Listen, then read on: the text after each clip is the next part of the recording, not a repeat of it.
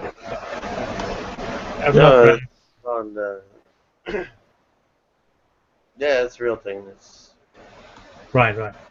not very exciting. Oh, Seamus, what Chris said about uh, some conservatives or whatever wanting to, or Christians or whatever, wanting to kill gays. That is actually legitimate. Seamus, if you want, we have the article. Nadia pulled it up. There's a number of articles about it. It's called the Sodomite Suppression Act. Nadia, here, can you like screen share that so that like and present it to the public so people can like at least read the title? Like my screen sharing is like always blurry. I don't know if yours is more clear. Just so they can at least read the title of the article.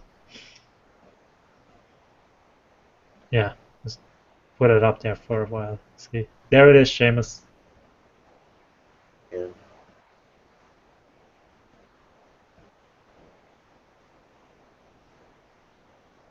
Yep. Let's get a date on this. I think Uh, it can have a date put on it. It's actually relatively recent. Uh,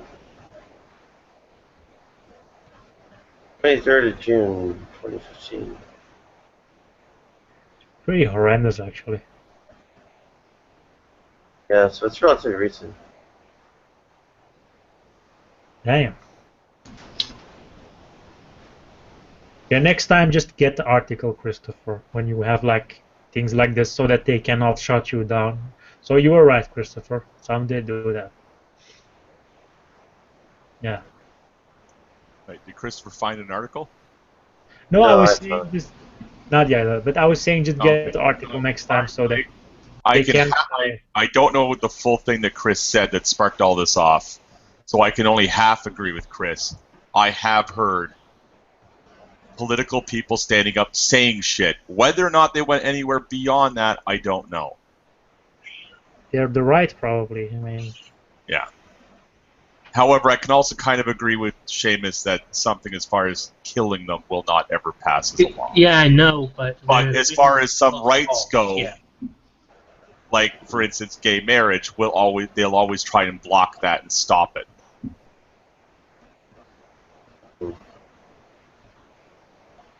no, but the article is titled "Kill the Gays." That's what it's called. Yeah. Sodomite Suppression Act. Yeah. That's the more literal title.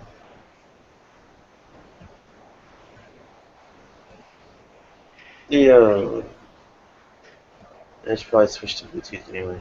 Anyway. It's so crazy, Nadia. I mean, you have like people like this in your country running around saying this and like in official capacities. Holy shit, it's so Well, crazy. Palm, remember though, when people in official capacity say this, you have to watch what group are they speaking to. Because what they say will change. If they're speaking on a national or state level, they speak to the largest group. But when they travel around on their little whistle stop tours and stop off in some town, they now speak to the people there. But And it's just that's where some of this comes from. to me it's just amazing that there even are like a demographic for that. Like it's so weird. It's something out of like a movie. To me, it's like damn, okay. I can't wrap my head around this. Like in a modern Western society, like something like this, it's pretty shameful actually.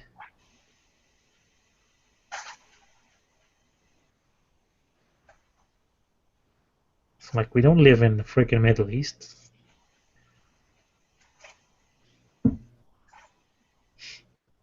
No.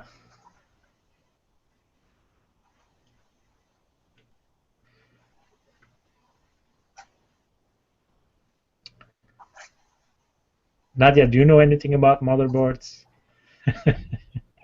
I don't know. I've been out of the loop for a while. Trying to get one here.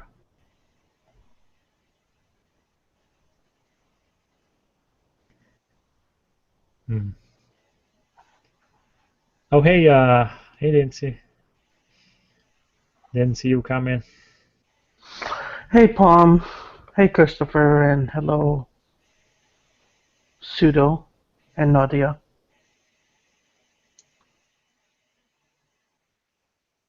That's a real name, though, Pseudo. It's not a pseudonym, right? No, it's a real name. I'm from Indonesia because Google made me be there because apparently if I'm not, it's racist. So that's why you could not say pseudonym. That's why I had to choose Indonesia as my location, because if I chose any other one, Google said that wasn't a name. Ah, damn, Google is racist. Yeah, damn Google's racist. Oh man, I want to like go to China, change my name there to something that sounds offensive in America, and then go to America, and then have my name be like something. Yeah. Fuck Schwang or something. When they make it as offensive as possible. So that every time someone says it, and then I like correct them on it. No, it's not Feng Shuang, it's Fuck Shuang. I don't have a, like, I come from the Middle East and I don't have a offensive sounding name, sadly. I wish I did. I know what Palm's real name is. What is it? Muhammad. You know, that's actually a good bet.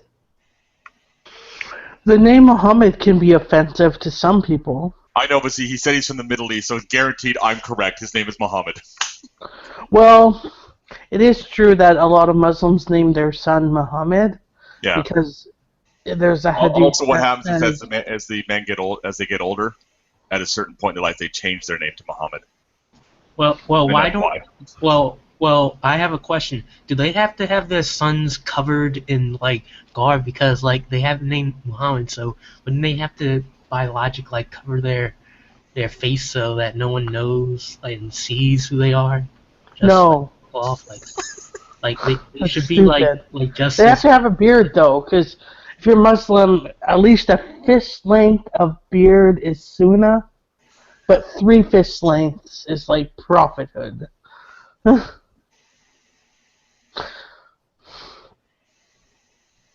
If you're clean shaven, you're known to be feminine. So the more the longer your beard, the more authority you have. So then it's like, are you like God if you have 12 fists long or whatever it is? Well, no one's like God. Oh no, I was just saying if we're judging on the basis of beard. Well, I guess since you guys were talking about me on the outside there, I might as well clear a little bit of this up because of course you guys. We weren't actually talking about. Listen, don't assume we were. Of course, you guys. No, we weren't. We were talking about Palm. Of course, you guys are gonna. You can go back and watch the video. Of course, you guys are gonna politically disseminate from whatever view that you think and try to perpetuate that as some view. Go back and watch the video. Guess what? I looked it up. We weren't talking about you. It's called the Sodomite Suppression Act. It was put forward by one person, an Orange County lawyer by the name of Matt McLaughlin.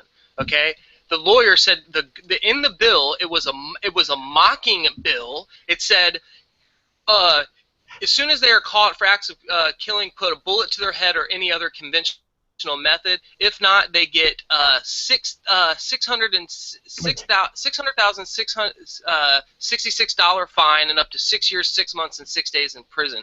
It was put forth by one guy, a radical Orange County lawyer by the name of Matt McLaughlin. Any of you people can find some bigot, some random person spouting some craziness, and then hone in on that article like it's the result of all of Christianity or it's the result of all of this. You just guys hone in on bigoted news lines that support your political views, and then you put it forth like it's something being put forth by everybody. The PC police are here. No, you guys are a joke. You guys are a joke. I didn't say anything. I'm sorry. I'm sorry ahead of time. I feel bad. Chris won in this case. Chris, you won. You won the argument. he thinks that I think all Christianity is bad because like, Yeah, you didn't say that. I You have didn't problems say with that, Christianity, but I don't think that all Christians are friggin' like the conservatives. I like. It's okay, Chris. You don't have to defend yourself. Seamus left. Yeah, he lost. Yeah. I don't even know what he was He's gonna go spouting back on to his about. basement. He's gonna go back to his basement and collect more scraps of paper. I don't know why he even left. We could have just talked about it. It's just Seamus. Just leave it be. Ugh. Maybe he left because he was getting angry, and when I Yeah. get angry or upset, I leave. Yeah, maybe. Hey, Seamus, if you want to come back later, we'll talk about this. No big deal. So, Palm, I'm interested. Where are you from in the Middle East? I am not from the Middle East. Oh, you were joking? Yeah. No, I'm not joking. I come from the Middle East. He comes from there. He's just not from there. Yeah. Well, from where? I would actually not like to say. Yeah. Oh, okay. It's one of those unpopular places right now, I bet. It's all unpopular, pretty much. Yeah, all of it's unpopular. Yeah. You poor bastard. Completely ruined their tourist industry, I know.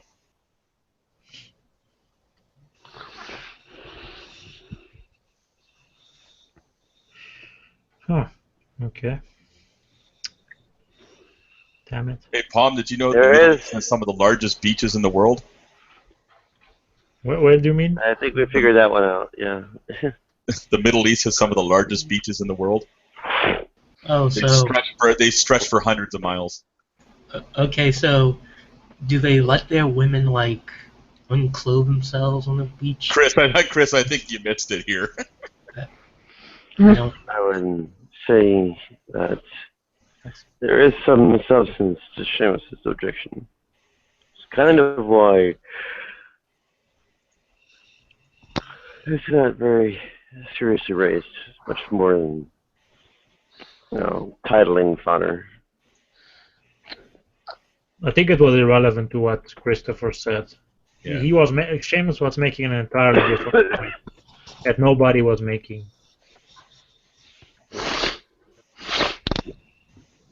Yeah. I think he's just a bit annoyed with Christopher, probably. It's gonna pass. Just give it time, Christopher.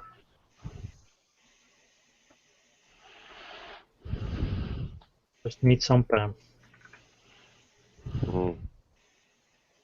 Let's see here. I don't have time. Clock is running out pretty quick.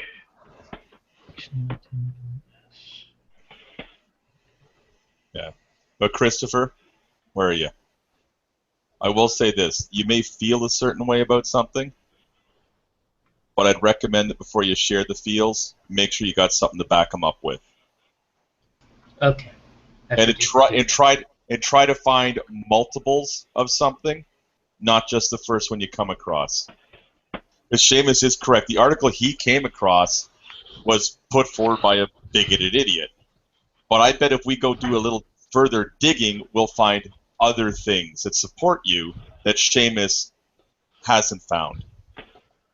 Okay. Okay. So, Because I can go do a Google search too, real quick, and come up with something.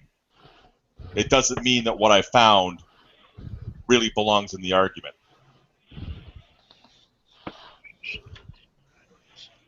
Well, Bonson, and Rushtuni and such have extensive writings on what they think the legal system should be, and they have opinions on subjects like these.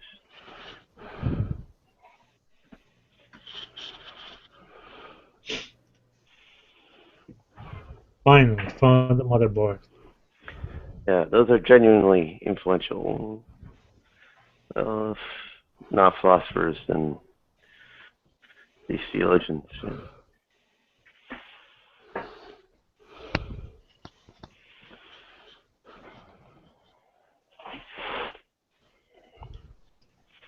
Yeah. Anyone else here willing to grant that Greg Bonson was an influential theologian?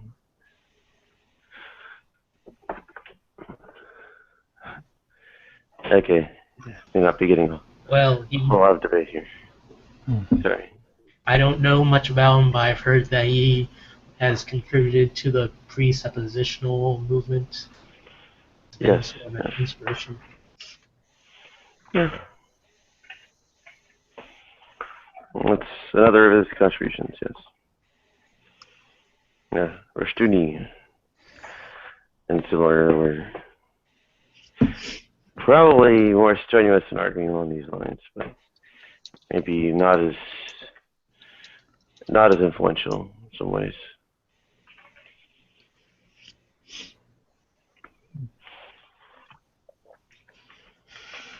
The harder case to make. I found the article. Sorry, go ahead. Sorry, I found the article that Seamus brought up. Lawyer in California proposes killing the gays with sodomite thing. Yeah. And it's on the Huffington Post Gay Voices. Yeah, the submitted bill or whatever it was actually available from the California state government's website for its proposals. Yeah. It's been taken down, but still. Yeah.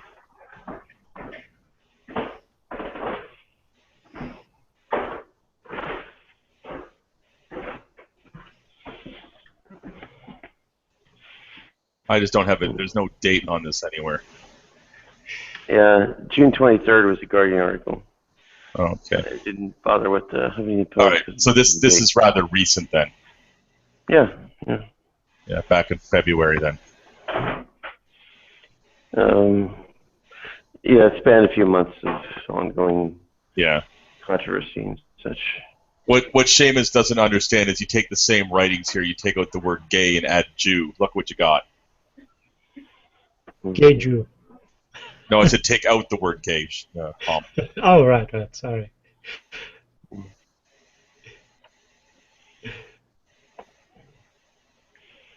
Oh, there's plenty of that. Well, there's a problem of empathizing with people. I frequently have this with Nadia. You know, I see these hillbilly, for example, coming in here, and it's clear that he's unable to empathize with her plight. It's clear, and Mac also actually. I mean. Oh no, hillbilly. He's just doing his backflips through hoops. He's locked in. No, no, I think it's a case of empathy with her situation. That's what I'm saying. They cannot empathize, and because they cannot empathize, they cannot relate. And it's like if they had someone in their family who was a transgender, I bet they would have much more investment in relating to them. But wow. Yeah, there's a bit of backstory and false narrative in Jim's case there. The Mac, not as obvious. Our powers of psychoanalysis are limited. Yeah, I'd say so too. I'm actually I'm unsure on Mac, but he's sometimes yeah. No, I'm probably not really right about Mac. I don't know. And maybe chew on that some more. Maybe I was just looking for someone else also. That's probably why I named him. But yeah. And there's a whole bunch of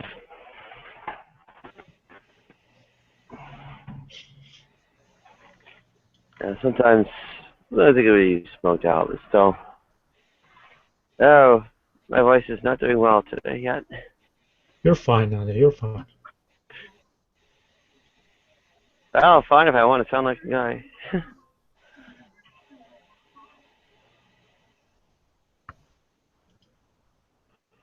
So they just started blasting music. We don't hear it. No, anyway. Maybe the software can. Well, you don't hear it now? I hear it. I hear it. I hear it. I just heard it. Sorry, I just heard it. Yeah. It's probably the wind just at that moment. Uh, I have a muting and unmuting, so anyway. yeah, I've got a motherboard. I've got a, let's see, a CPU, and I've got a SSD hard drive. Well, solid state drive. I think he's all set. I just gotta check if it's compatible with the sound card, and we're good to go.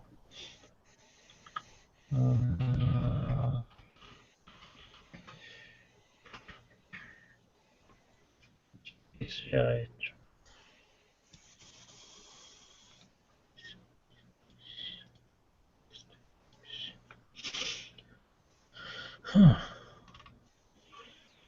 Welcome, John.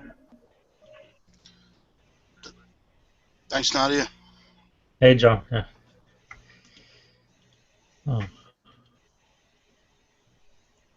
What's up, everybody? It's a beautiful day in Brooklyn.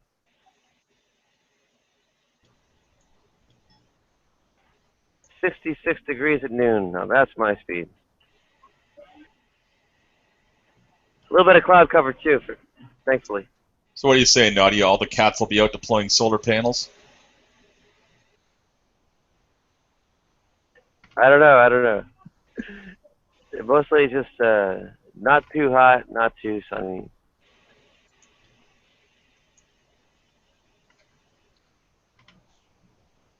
And not rainy or windy either.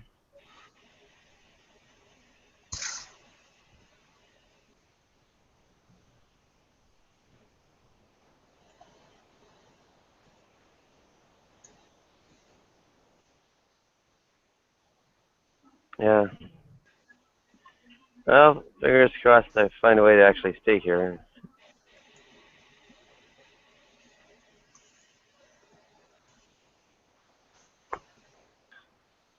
All the mom and pop shops is well, it's pretty much reserved for their own family and such.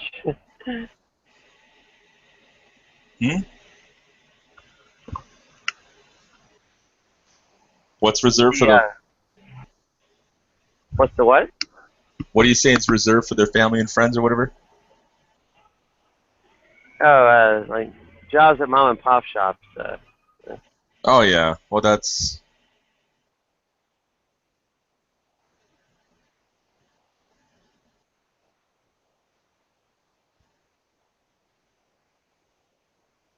Yeah. Well, language also turns into a little bit of an issue too, but Yeah. it's kind of secondary.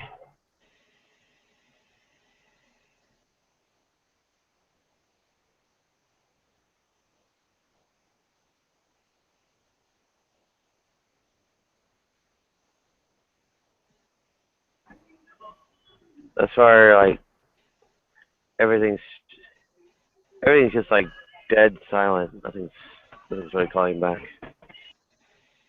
Yeah.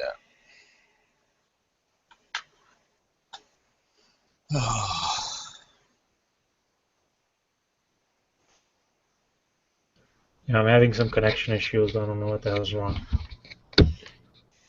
Oh.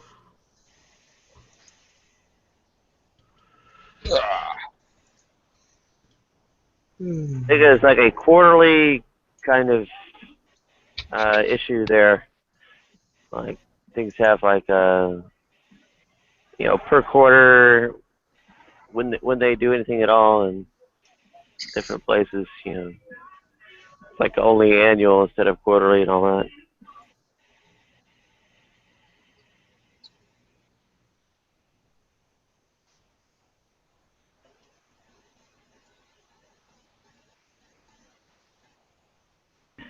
Like a fair amount of the quote-unquote damage or whatever you want to call it is it's like, well, like the reason why it may have been done might have been particular to my status, but the other people examining it just see the gaff gouged and so on.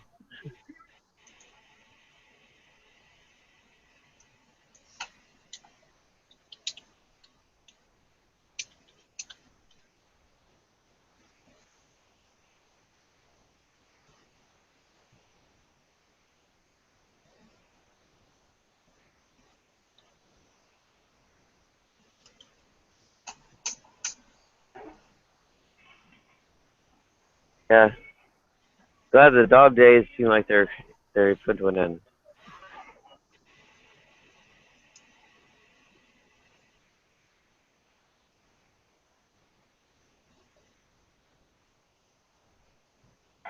John, you sound like you're in the Northeast somewhere. Yeah, I'm in New York, Oh, no kidding. What borough? the Bronx. Bronx? Excellent, excellent.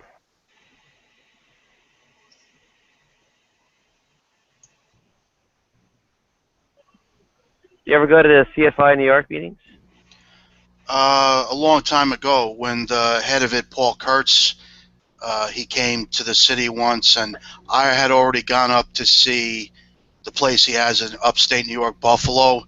You know, he was a professor at the University of Buffalo for years, and so then, like right, like adjacent to the campus, they have a building, and I went at the time of the conference in 2005. They had just like built on like a nice addition to the building, like conference rooms and other things. So that was pretty cool. So and then it was like I guess the next year he did come down to New York and he gave a talk. It was like across the street from the United Nations. Originally, I went there thinking it was inside the United Nations, and I found out when you go up to the United Nations like that and like you got to be careful, like they're ready to like shoot your ass. You know what I mean? At the United Nations. So it ended up the thing was actually across the street. Even so, like the buildings across the street even have something to do with the UN, but I had no idea about that. But I ended up getting there on time, and he gave a talk, and I can't remember really what he talked about.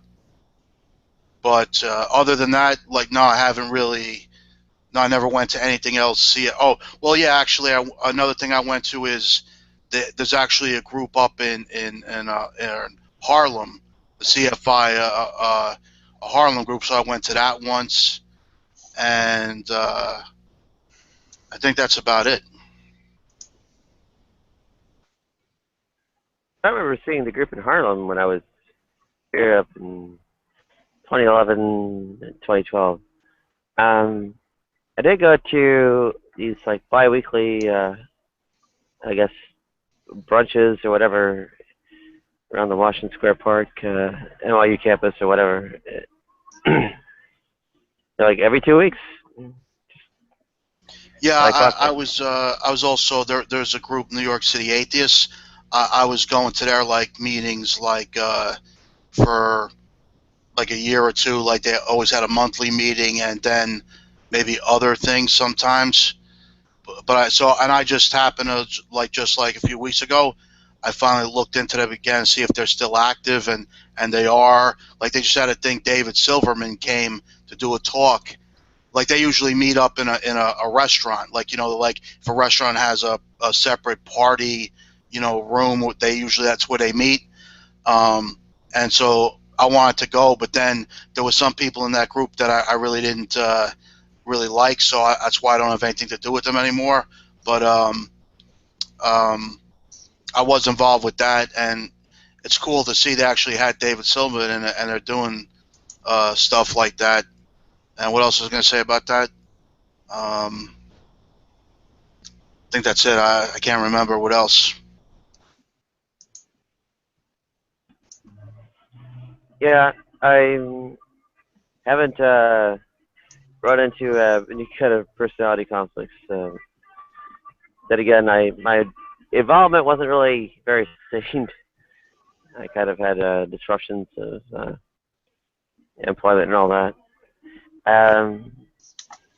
Yeah, probably the closest I got to branching out beyond was it CFI New York brunches was like I think one. I think going to some kind of pier or something with the Brights or whatever. Yeah, I remember back at those times I was active. Like there was that talk about some people in our group, the New York City Atheists, were in the Brights as well or something, but people were saying that like a lot of people weren't that interested in the Brights because they thought the name was kind of, even though it wasn't meant that way to say that we're so bright, like intelligent, but they still thought they didn't like the name because it could be, taken that way. So apparently the Brights never got big, I guess. Maybe I'm wrong about that, but I don't seem to hear about them anymore because people just seem to be bugged by the name to call yourself the Brights. And it would also play on the connotations of indigo child as well. What's that? An indigo child? Oh, it's someone who raises their child thinking they're so special and more in tuned and whatever, and you wind up with just a fucked up, messed up individual. I never heard of that. Indigo child. It's a new age. Let me expand on this. Also, they have psychic powers. Yeah. And like tell like what people are thinking, how they feel, and heal them. Also, there's light workers and dark workers. Yeah, it's a new age thing, John. I've heard of new age, but it seems I don't hear about it much anymore. Like you don't hear people use that term really. Yeah. Although, like I guess people would still say it is new age. Yet, it definitely doesn't seem as popular. I guess it's become more of a fringe thing. But I remember there was a time years ago, but it seemed it was mainly the music. Like the new age music was really big for a while. Like a lot of people. Everyone loves listening to music that was composed by the ocean. Yeah. Yeah. Oh, you mean like that kind of thing, like relaxation? Relaxation shapes, crystals, and healing power pyramids. Yeah. No, but some of the new age stuff, it was actually pretty good. And it was kind of like I remember one guy. He actually, his instrument was like a glass. What was it? It's like a glass. And I think Benjamin Franklin actually invented this thing. It's a glass. It's called a water harmonica. Yeah. So you actually you gotta like wet your fingers right to play it because it like turns. So stuff like that is pretty cool because like unusual sounds like instruments. So I got into some of it's good. Like I remember one guy that was really good. Robert Rich was his name. He would come up with some cool shit, and he actually would do stuff like in the middle of the song, like he would do stuff like drop in sounds where like literally maybe it was like dropping something and breaking it, like glass or something, but it didn't sound like ridiculous at all. It actually enhanced it. Like he was good at doing that kind of thing, like just dropping in like kind of sounds that you might otherwise just think is noise, but he could do it in such a way it was actually like it was good.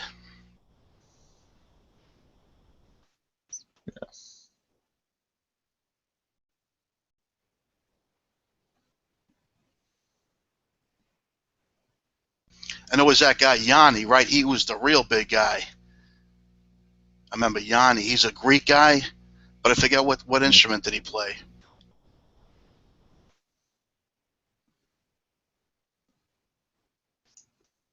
Yanni? Hang on.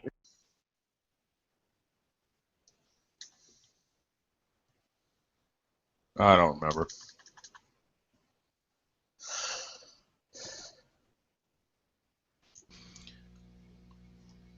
Yeah, see, music is great. See, I got no problem liking music if it comes from, religion or a cult, as long as there's not lyrics, that's actually promoting.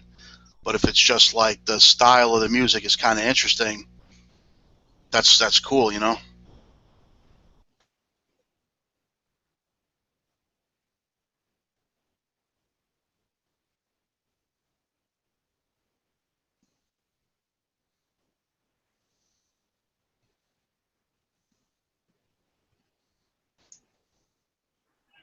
Yeah, I'm not thinking a particular instrument. It looks like some synthesizer and who knows what else.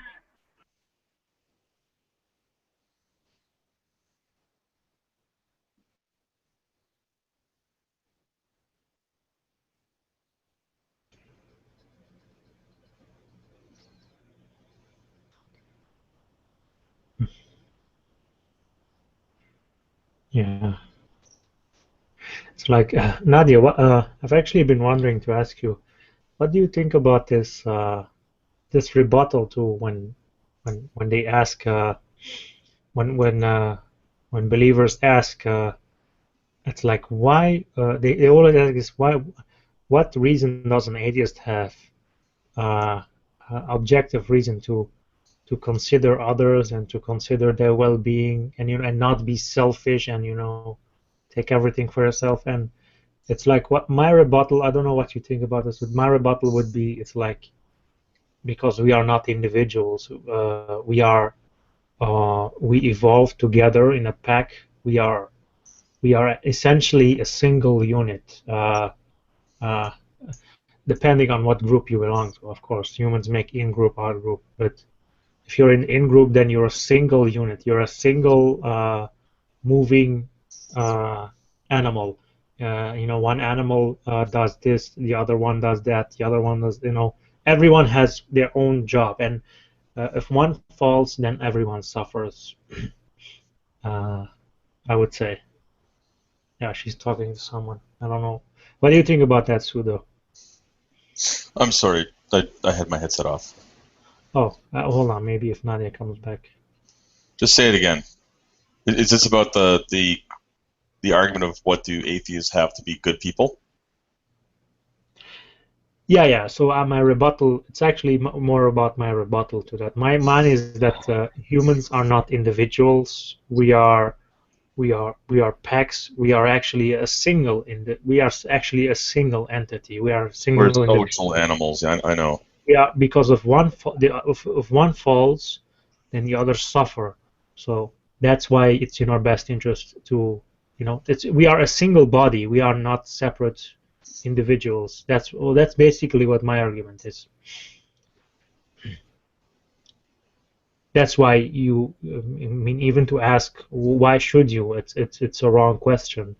You don't even have a choice, really.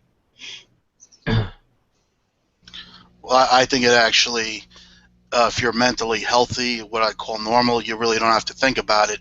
If you need to think about why you should care about other people, then you probably have a serious problem. If you think like it needs to be, that's the sort of thing that you need to worry about and think about, like, should I be good to people or should I shit on people? Then that tends to be a bad sign, I think, for a person if they actually they burn a lot of calories worrying about, should I actually give a shit about people? I don't know.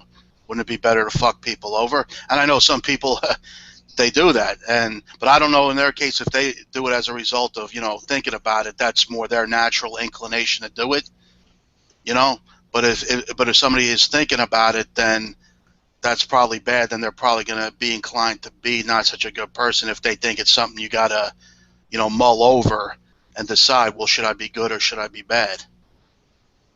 No, but this is more of questioning where your morality comes from. They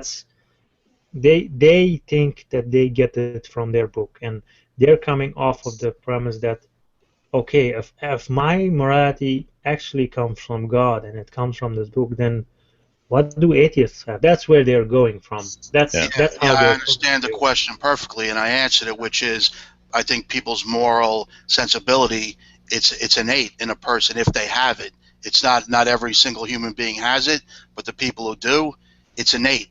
It's in your nature, so it ends up getting explained by a lot of its genetics, and people don't like to hear that. But see, they believe all of humanity is corrupt. Like no humans can be good because of what happened in the Garden of Eden, or even if they take that story as metaphorical, something happened right early on. I think a lot of them believe that humans actually they have the good is put into them, so they know right from wrong because of God. But let's ask somebody here, Tom. Hey, Saint Tommy. Unmute yourself for a second there, Tommy. Got a question for you.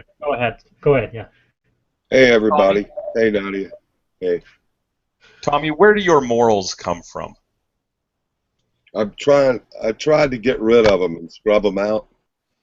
I'm serious. I'm not a moralist. I don't like moralism, but I guess from God, assuming He exists. So they don't come from a book, then? No, they're communicated to me, best I can tell, with the language. Would you say that we're innately or born with morals? Well, that is a party line amongst, some theologians that, Right. that people are But imprinted. it's not something that's given to us. Like there's those with and without. It's everyone is born with them. That's the best I can make of it. Is everybody, yeah, that seems most reasonable. Yeah, best I can make of it. That, innately one senses, don't kick the cat, be cool,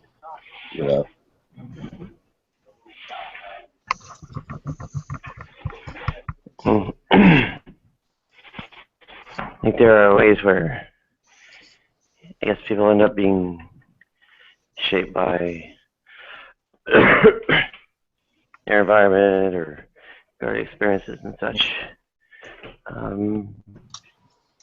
What they're taught by their parents or family.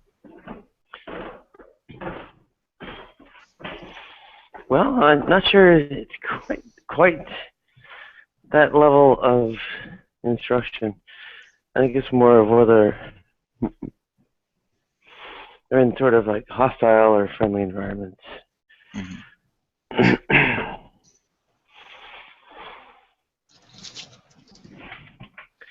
So, for instance, someone in a more hostile environment might, I guess, well,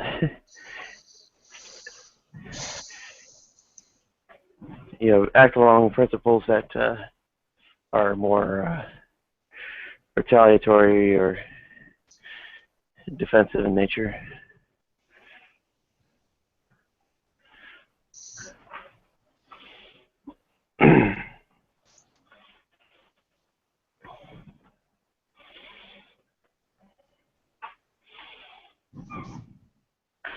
I'm not sure how dynamic it is over a person's lifetime. I like to be optimistic about that, whether I'm crystallized or whether I can grow and change. I kind of like to try and, it seems good to be to embrace growing out of old injuries, stuff like that. Compensating maybe for old injuries. I found Freudian psychosexual development to be very pessimistic. Just pessimistic as hell. I was relieved to see that it was so fatalistic. I was like, I don't know. I don't know nothing about no Oedipus complex. Just a Very little. much is. My view is very much fatalistic. I'm still trying and come to terms with my beliefs, but yeah, mine are very fatalistic, very much nihilistic. My own views, I'm still struggling with them. But I cannot pretend that there is a God. I cannot force myself to believe, because it would be not honest of me to do. Yeah, don't do it. Don't do it. To be disingenuous in that way is absurd. It's delusion. I personally do not like my beliefs, but they are what they are. I can't do anything about it. I can't change it. I can't believe what I can't unbelieve what I believe, because it's like you can't unbelieve the truth as you know it. Hey, your take on reality is all you got, and it's the problem with this. When people always tell me they want to tell me the truth. It's like they take truth to be synonymous with something good. The truth is sometimes harsh. Truth is sometimes very ugly, and it's not always pleasant. And this is one of them for me. So, Palm, what are you saying you find unpleasant? That That you don't think there's much reason for people to care about other people? I think that question doesn't even make sense. In my view, you don't even have a choice. You You don't are have a choice? right. Well, my view, like the world is, everyone is a robot, and you are just the way. What I mean by robot is that you are being controlled by physics. You are essentially anything that happens is outside of your will. So whatever you think, whatever you do, it's all just a chemical reaction. It's all just like the atoms in your brain, the way they move. They sort of define how what happens in your mind. You know, they control you, although they themselves are not controlled by anything else. Also, they also just dancing to physics essentially. So it's all like chaos. That's what I hope that was clear. I don't know. Maybe I was not unclear. So you're saying because of that, people never but people do make positive, important changes in their life. Like people do stop doing bad things, like addiction. They get control and they stop doing drugs for years and years, right? And like people who are overweight, like me, need to lose the weight. A lot of them do, right? So you're saying, but you make it seem like people can never really change their life in a positive way, Uh, but they no, do. that's not what I'm saying. I'm saying that the choice is actually an illusion. You have no choice. Whether you change or not is out of your control. That's what I'm saying. Well, even if that's true, it still remains that people do change. Whether it's true that they're not really making the decision to do it, That's true. positive changes do happen. That's So true. that's what you want, right? You want there to be the hope of positive changes, and so there is. There's plenty of evidence. It does Sure. happen often I that agree. I positive agree. changes happen. It just doesn't come from you. That's what I'm saying. It doesn't come from you. You had no hand in it. That's what I'm saying. Everything But is predestined. so since that's the case, then you can just throw out the fact that good things do happen because humans didn't control it. Good things happen because they happen, not because you choose them to happen. Right, you're saying if they don't choose them, then it doesn't matter that good things happen since nobody really chose them, right? It doesn't matter. It only would matter good things happen if people were able to choose it, right? In my view, yes. But see, I can't see how that makes sense because it isn't what matters. As long as good things happen, that's what matters, really. I would say if it's not a choice from you that you do something good, I think it doesn't really. I think we're just at that point we're just puppets in a machine, and we're just happily going along, and it's like we're just a program just functioning, and that's all it is. You're just told what to do. You have no choice. You live in a sort of dream world. That's if I could define it, yeah. Right. So what you're really getting at is it's the debate about free will, right? If there really is any kind of free will. There is none. Yeah, in my view, there's no free will. Yeah, I haven't really learned a lot about it.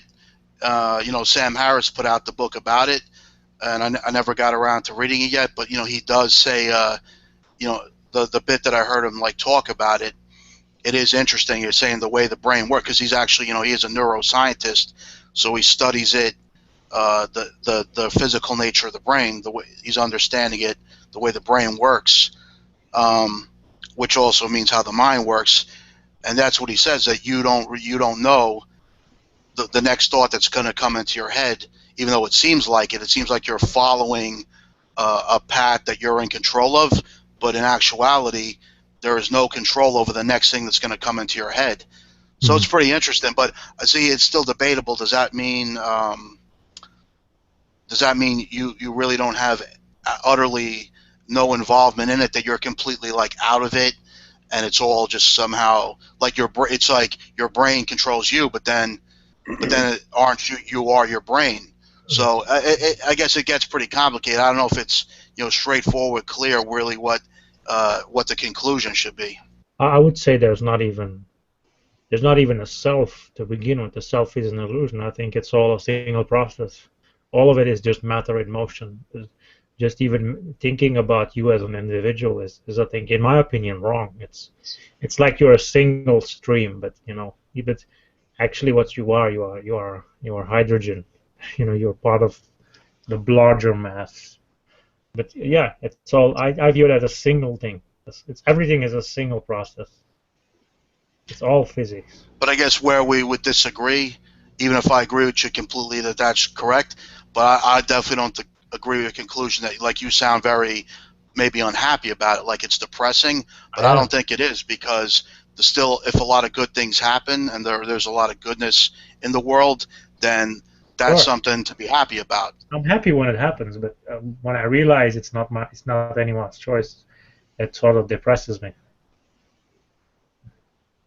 It's like you woke up and you suddenly, let's give it less dramatic. You woke up and someone was like someone put a device on the back of your neck, and the only thing you couldn't control was your body. So everything your body did was out of your control.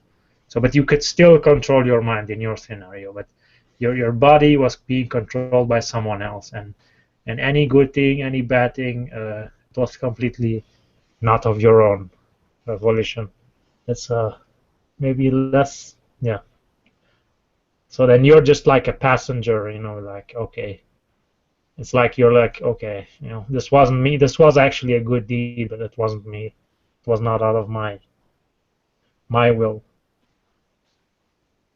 Well, to me, that sounds good in that we're not culpable.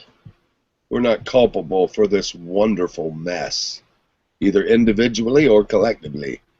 That sounds yummy to me.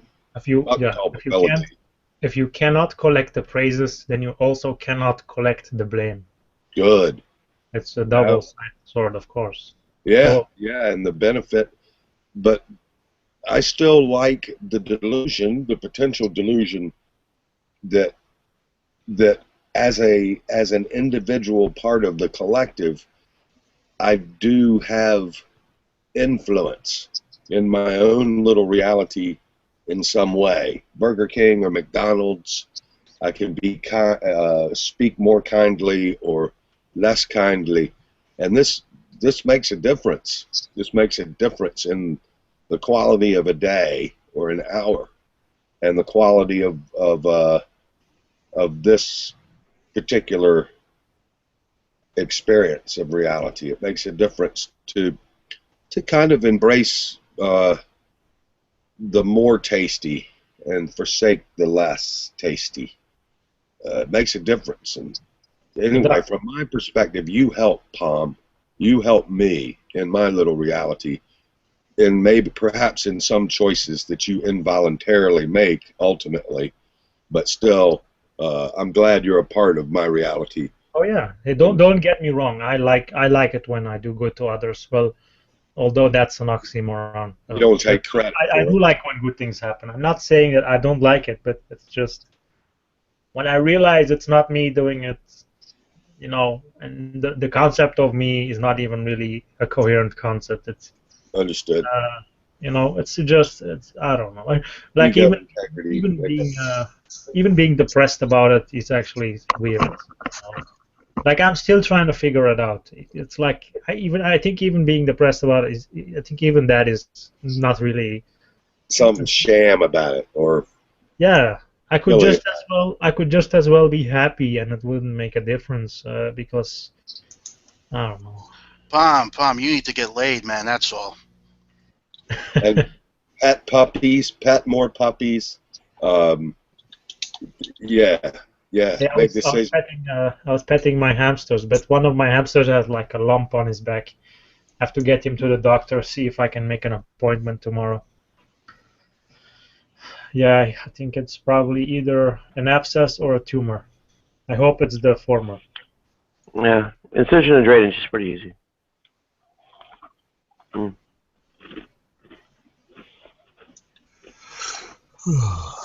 Yeah, my little dog had a tumor, but the missus got him to the vet, and they lopped it right off, and he did great. It was a good thing. We got 5 more years out of him. That's great.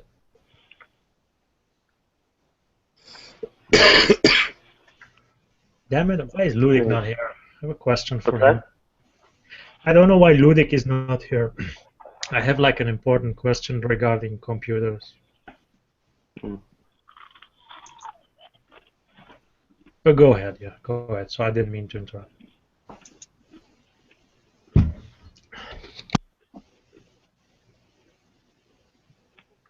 Yeah, he's probably asleep.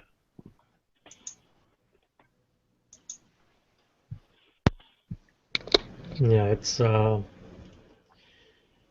about 7 o'clock in the evening here. Yeah, it's about 1 p.m. here. It'll be about 10 a.m. Where he is now. 5 minutes till, anyway.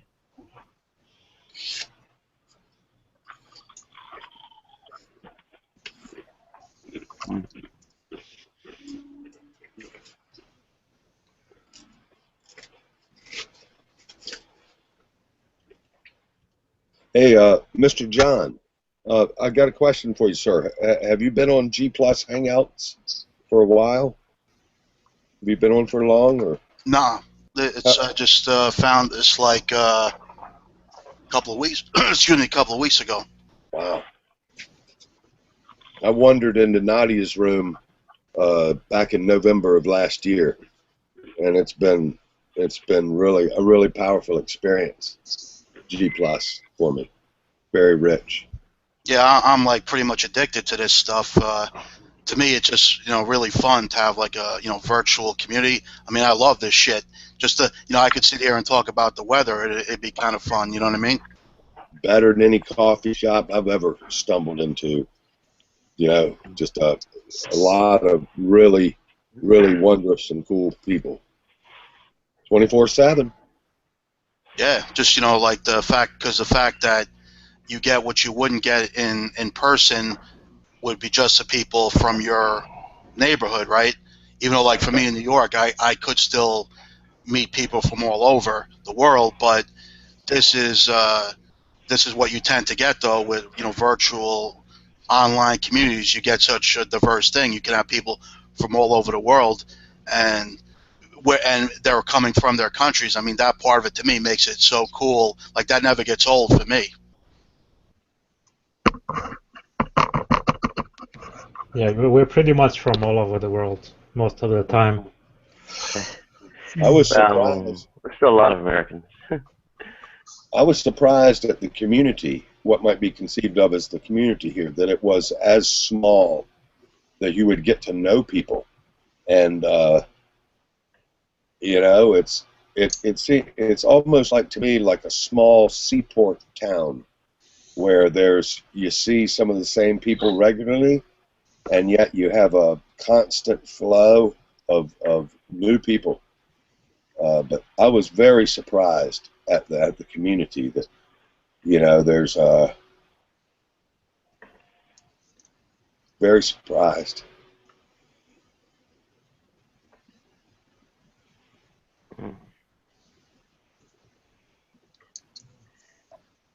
Well, Tommy, it's not that the community is small, it's just you have small pockets that gather together, then some people will go to other pockets. Excellent reminder. It's my perceptions of it that still, that being considered, I'm surprised that the pocket is as cohesive and as consistent as it is.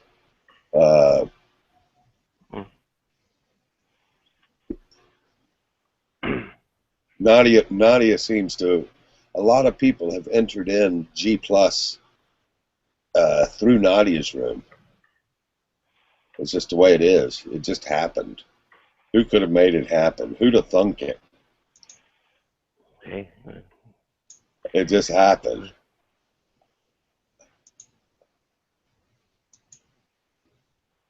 No, I know. I'm just kind of stuck here doing all that. If I, yeah, if I had other options, I'd be Well, doing something else. Yeah, Yeah. me too.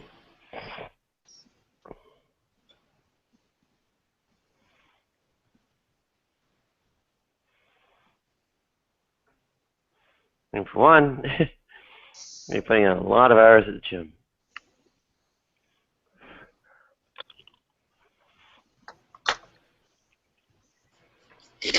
Number two, I'd actually go out to where I could, well,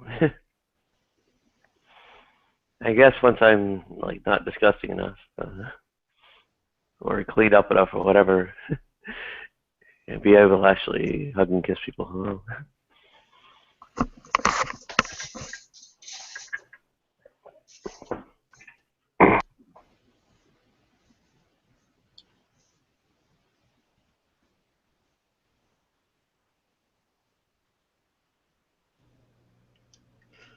What's the topic of the hangout, Nadia? Actually, I was on Mikhail Bakunin's God and the State.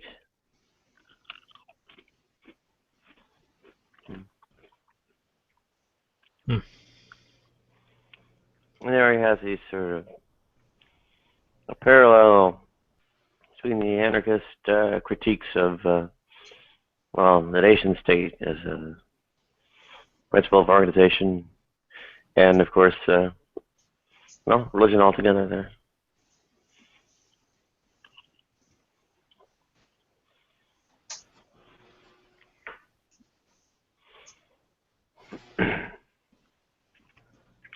man, I want some hamburgers right now. So hungry. Yeah,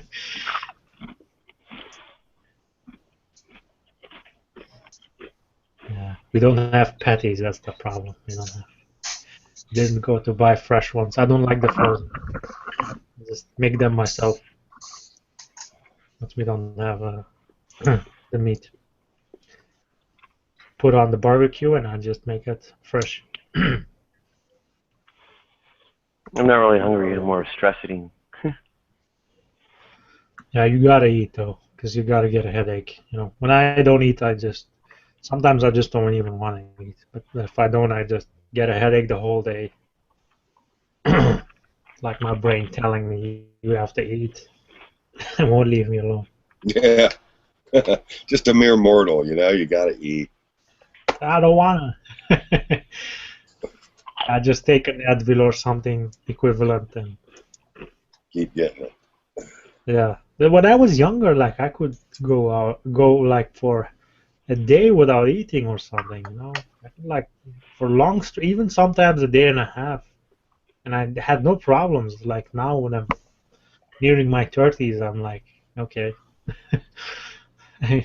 my body's falling apart Just already. just wait till you're over 21. It'll really get rough, maybe. Yeah, it's downhill from here.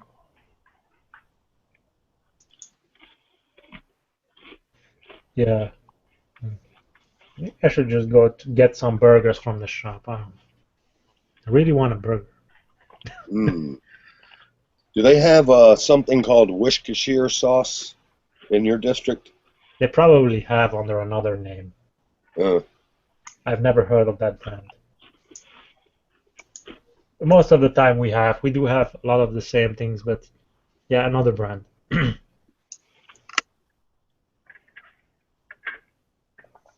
What do they look like? Wishka? I can't even pronounce it. It's some type of unique liquid sauce, very thin. It's made Anchovy. with anchovies. That's what I heard. Yep. Anchovy. Yeah. I know with burgers, we liberally add the Worcestershire sauce, and it caramelizes a little bit, and it's just a lot of sodium in it. Yeah, we probably have it. Yeah, it looks like a sauce. Yeah, we probably have something like that. Yeah. Yeah, I like Worcestershire. I put it on a steak. I have some here in the cabinet, but I actually haven't used it in a long time. But it's liquid, so it ain't a sauce like usually think of a sauce being thick. It's liquid, and it's funny. I didn't know it's made from anchovies, and that's fish. And I don't like fish at all, so that's interesting because it doesn't really have a fish taste that I can detect. What does it taste like, actually? What does it? What can you compare it to? Very salty, seems like. But go ahead. It's like. It tastes like Worcestershire sauce. Yeah, I don't know. That's the flavor it has. Is it just barbecue sauce like the one in No. McDonald's? No tomato in it. No tomato. It's primarily made of vinegar, molasses, water, sugar, onions, anchovies, salt, garlic, cloves, tamarind extract, and chili pepper. And you might find it's got a bit of a soy sauce, lemon, pickle, and pepper in it as well.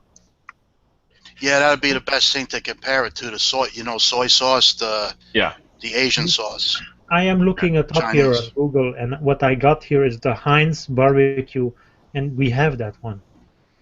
No, it's definitely not like barbecue sauce. Worcestershire, the name brand is... Okay, Lee and Pierce. There it is. Yes. I have it.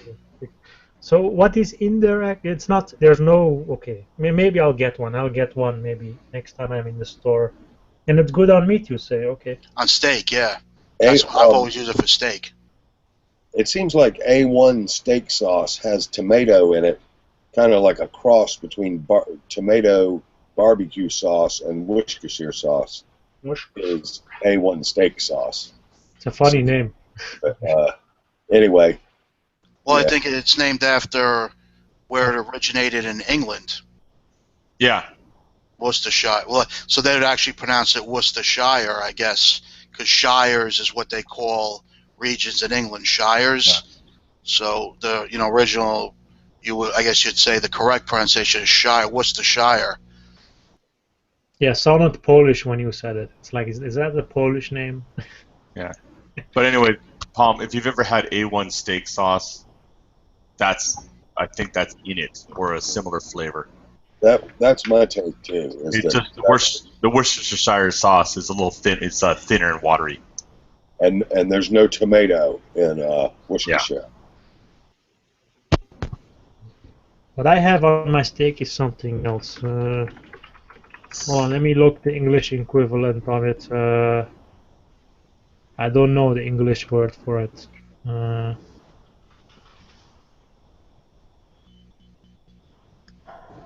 Well, I have the French at least here. This is I love this on my steak. A mushroom sauce, right? That's what right. Mushroom sauce, you call it. Yeah. I love that on my steak. Yeah, I used to have mushrooms with steak, but not a sauce. Just cut up the mushroom, cooked, and. But now I like to have raw onion with the steak. Cut up raw onion nice and fine with the steak. That's really good. That's why I don't really need to use sauce when you got the onion. Here's how about that? The picture. I put the picture. You can see what the consistency is. How about that Philly cheesesteak with the mushrooms and the bell peppers and the onions? Damn, that's good. Gotta have.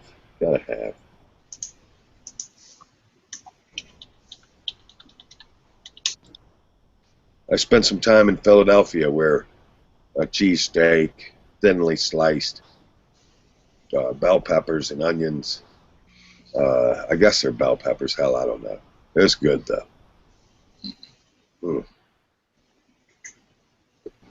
Yeah, remember I seen a video I saw on YouTube, Philadelphia with the cheesesteaks, and the two famous places in Philly, they're actually right in the same area, so they compete. So it's pretty interesting that's the case, that the two big famous cheesesteak places in Philly, they're right on the same street. Like catty corner or adjacent across the street or something, yeah. Yeah.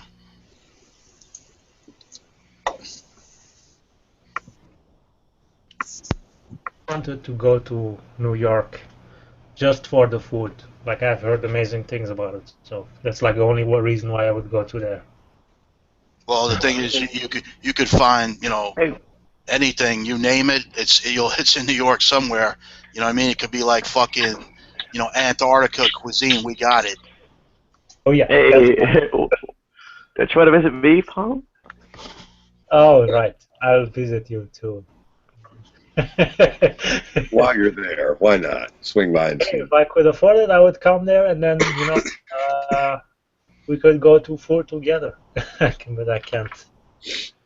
Yeah, I'm not financially right now. I cannot do it. Yeah, see, that's the big catch. It's just expensive as fuck. It I is. mean, I found it hard to eat there when I lived there for the money. I ended up breakfast with a corn muffin and milk and orange juice.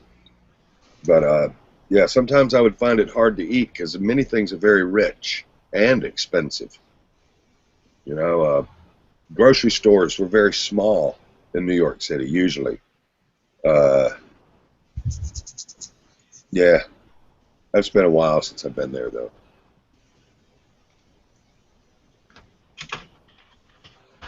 yeah, that's true. In Manhattan, shops tend to be kind of small since, again, expensive, right? What it costs to rent a place for a business in Manhattan.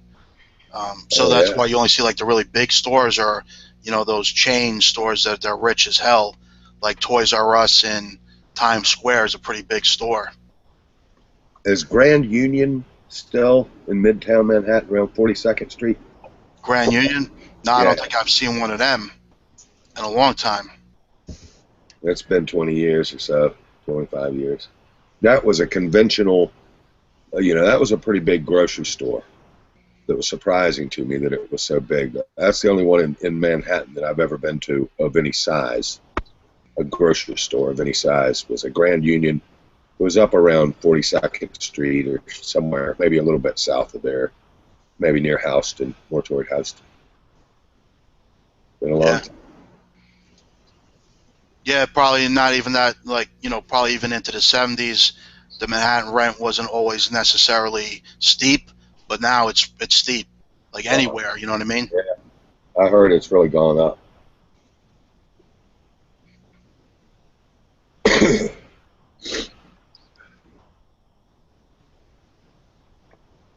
think Alphabet City and I guess far enough out in East Harlem, things aren't necessarily as far out as everywhere else.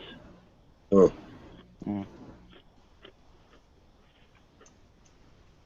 The developers will come and make it like Disneyland. Put in fresh pavement and bushes. And then there will be a Starbucks on every corner. Exactly. Gleaming neon signs and Starbucks. Yeah. Here, Tommy, have you ever heard of this? Montreal steak seasoning? I'll keep an eye out for that. I have no idea who these people are. Who are these people? Death? Joey? Keck? Looks like a I've person on never multiple. seen any of them. Looks like a person on multiple accounts joining. Yeah. Wow. Yeah. I say just dump them. I've never seen any of these names. Yeah, we're a bit paranoid mode right now. Yeah. Yeah, I don't know about Joey. Not yet. I mean, the other troll also seemed genuine, as I heard from other people. Yeah, but Joey doesn't have a picture. He shared nothing. There's a YouTube channel associated with it, and it was made June 6, 2015. He's got no subs, no videos. No, he's gone. We have Sorry, to. Joey. You got to try harder, Joey. Respect the craft if you're going to do Yeah, that. exactly. It's a kind of an impoverished menu selection. Trolls, you got to do better than that, please. Yeah. Yeah, guys, I know you're young, but this isn't the first year of the internet. Maybe it's the first year for you, but for us, we've been on this shit for like 10 fucking years, you know what I mean? Yeah. What they fail to realize is I've been trolling groups on YouTube and Google Hangouts now for forever. I've never been kicked out. Yeah, Why do have they a little always get kicked out? refinement. Because they're doing something wrong. A little respect, a little refinement. Right. Like I said, respect the craft. It's an art. Yes. Like, you know, the ones on Facebook are pretty funny. You know, it's a hot woman, but then you look, of course, at the page, and they just created the account, so they have nothing on their Facebook. But Yeah. you know, the girl is like, you know, give you instant wood. So some guys will click, you know, the friend request, like, yeah, I'm gonna have her one day. It's like, nah, man, it's a fucking kid, you know, and fucking, you know, Oh, worse than that, it's a click bot. Now you got a virus on your computer. Way to go. there's that too, right? You don't even have a person. You're talking to a Turing bot. You're talking to a computer. To a software. Yeah. Yeah. Damn. Wait a minute. Do you mean like that's like good enough now where it can really like conduct a conversation that seems like a real person? You know, like I know someone, and we played around with it. He had what were bots? Basically, it played the characters of 4 young women who basically lived together as roommates, and each one, if you talked to them, it appeared that each one had a different kind of personality to them. Damn. And every so often they would go away from keyboard. They had to go, like, you know, check the dog, come back, and you could sit there for hours and just play with it. Fuck. And it would look like real people, and it's just basically bouncing back what you're talking about. Because if it got lost somewhere in a conversation, it would always do the away from keyboard, has to go check the dog, or some other excuse to leave, come back, and it would reset itself. Oh. Sophisticated. You guys remember Bonzi Buddy? Bonzi Buddy. Yeah. Oh, look at this. Someone has to use their kanji to look cool. I bet somebody has a very large collection of hentai on their computer.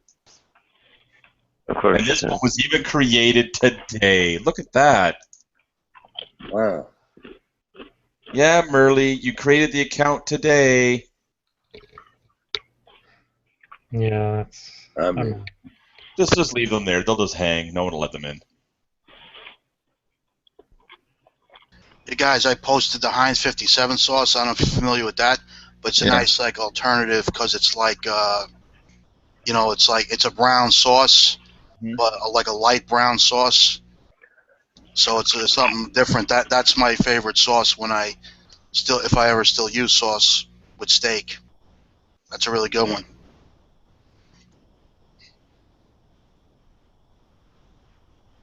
yeah, tasty. I see Merly is still banging on the door and can't get in. Yeah. Sorry, Merly, no one has ops here, so we can't let you pass the door.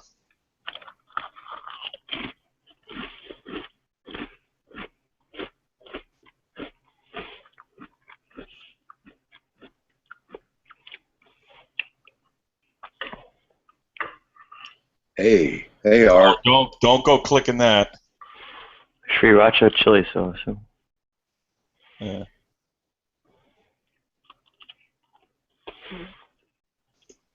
Yeah. I find that sriracha sauce is kind of overrated because everyone thinks it's so great. Just because it's got a rooster on it. I heard choosy mothers choose Jeff. I think it's because of the molasses in the peanut butter. Mm-hmm.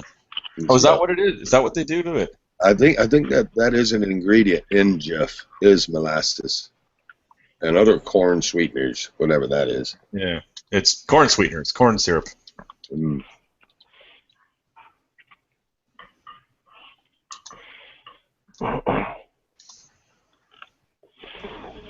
So merely, right? What's the Asian writing in your name? What does that mean? And which language is that? Is that? I tend to recognize Japanese, but that doesn't look like Japanese. Yeah. Looks Chinese to me. Well, it shouldn't be Chinese because most of the stuff's blocked in China anyways because the Golden Shield. Wow. So you shouldn't even be, so you really shouldn't even be on Google. So if Merely is from China right now, what Merely's doing may be considered illegal in their country. She said, or she or he said it is Japanese for merely. Oh, okay. And she said he said it's kanji. So that's a type of Japanese? Yeah, it's the type of, I don't want to say the alphabet or font. It's the style of it, writing form. I think they're turning Japanese. I really think so. Yeah. I just find it odd merely that your account was created today.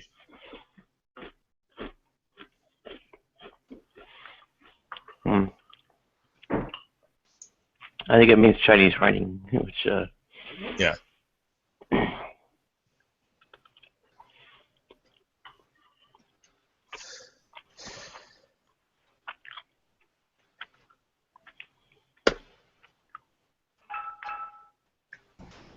Side account. Well, why do you need a side account to get in here? Oh, was that your other accounts then merely that got kicked out earlier? And that's why you need a side account. Domo arigato.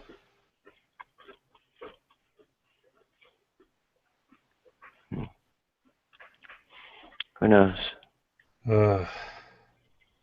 That's quite Yeah. So there was somebody in here named Raid Forum. Yeah, they came and dropped out real quick. I checked him out. He's part of the group I kicked out. Well, if you got banned from sites like you now for a streaming site, what makes you think you'd want to be used or be allowed on another streaming site? You obviously did something to get banned.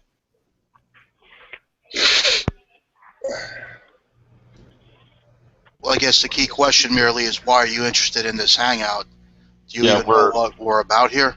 Yeah. Like we're primarily just sitting around talking about meat and steak sauce right now. And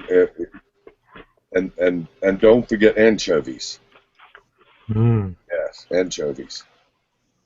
Sounds about good. Well, we don't talk about the Church of Kappa. Truly. Church of Kappa? What? Kappa. Well, if you want to talk about it, continue to talk about it in the text comments, that's cool. I guess if you show for an extended period that you're serious, that want to take a chance to let you in, I guess after you sort of prove yourself in the text. Or you can join when the hangout is off air, and we can talk to see if you're okay.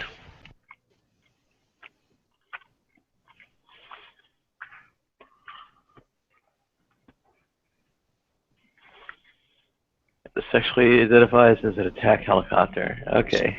So that didn't take long for I don't know, sounds legit to me. Yeah, it didn't take Oh, okay. So I take it then that merely is like what is a trans attack helicopter, or are you attack helicopter otherkin? As long as I'm behind plexiglass. And what pronouns would you like us to use here, merely? Oh, okay. Identifies as other Apache-kin. Okay. Do you have a preferred pronoun to use? Troll. Yeah.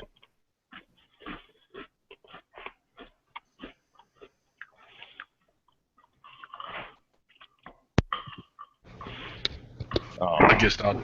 Yeah. No, I kicked him. Wait, Palm has ops? What do you mean? What, Palm has ops? I've been kicking all of them. Oh. I was just giving him a chance. But Okay. Well, that was actually, you're right, Palm. That was actually entertaining. We can't have Nadia's channel taken down. Yeah.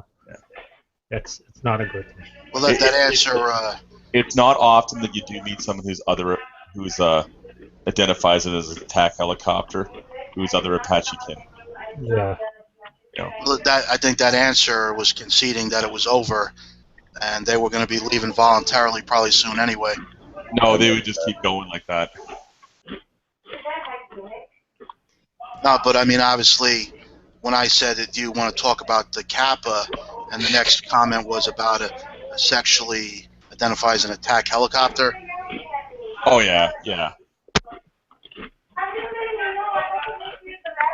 I wish Google weren't so uptight about nudity. It's so dangerous to a social phenomenon like this, you know. Well, pain in the ass to have Tommy, look at it this way. If they weren't uptight about it, do you know what this Google Hangouts would be used for.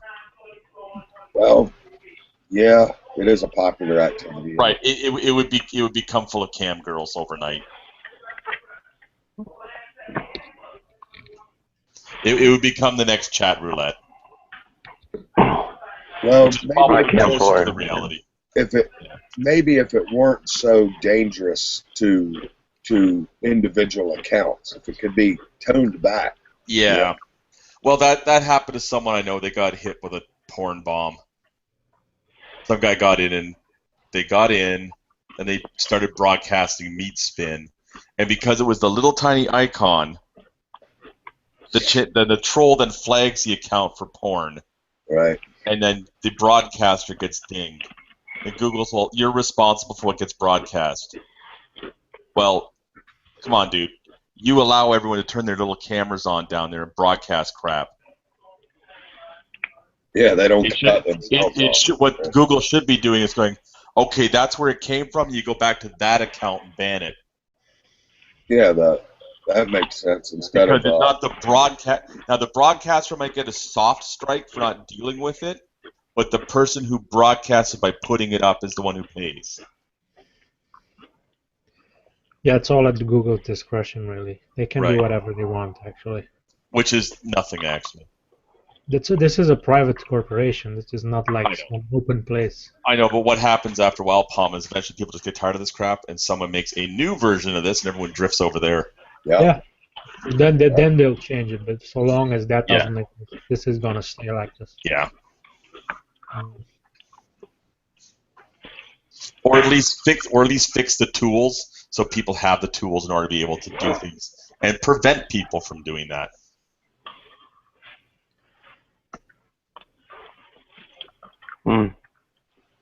Okay, Chris, why do you want G-Man in here? Because I want to have a intelligent discussion room where we talk about religion and why he thinks his God is. All right, you know what I want to see? I want to see a debate between Chris and G-Man, and those are the only two people who are allowed to debate. What if G-Man was converted? Oh, look, ISIS decided to join us. With a picture of Hitler. With the picture of Hitler, yeah. That's. Yeah, come on, that's prejudice. We didn't know he's a troll. Could be anybody. And can you read the caption there? It says, "What the fuck?" Yeah. I say give Hitler a chance, guys. All we're saying. Yeah.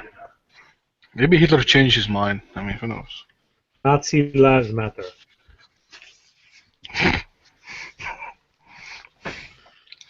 The Nazis are severely underrepresented. They are the minority. They're underrepresented in all governments. I have a feeling Aryans have souls.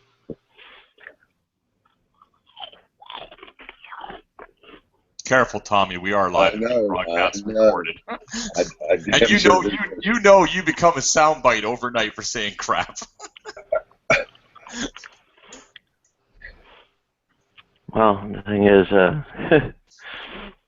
don't think I've seen any lack of, I don't know, anti-Semitism on Google+. Oh, wow. Tom, you want to do the honor here? I don't know. Read his last comment. Someone else do it, I suppose. Yeah.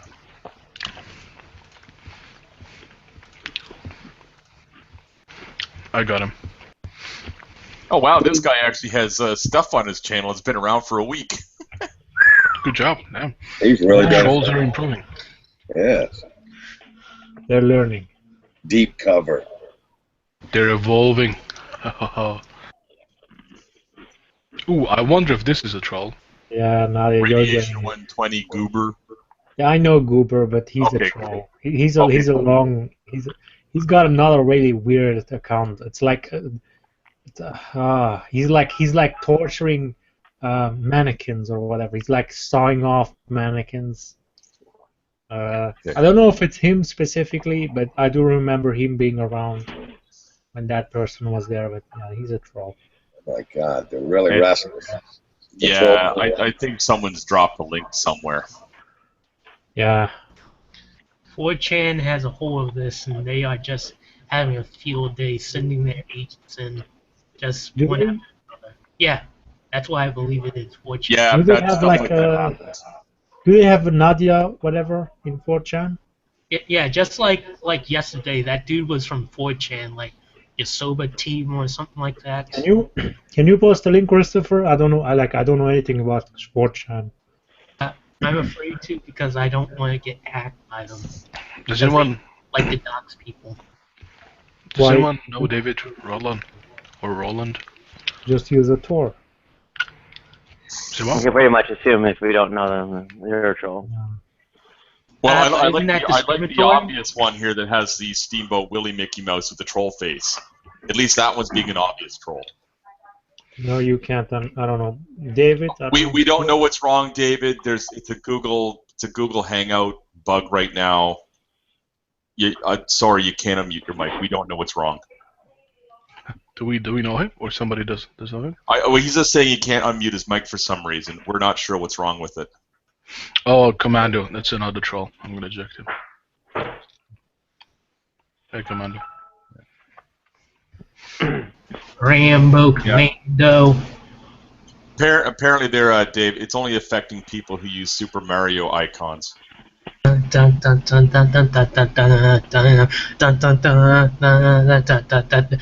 here we go. Oh, we have another troll. Coming in. Palm, would you eject him? Can anybody What a day the Lord's made, and let's be glad and yeehaw! Can anybody talk about 4chan? You know, I've heard about them a long time ago, but what exactly is their deal? Okay, John, the rule number one about 4chan is you don't talk about 4chan. I don't know what the hell that is. Ooh, what's rule number 2? Fight Club is a very bad reference to make on the internet because everyone just overuses it. Okay. Hey, Hillbilly. Straight pride. Hope you're doing right. Were you trying to say your prayer line and yeehaw? Because I always stole it from you. Yeah, we already did it there before you got in. Sorry. Well, that's all right. Okay. Still cutting out. Yeah. You do realize we're watching a Google Hangout now. What the primary entertainment here is Nadia cleaning her desk with a sponge.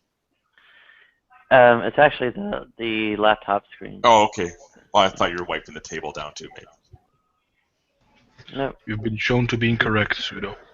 Oh no. Oh no! I'm wrong and I'm on the internet! What's gonna happen now? You have to close your channel. Well, looks like we all got a rage quit now. We're You're wrong. so you have to close your channel because I said so. You agreed to the bet even though you did not consent to it, and I just, put words in your mouth. Hey, Christopher, go eat a bowl. Okay. Okay.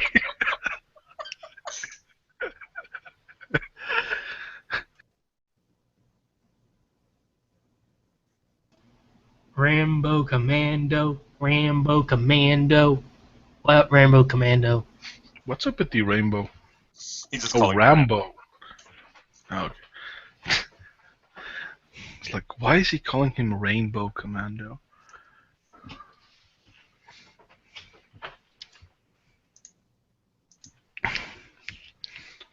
So, what's new, guys? I'm looking to buy new parts for computers for my friends, so I'm distracted here. Oh, you actually told me this, yeah. I was here. Yeah. The world didn't end a couple of days ago, so that's. Oh, no, you dropped off. You guys can, yeah. Actually, Commando says that when these things happen, it's not like some physical thing that you see. It's a spiritual change. It's a spiritual shift. Oh. That's convenient. Nice. Like something changed in the Commando. You there? So He's there spiritually, dude. He's there spiritually. The Commando can explain this better, I think. So what happened? No, he can't. Did the Catholics change the energy flow, or did Yahweh? They caused a disturbance in the force. Oh, okay. I'm just trying to figure that out. Yeah.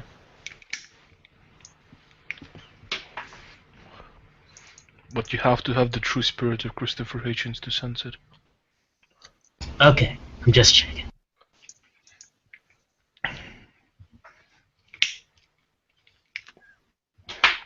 Well, now you dropped off. Hey, Palm, I gotta ask you that picture, that baby. Who is that? It's Mom Jam. It's a running gag. It's a running gag. It's so long ago. Then why do you still keep it? I don't know. I think it's a cute baby. Okay. I Fair don't know. enough. I don't know. I don't know what the hell I should pick. Maybe change my picture. If you want, I have a nice picture of G-Man and Vekal kissing. Thor will go and Photoshop one for you today. Yeah. No, I'm I surprised no one's ever taken a picture of Ken Hovind and like photoshopped on prison tats. What would the tats be? What would they say? It doesn't matter. It's just because you went to jail. You have to come out with the teardrop tattoos. I think Podholler did something kind of like it. I have to dig through his videos. Podholler made a video about how Ken Hovind finally agrees with the more scientific definition of a kind, and he kind of presents this as Ken Hovind and him being in love and something. So there's a lot of Photoshop pics and them kissing, and yeah. Not homophobic at all. Oh, did you guys hear? I'm pretty sure it is Ken Hovind. He was trying to sell like some vitamins as a cancer treatment. Was that him? I think Well, he wasn't selling it. He's not selling it directly himself. He's selling it he's endorsing it through his son, right? His son's creationministry.com or something like that. Oh, is this the high vitamin C dose crap again? No. It's the B17, I think. Okay. Arsenic or something like that. It's supposed to cure like cancer and stuff. Okay. Well, how is it supposed to cure cancer? Who knows? No, there's no mechanism. This is why the United States needs to have a properly built healthcare system. Without one, this kind of stuff prevails. You can't afford to go to a doctor, but for $19.99, I can sell you vitamins that cure whatever ails you. Yep. Welcome to America. It's even dangerous. Yeah. Start with 3 Ks. Yeah, I was saying the other night, like if we wanted to make a pool, like a Super Bowl pool, and you decide how long till Ken Hovind is back in prison and how many years is his sentence. So if you guys want to start a pool on that, we could bet how long till he's in prison again and for how many years. No, I think he's learned.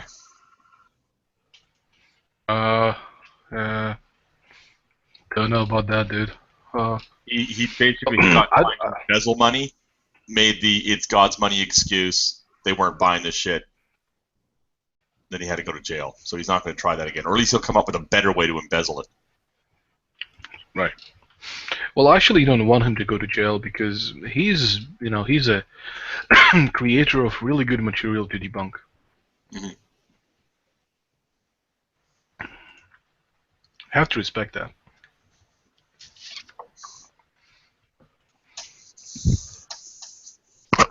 I mean, without him, Thunderfoot is gonna go back. Without him, Thunderfoot would never have a YouTube channel.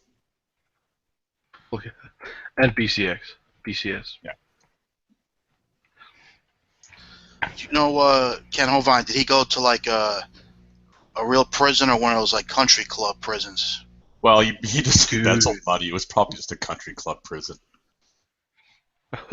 He went into... Honestly, I don't know where he went. There's a wiki, if you want. It details this. He actually was transferred into maximum security prison because of his shenanigans in the other prison. Yeah, they probably put him in a place where, okay, go ahead, play your games here. Yeah. I kind of picture the Hannibal Lecter. Strapped him down somewhere, put a mask on him. Maybe a bit too extreme with that.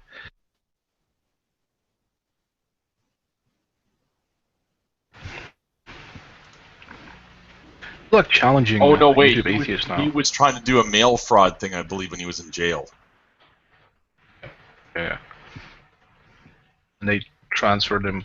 I think because of that, and also because of some other stuff. I think the Vicky kind of mentioned it vaguely. I think some bullshit, basically. Not surprised. Yeah. He's a charismatic, like typical cult leader, right? Those are the dangerous ones. No. The friendly ones there. Oh, goddamn. Yeah, he's your friendly neighborhood cult leader. Potential cult leader, that's it. Yeah. I mean, they abuse a lot of good people, of course. They, like a lot of Christians, they are looking to, do good and help people, and then, this is the perfect person. He just comes along and he has a nice smile and he kind of looks nice, and he's like, he kind of looks like someone you can trust. And yeah, he just abuses the faith to, to con these good people. I think it's partially that. I think he earnestly believes in what he claims.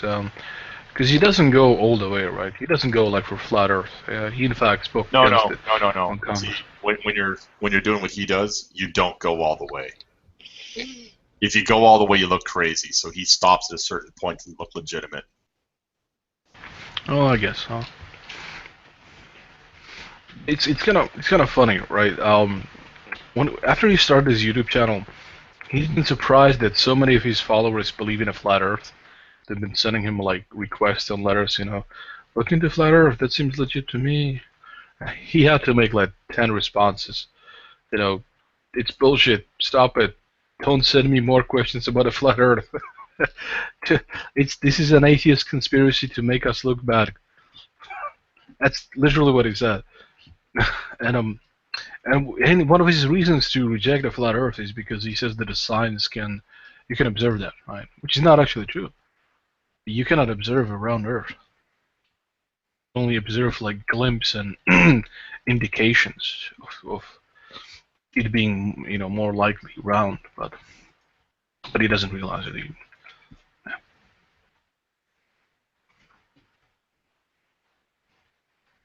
I would challenge anybody to prove to me for the absolute fact that the Earth is round.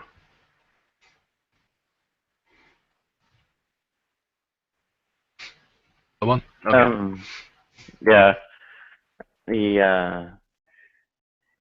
It's an abductive process. The merit as an explanation is what ends up failing, or what ends up being less than. It's not that it's, say, necessarily internally inconsistent. Right. And that's what he doesn't understand, and that's why he's being inconsistent, because he will accept the same type of evidence for the Earth being round, but he will deny the same type of evidence for evolution being true. There is no observation that you cannot observe a round Earth by definition, because it's a 3D object and you're a person who looks at things in one dimension. You can always propose some mechanism that will explain away anything that you see. This is what flat earthers do all the time. What scientists do is that they gather small facts, small bits, small observations that indicate more likely, more plausibly, that the hypothesis is correct, right? And this is what he's missing. Doors.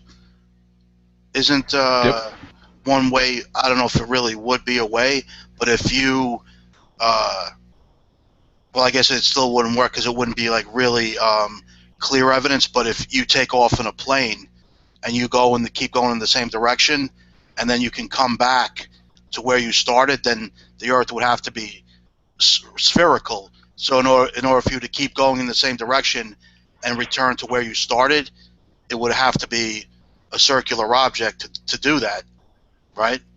But see that they wouldn't be convinced because they could claim, well, it seemed like the plane never turned around, but the plane somehow turned around, right? That's what they'd say. Right. They would say that it was slightly turning, which is actually kind of plausible if anybody play like aircraft simulations. If you just slightly turn, like just a fraction of a degree over a big distance, it's gonna be you'll make a turn, essentially a full turn, right? And you will not feel the turn ever. It's gonna seem to you like you're going in a straight line. So it's going to be about proving that indeed the plane didn't turn, and they will never accept it. Process. That's the same process as circumnavigating the Earth. Right? The Earth itself is or following the surface of the Earth itself is a process of turning in like fashion. Right. So even if they were in that plane or in that ship, they would always have some explanations, right? It would propose more unnecessary entities to explain this away, but they don't realize this. And yeah.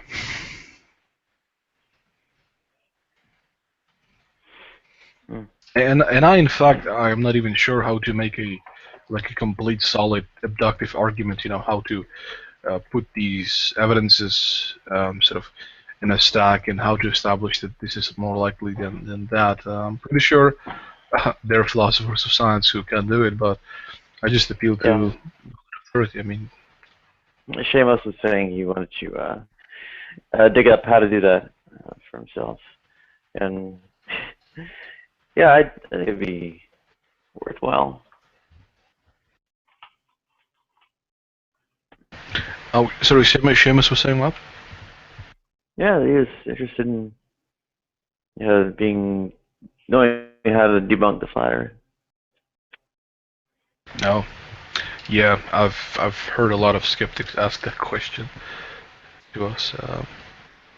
Yeah, it's surprised because it seems to us like in a normal society that it's just so obvious, right? It's just absurd. But actually, the way we kind of know the flat Earth and let's say geocentrism is not the case, or more likely not the case, is because of very precise calculations of heavenly bodies and outer phenomena, outer indicators and predictions that you have to be like in the case of geocentrism, you have to be like almost astronomer to kind of be able to calculate this and verify the observations and the predictions. So it's not really readily accessible, and it's not as solid as just simply pointing to something saying, look, we see this, therefore the Earth is round. No, unfortunately it doesn't work that way.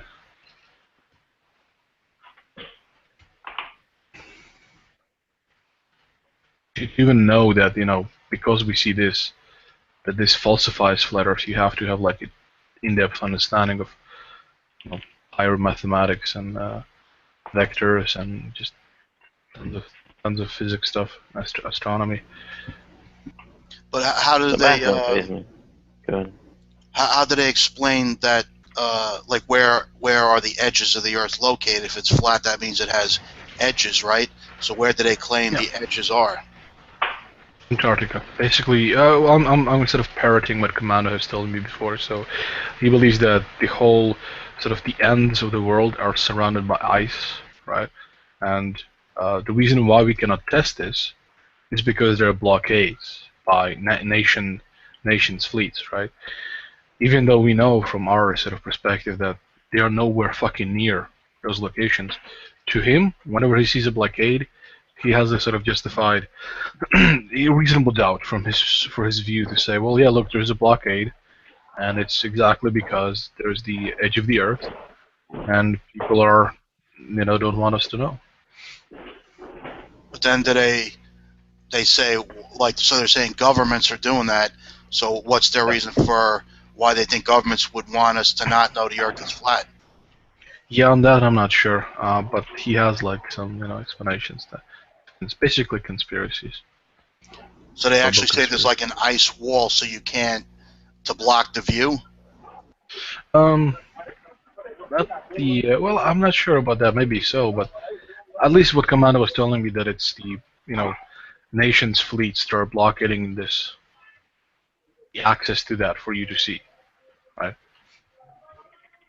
See, what's so funny about that is now with all these news agencies, they would actually cover that and get footage from a distance. I mean, now you can be far away and get good footage with modern cameras. So there's no way that could be kept secret, and there'd be plenty of footage would come about to show it.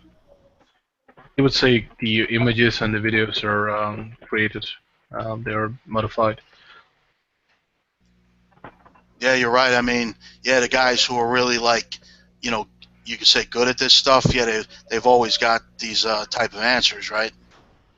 Yeah, that's the problem. It's kind of like, but at that point, so okay, so while while it's kind of a valid answer in the sense that it's a possibility, right? So it doesn't necessarily follow that this falsifies their view, but at the end of the day, what they're doing that kind of defeats their, let's say, hypothesis is that they're making much more assumptions, much more entities than what the sort of the classical theories of of gravity and round Earth and heliocentrism do. And this is very, heavily valued in these kind of pursuits of truth in science. The more assumptions you make, the more unnecessary entities you make to explain the sort of the model of the universe, then less likely it is to reflect reality, because each one of those can be false, and thus your view would crumble if it turns out to be false. So, what do they say about the reason they think people want to falsely claim the Earth is spherical? Oh, it's a delusion. I've heard Commando say that we're basically deluded, I think. Sorry. Oh, hold on. It's funny. I never thought of this before. But then, did they claim that the other planets, which we can see and they appear spherical, that's false too? That all the planets are they're holograms. They're holograms. Yes, they're. Well, like Commando's case, I think he would say they're a mechanical sort of contraption that is made to look like like a sphere, right? That it kind of moves, but it's not really a sphere. And he denies that there's any such thing as a planet. Oh, he's saying so those planets don't even exist. They're just holograms. Yeah, pretty much. Or some kind of mechanical contraptions. Like, he believes that the moon, for example, is sort of a mechanistic, I don't know how to kind of explain it, but partially hologram, partially, it's a machine, basically, that's made there to look like the moon, and maybe for some other purposes, I'm not sure. And it's small. It's not actually as far away as we propose it is. It's like a few kilometers across, maximum. And so they say the governments are doing that too, right? Yeah. Well, not directly. It kind of gets complicated. Well, I wish Commander was here. He can propose. He can defend his view better.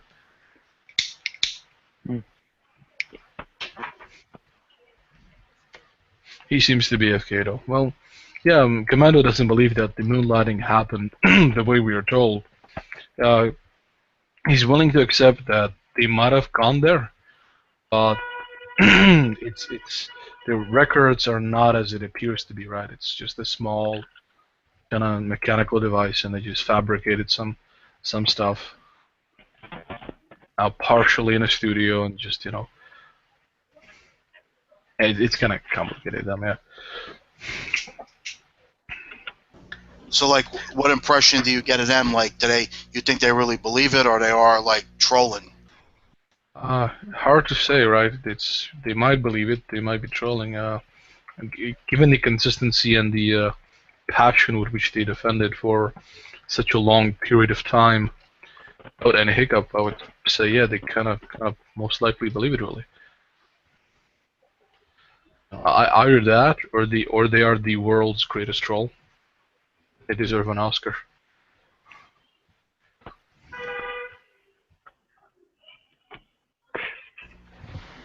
Yeah, I really hope we can hear that sometime today or in the future. And you know, the other thing that tends to get kind of like amusing is the near-death experience stuff. Yeah, Commando thinks it's an actual stuff as well. Also, astral projections is also real stuff, like actually traveling somewhere and seeing something. I have been near death, like in a rather large number of times. So the near-death experience claims kind of, I don't know if it's quite that manner of like either passion or whatever it is, but it's something that's kind of say, oh, well, that's just not how it is. I've been through that.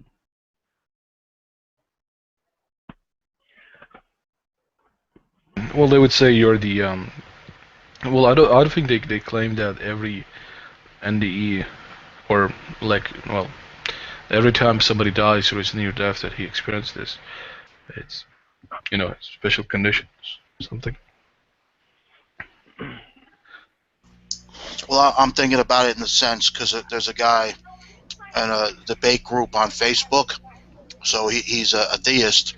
So he offers NDE as proof that there's a heaven and afterlife. So from that perspective, you know, from a religious perspective, as proof that there is a heaven afterlife. So when it's presented that way, that's why it's interesting, you know, relevant to us. Hmm.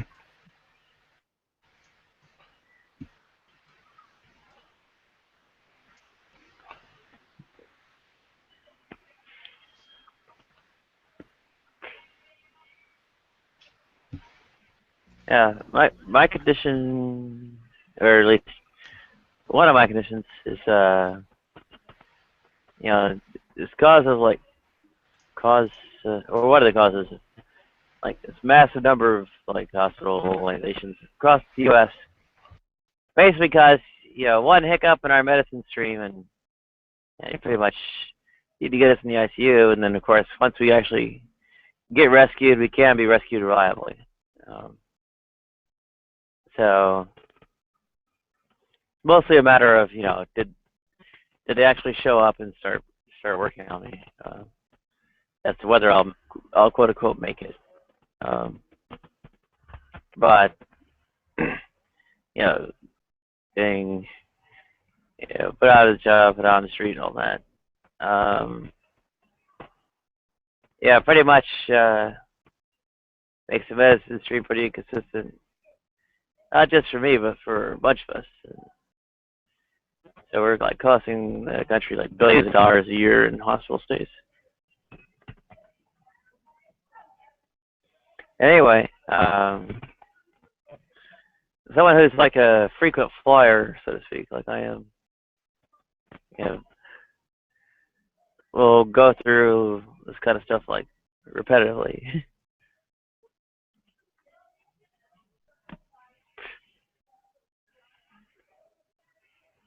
No, I don't see heavens or gods or angels or demons or anything.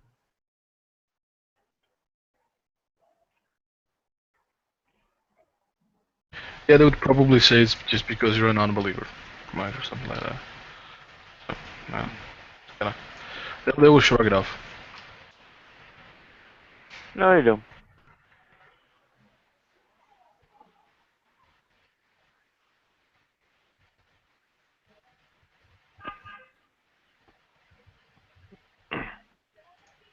And what about the rest of us? The rest of those with the dead pancreas, whatever.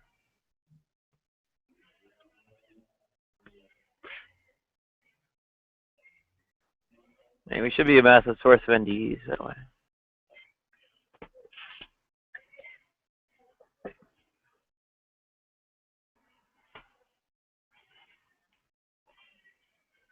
Well, we're not.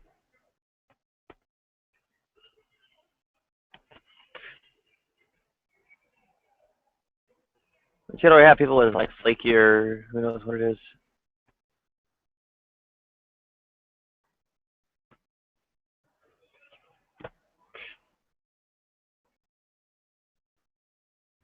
And then, like, what is it? Experiments 2?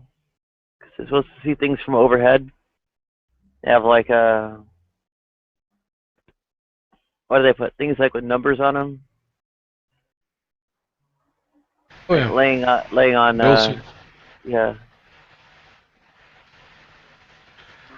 um, I've heard of, I think of 2 experiments like this.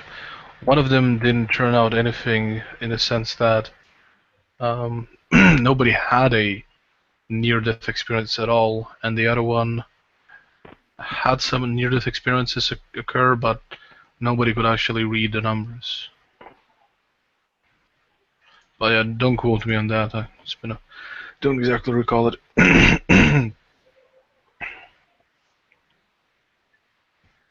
Yeah.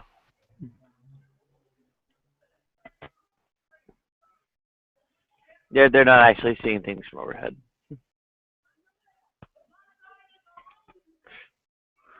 Yeah, I'd say it's a pretty safe bet.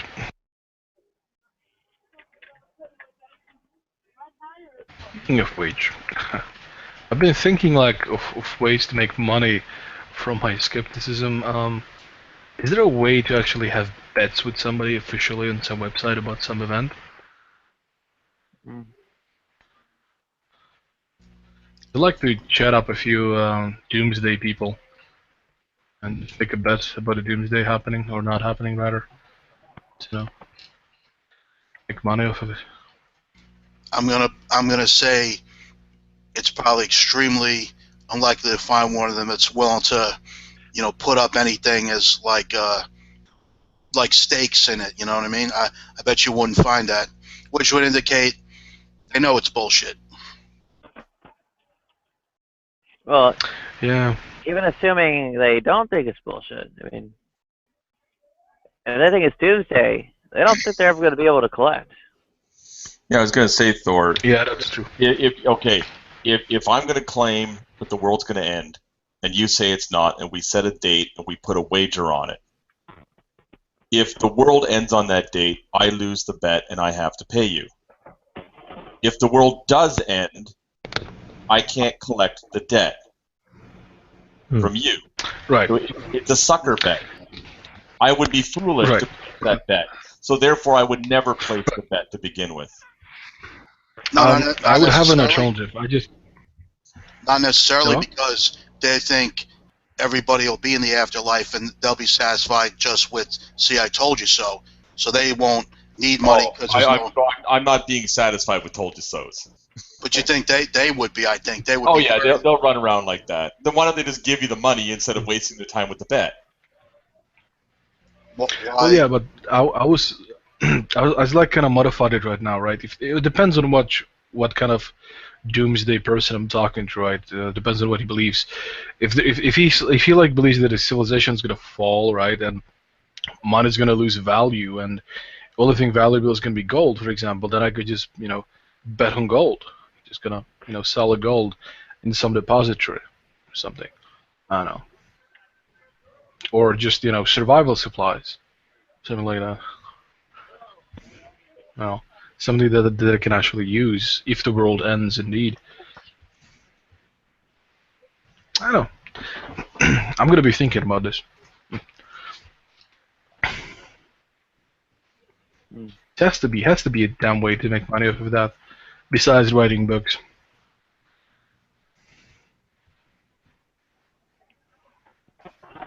Well, I think there are real barriers to entry, and I don't really have a way past them. I mean, pretty much the 2 things that are going to knock me out of the running are, number 1, no graduate level credentials, and number 2, basically not being a hot chick.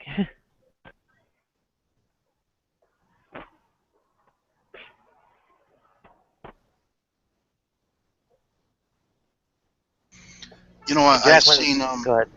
I seen something about that, the end of the world, and it's been predicted every single year now for a long time, right? That became popular decades ago in the U.S. anyway, with end of the world prediction, and I think there's been one for every single year for decades now. Yeah, but see, this is the problem. Like, people are expecting one event that's going to sort of, clearly signify the end of the world, when it's not. It doesn't work like that. It's a series of metaphysical changes that spark certain events to happen. If you will, it's a progressional thing. It's not as easy as one giant event. But yeah. No, but they're predicting the event the world's supposed to cease to exist, and it never has. Of course, all those times they said it would. Well, they're full of shit then, aren't they? Like, Right. So what does that say about the credibility of end of world predictions? Yeah, but you can't just group all sort of end times predictions into one category just because some dumbass pastor from the south the South said that it was going to end on a certain day. Like, that's ridiculous. So how do you give it credibility? That's a good question. That comes down to your own discernment, doesn't it? That comes down to how you how you sort of experience the spiritual climate, I suppose. And I think pretty much every one of these doomdays, millions of people really buy it, and they're prepare for the end of the world. So why do you think millions of people always buy into every one of these predictions? Because people are gullible. So, hang on one sec. I'll be back in 5 minutes.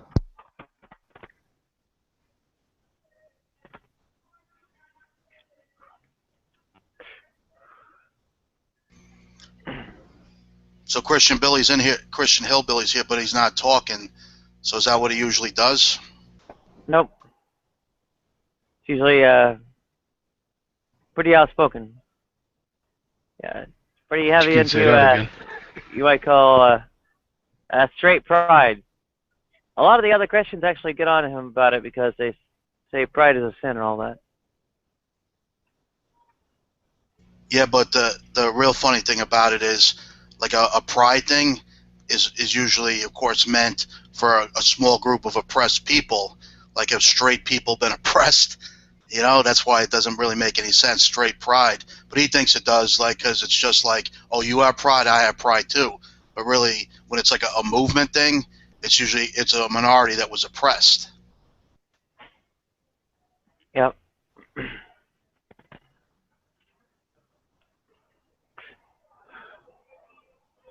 That's the secular counter argument. Yeah.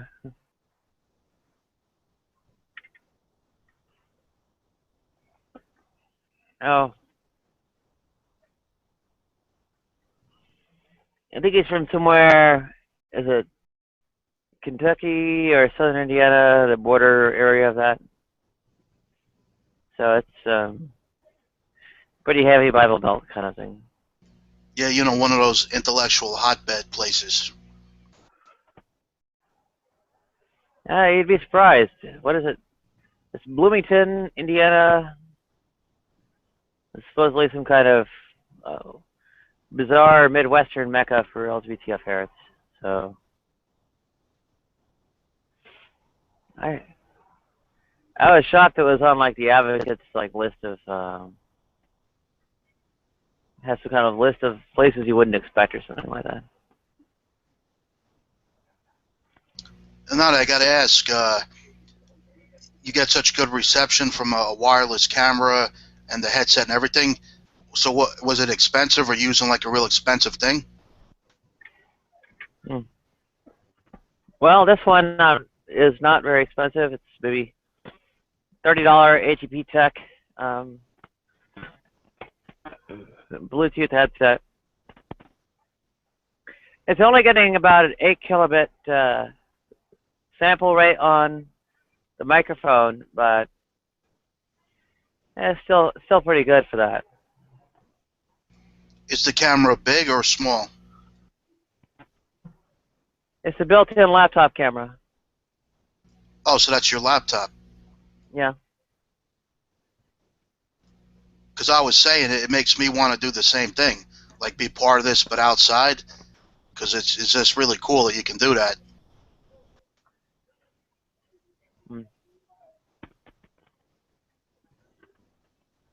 when I had, I guess, paychecks still coming in, so I could, buy my way into venues, whatever, to sit down and plug in and all that. I used to walk around Harlem and set up camp in restaurants and all that. That's pretty cool.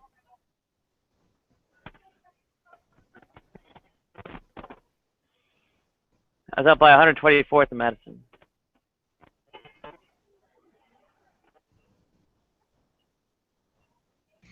I've noticed that a lot of the people passing by they're noticing you. They seem to be looking in like a bit curious. Oh, yeah. I stand out.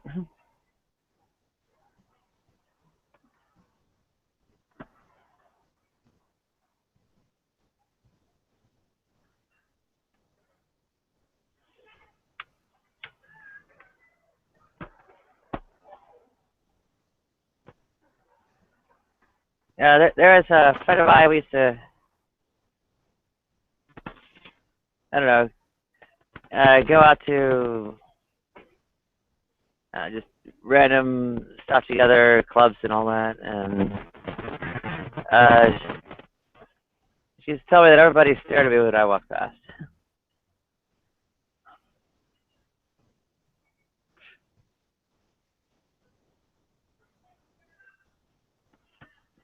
Of course, I was a bit, I don't know, higher, did a higher style than Max.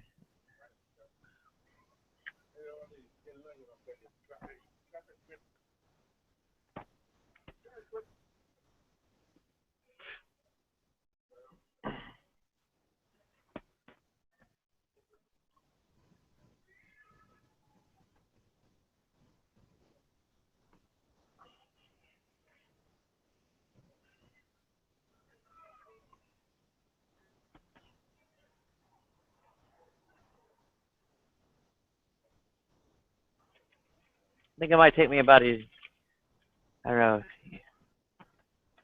a year, maybe two, to get back into some kind of shape or whatever.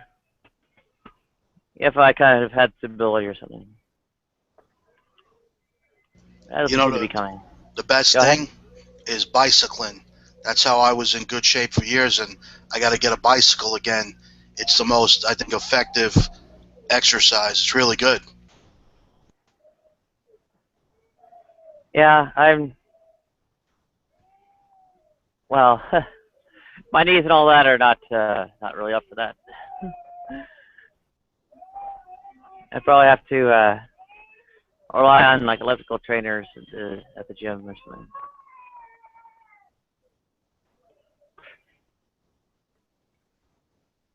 Yeah, the gyms have gotten really popular, right? Like, I think some of them are even like 24/7. Yep. It's a 24-hour fitness at I think Bedford and Tilden out here. Well, if I could get some kind of income or whatever going, I'd go ahead and do that.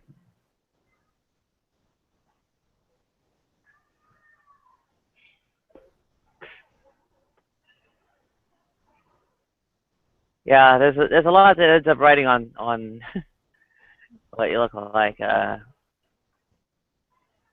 am not exactly Jacqueline Glenn as I stand now.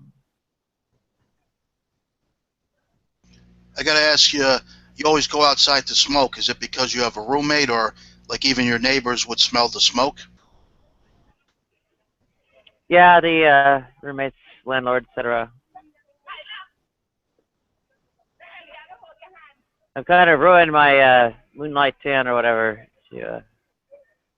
from being out in the sun and smoke.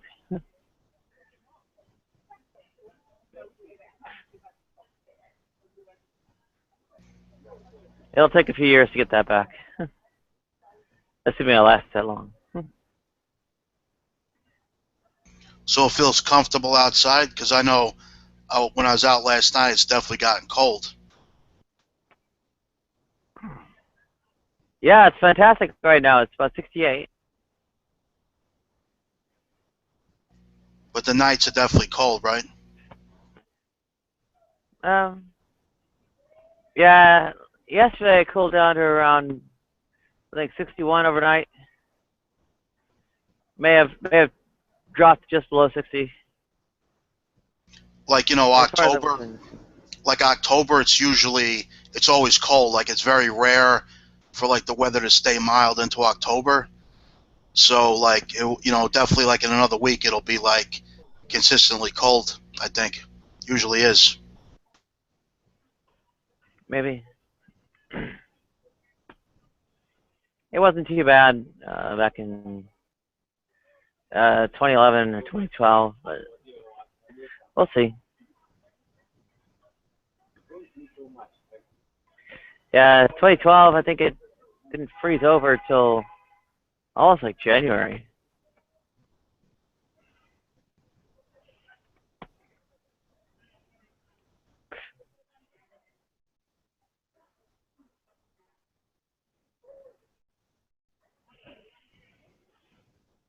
Back in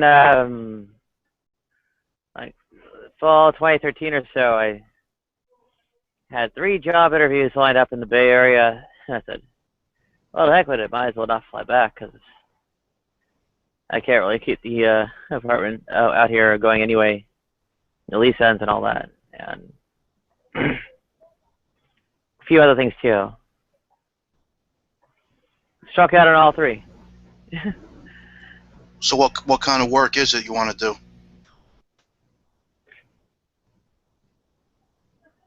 Well, I was going for operating system kernel development, but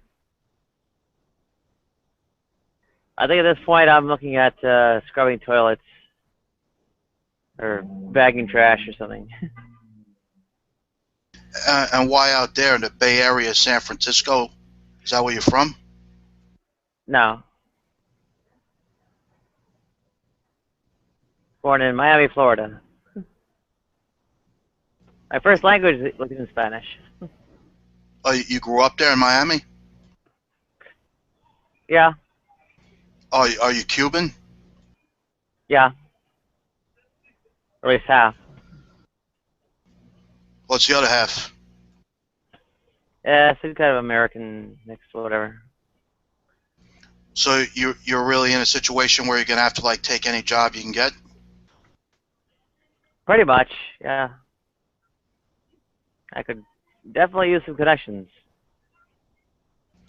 If I had any, I'd help you. I really don't have anything like that for a job.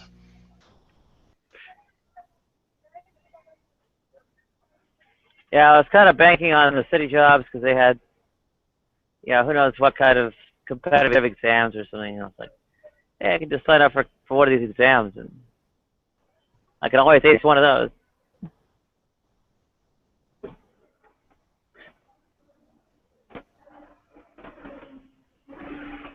No dice thus far on that. You know, it could be like an interesting alternative is like seasonal type jobs, or you know, like just temporary, like 2-week jobs. Like I don't know about office temps, that I don't know anything about, but you know those kind of jobs. So like, it's not going to last long, so it's kind of like a cool thing, and those tend to not be that difficult to get. You know, get those jobs. Like quite a few people don't want to do that kind of. They want to, trying to get permanent employment, but if so that can be a pretty decent job, decent pay, and not really like a dirty job. You might find something or other. That might be something to look into. Some kind of, that sort of seasonal thing in New York. Although those tend to be summer seasonal, right? So I don't know, like what would be a good winter seasonal.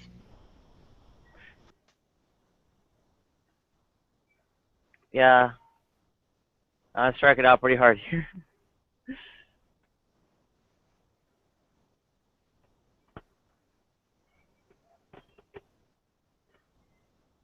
Well, let's see.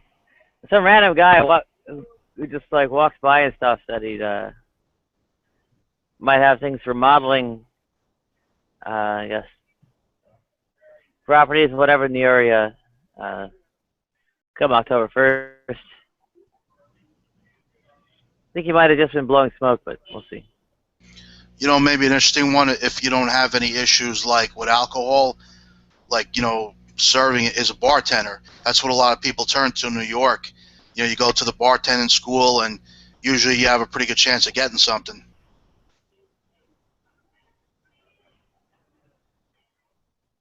Yeah, I'm kind of under the gun, a bit worse than that, but also kind of putting up the money up front for the school and all that's kind of a question too. Oh, you going to school? No, but for the bartending school. Oh, the cost of that?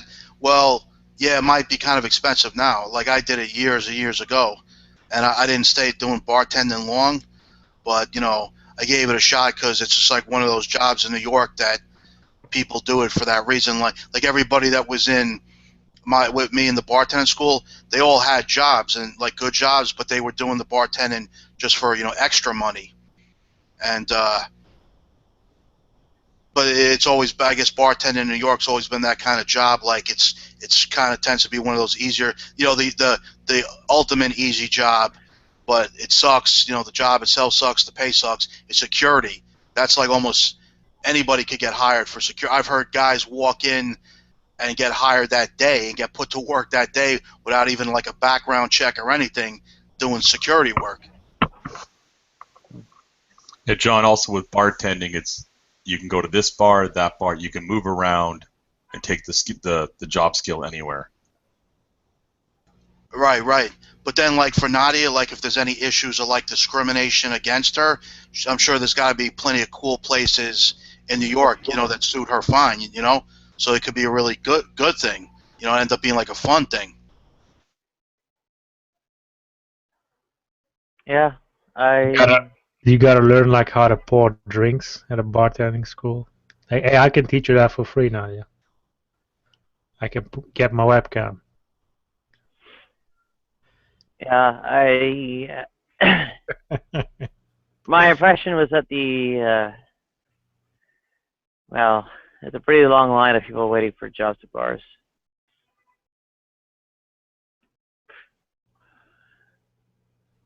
I was already kind of desperate in the second half of 2012, and there is nothing coming then.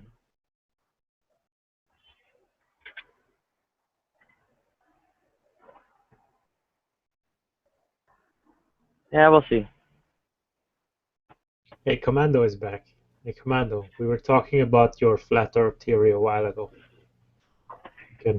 I think John. I don't know. John wants to go into that. Well, I was more. It seems Art would be much better at doing it. If Art's still around and wants to do it, I think he'd definitely do much better at having the conversation. I don't know. Like, we already had a ton of conversation with each other. I'm really tired with it. No offense, Commander. Well, you're talking about the flat Earth or something. Yep.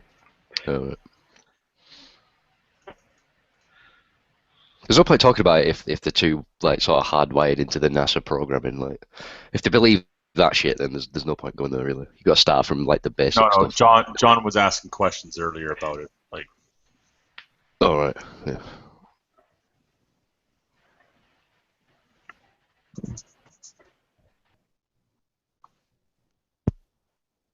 I'm too busy kicking Marcomanni's asses here in Rome Total War. He's really much more epic of a fate for Flutter. Sorry, Commando. I'm glorifying Rome.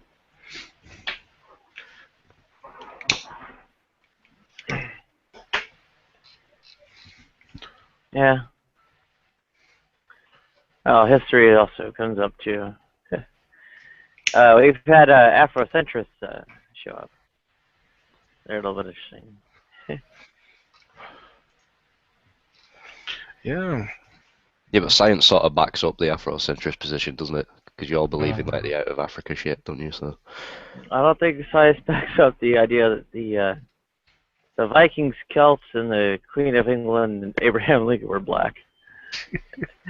yeah, but what you're doing is They you're weren't conflating black. different arguments. They were lizard people. That's the reptilians. I mean, the idea of the Queen of England being black is not. You know, it's like I said, you've got to understand what a race is. It's not just skin color, is it? It's to do with sort of, you know, your spirit type and your ancestry. It's you know, it's a lot more complex than people think. So you can laugh at the idea that, oh, the Queen of England's secretly black or whatever, but like if you know, if you took the time to research it, you know, you looked into the ancestry of these people and you were familiar with sort of the you know, like metaphysics behind it all, or supernatural, or whatever you want to call it, like, you know, you'll find that is the case. Like, Because you're an eggplant. No, you're a cantaloupe. Does anybody know what that's from? A mob movie? Sorta. That scene was mob involved scene, played by Christopher Walken, like perfectly.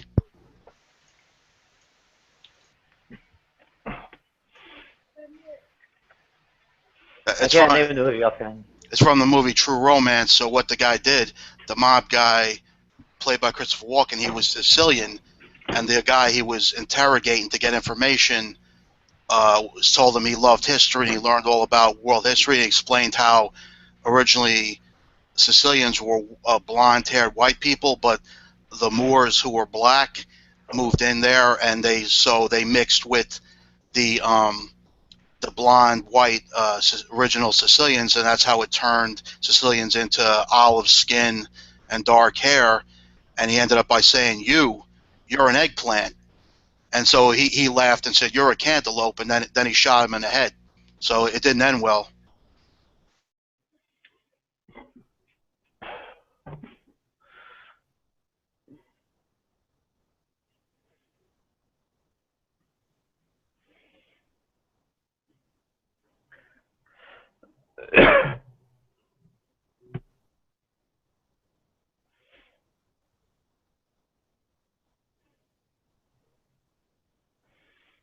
Okay.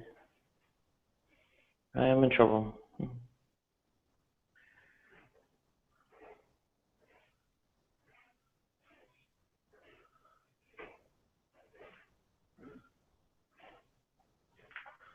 About this. I think they're about to let me in. So. Hi. I'm locked out. Yeah. Thank you.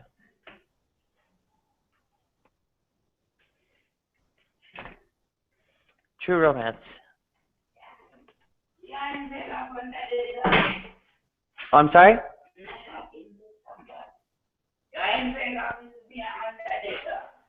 Okay. Thank you.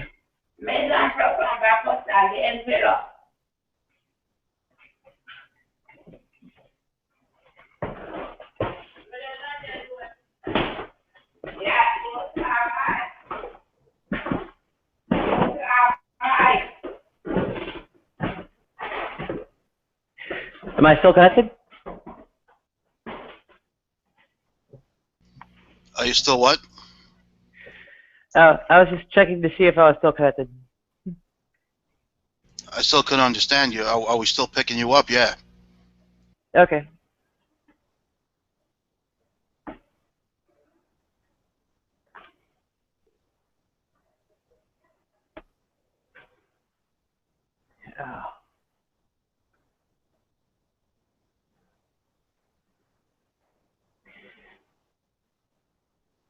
It's probably been a few years since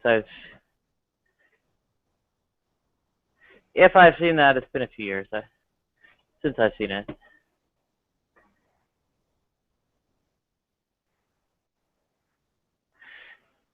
I linked it, Nadia. Okay. I do love Christopher Walken in general, though. You don't like him? I do like him. Oh yeah, he's one of the best.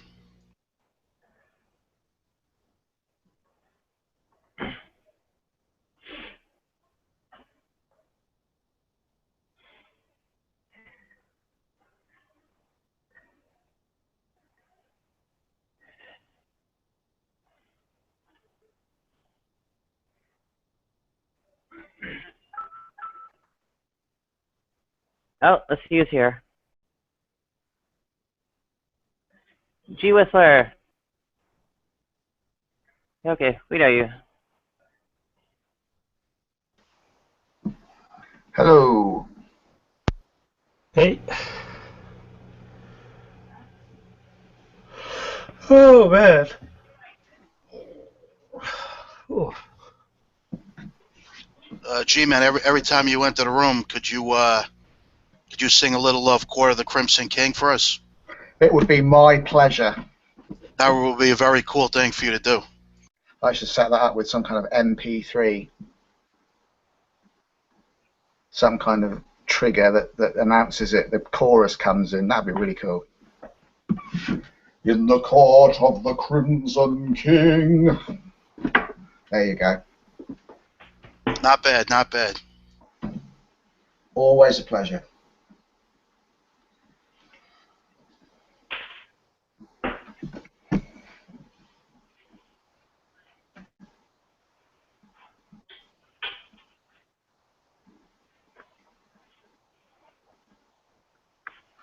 Still one of the greatest albums ever recorded, in my view. I never really listened to a lot of it, but I became familiar because my favorite band, Rush, from Canada, Now you're talking. They always played that as one of the pre-show, they play music before the show starts, and they always, apparently, like Neil, the drummer, that was his selection. He always loved that song, so that played before, one of the songs before, every Rush show. Is that true? I didn't know that. I didn't know that. That's maybe not like going way back, but like recent tours, that would be one of the songs that they would play. And of course, like some Pink Floyd, and because they're Rush's Prague, so they tended to play Prague stuff, but other stuff. Yeah, I only saw them once. That was years ago on Roll the Bones tour. That wasn't their greatest tour, I think, out of all the stuff I've heard them do. But it was still cool. Yeah, they just had their 40th anniversary tour this year, and that it's very likely the end. Although there's some talk like they might do the occasional week somewhere, Yeah, I don't know, man. You never know. But I heard that Neil's got a bit of arthritis or something. Got tendonitis, I think, and Alex has got similar sort of issues. Arthritis. One of them's got one or the other. So yeah, they won't be doing big tours, that's for sure. But they might do the odd show. It won't be out of continental America though. So nah, that's why you can see the European fans, they seem to still are holding out hope that Rush is going to do a European leg. It's almost like you know what I mean? Yeah, no, I don't see that happening. No, it's definitely not, because if they were, they wouldn't wait a long time and then do it. If they were going to do it, it would have been done. Yeah, they only wanted to do a small tour. I think that the 40th anniversary was only supposed to be a small tour anyway. Yeah, it was. It was only around 40 shows, or 30 some. Yeah. Yeah. Well, yeah, I mean, God bless them, but Geddy's voice was starting to go, I think, to be honest. Live, I think he was starting to struggle a bit. But then, they ain't spring chickens, so, fair play to them. Yeah, I got to agree that there were some moments Geddy, it was a bit tough, but surprisingly there was other times where he sounded really good, which was kind of, strange and shocking how that could be. There was some tough stuff he was sounding even better than he used to. But then there were some moments where it was a bit rough. He did Lakeside Park, didn't they? They what? They that one up. They did Lakeside Park. Lakeside Park. Yeah. Not, but they were changing Rush have always been known. They'll do the whole same set list, the whole tour, but they might change one song. But this, they actually had different set lists, about 4 with a good number of changes. So I think Lakeside, that was one that was sometimes in and sometimes not, I think. Yeah. The interesting thing is, of course, they'll be putting out the DVD, and I think they were already released one song, at least the audio CD might come out first, and then the DVD later, for more for like the Christmas period sales, like around our Thanksgiving time. So, but I think they're actually gonna, but they don't usually do that. I remember they release them at the same time, but it looks like they're gonna release the CD first and then the DVD later. But that's the interesting thing. Like what? Well, the shows that I know they did 2 shows in Toronto, their hometown, and they filmed both, and that's the DVD. So whichever set list they did in Toronto, and one of the big things they did that people loved is they played a song they had never played before called "Losing It." Yeah, I watched clips of that on YouTube. Oh, that was stunning. So that of course will be in there too. Yeah, definitely, that was stunning. And the one for me that I love is Cam Ride, because it has New York in it. And but the weird thing is, because I went to the 2 shows, and here I went over Newark, New Jersey, and then they came to New York, Madison Square Garden, and they played the Camera Eye in Newark, but they didn't play it in New York. So I don't know what happened there. They played it in Newark, but then they didn't play the Camera Eye in New York, which I never heard why that was the case. That's probably some mundane reason. I don't know. I didn't know they did that one. Yeah, I watched the clips of Losing It, where they had the violinist come out and do the obviously the violin part, obviously. Yeah, that was amazing. What it was is the first time they played it was in Toronto. It was I forget who the guy was who did it, the violin, but apparently he was somebody that a lot of people do know, but I completely forget now who it was. But then it's Peter Dinklage's brother, and he was no, that's not it. That's the guy who did it when they played it again a few times. But the first it was a different guy. The first time they played it in Toronto, that was the first show. It was a different guy.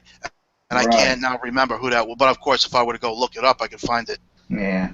But I forget who that was. But apparently it was a real cool choice, whoever he was. But then Dinklage, they picked him because the tour before this, they actually had a string ensemble at the back of the stage.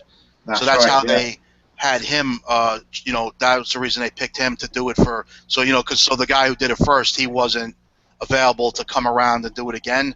So then that's why they got Dinklage. Was it the guy who did the was it the one in Toronto? Was it the guy who did the record, Ben Mink? That sounds like the name, like that was the guy at the show, but whether he's the same that did it on the album, that I don't know. Well, he's the guy that did it on the album, because his band, Max Webster, I think, were great friends with Rush back in the day. I don't think they ever made it super big, but I think them and Rush were really friends, and he played the electric violin on the album. Oh yeah, I'd say you got that all right. Like I know I've heard how they were real close with Max Webster and all that. Yeah. But as far as being certain about all of that I don't know. But it sounds like very likely you've got it exactly right. That's probably exactly what it is. I do love me some Rush. Oh yeah, definitely. I love some Rush. But even if I go through like occasional periods where I haven't listened to them in days, when I go back, it's like going back to that very special place every time. Mm-hmm. Yeah, I must admit, I had a little listen to a couple of tracks earlier, but I haven't listened to them properly for a little while, I must say. I had a little listen to Grand Designs. I keep playing Halo Effect off of Clockwork Angels. I don't know why that track really sticks out for me. I really like that one. Yeah, to me, that album is really one of their best. Although, to me, they really are all great albums. But Clockwork Angels, really, I think that's awesome. That their last album is one of their best, really. Yeah, it's a good one. That they did a really good job with that. They may do another one. They may put out another recording, but I don't know. I suppose there's a chance. But, well, I was thinking the cool thing is like they wouldn't even have to do an album. Like, how about just doing one song every once in a while? And well, they might do something like the Feedback EP. The covers, the one they did. Yeah. I can see them doing something like that. That would be great because, to be honest, I wasn't really into a lot of them selections. I actually posted that what would be my dream Rush cover album for for Rush cover, and one of my choices is like Emerson, Lake and Palmer's Carnival 9. Second movement or whatever it is.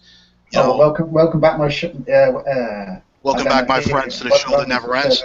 That's right, yeah. I mean, I would, if they were to play that, I would fucking, oh, that would be beautiful, man. I love that song. Like, you know, if there was like, if they did it as like a real, like, what would you call it, homage to Prague, whereas Feedback was 60s rock. But if they were to do, you know, like Comfortably Numb and not strictly Prague, because I also threw in Stairway to Heaven, you know, so either like the great Prague or if you just want to classify it all as rock, you know, definitely Stairway to Heaven, Comfortably Numb, and a Beatles song. It'd be really cool to throw in a Beatles song. And I forgot. I can see him doing a Beatles tune. Yeah, I can see that. I don't know. You know, it'd be interesting. I don't know what would they choose. I mean, I like the '60s. I like that mix. Oh, I remember I picked A Hard Day's Night. That's the one I picked. Yeah, maybe. Yeah. That'd be quite cool. And then, like, you know, Supertramp, I love the Logical song, so I picked that. And I left out, I totally forgot, which I realized much later, I totally forgot the Rolling Stones. Very bad mistake on my part. I don't know. I'm not a huge Stones fan. I got to be honest. I don't know. I mean, I think they're friends with some of the Stones. I think Charlie and Neil are kind of pals. Yeah, they had a cool thing where they were both playing at like a charity concert thing in Toronto because there was some outbreak of a disease, SARS. Oh, yeah. So they were both at that. And I think that might actually be the first time they got to meet, Neil and Charlie. I remember seeing the picture where he met him, and you could see Neil. For Neil, it really was a special thing to get to meet him. Yeah. Oh, I do like some Rush. Permanent Waves, I think, is my favourite. I think that's a really strong album. Yeah, and before it was, or after it was, Moving Pictures, which is where it started for me. So yeah, that's like the real, you know, sort of for like the people who had started early. 2112 was the huge album, one of the early albums that really broke them and made them big for a lot of people. But then, like, you know, my like later in the 80s, you know, kid, it's Moving Pictures, and then you couple that with Permanent Waves. That's really some kick-ass 2 albums right there. Beautiful stuff.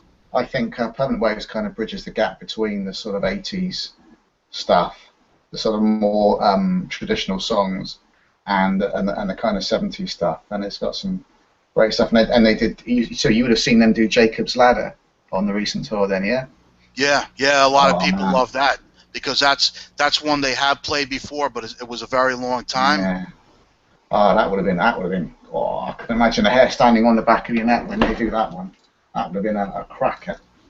Well, unfortunately, I didn't get the ones I went to. They didn't play it here, or maybe they did. They actually, maybe they did.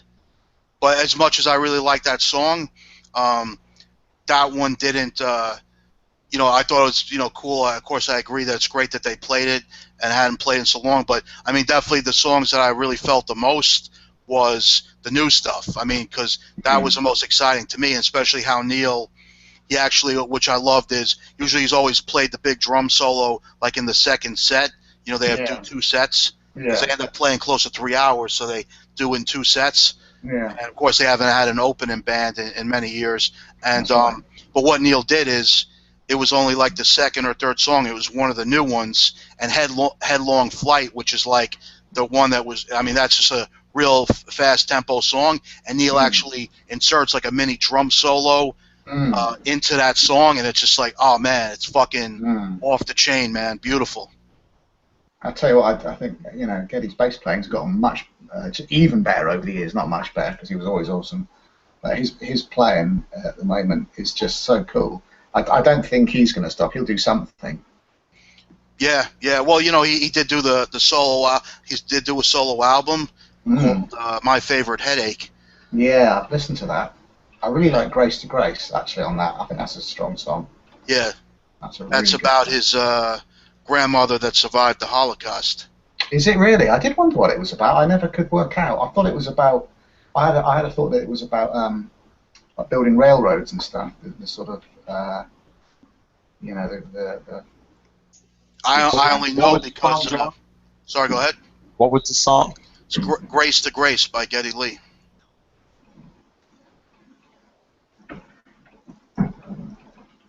Great track. I really like it. I think it's a good song. I didn't know that it was about his.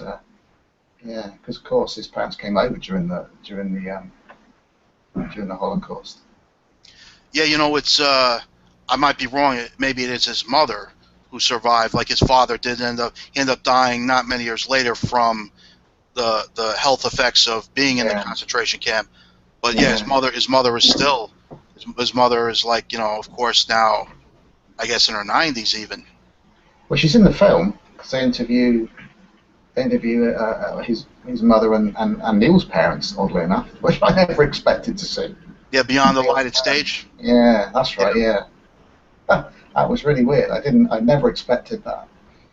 Yeah, that definitely, the guys who made that, like, you know, they were never, I forget exactly who they were, but they hadn't been like say friends with Rush and affiliated, so they were more like really Rush fans that, you know, brought the proposal for the project to make it. So it was definitely in that sense, like, you know, the things like Rush fans wanted, that kind of like a real kind of inside look, like intimate, like, because, like, you know, it's really cool the extended all three of them having dinner together. Yeah. That's like, I mean, that's the kind of stuff, like, kind of intimate that normally you might, you know, bands would never want, because, you know, they're drinking a bit, and you do see they do get kind of drunk. So it's pretty cool that That's right, yeah. that they, you know, they were willing to do that, that they understood the project and they agreed, like, yeah, let's give this to the fans, kind of like a bit of intimate stuff like that. Yeah, they do go into quite a bit of detail, especially Neil, because of course he's very private. You know, he's known for that, of course. But he does, he talks about a lot of stuff. So that is interesting. Yeah, I remember he was talking about that. I think it is in the film that he talks about that, how, you know, people always think it's arrogance why he's like that, but he's like, no, it's shyness.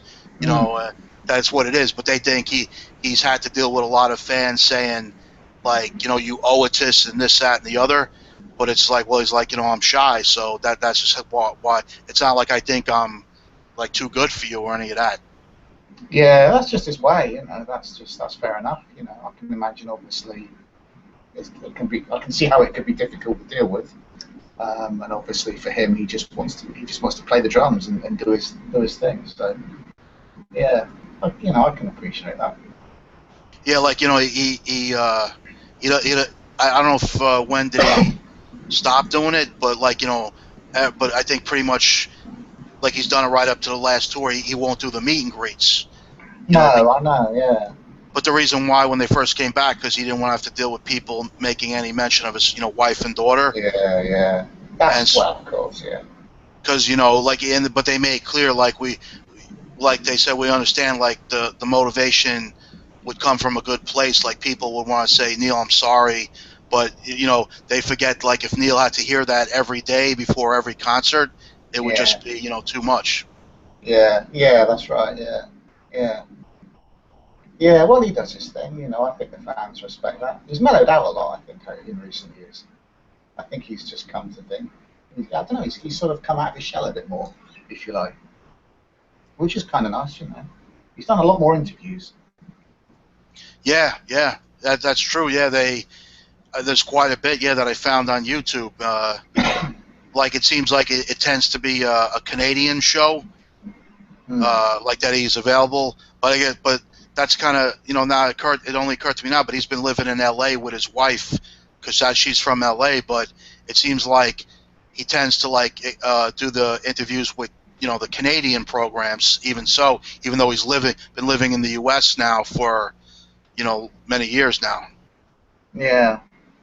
I think he's friends with some of the radio, you know, DJs. So they sort of get together and he'll do a show and talk about stuff. So yeah, one of the best he ever did, because it was like, it went really long. I think it went even close to 2 hours. It was for one of the satellite radio stations, you know, Sirius. Yeah. And that was one of the best interviews ever done, because they actually went, like, really long, like almost, I think it is almost 2 hours. I'll have to dig that one out. I'll have to listen to that. Yeah. Great stuff.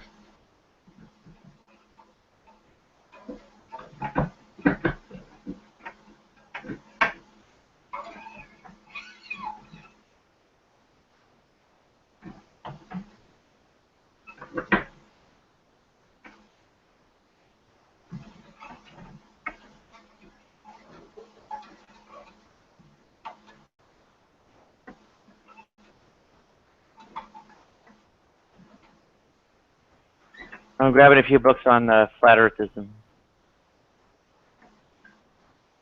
Hmm.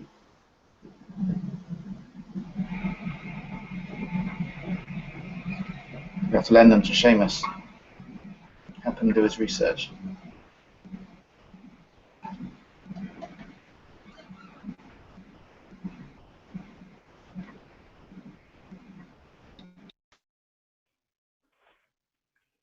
I think they're more about the history of the idea going around, instead of like scientific ways of disproving it. Because it looks like the only real reference to anyone in the past believing it from like the ancient sources is Aristotle. Like nowhere else mentions it. Everyone else at all times basically says it was, if they consider it seriously, scientifically, sort of at all, basically say it was spherical.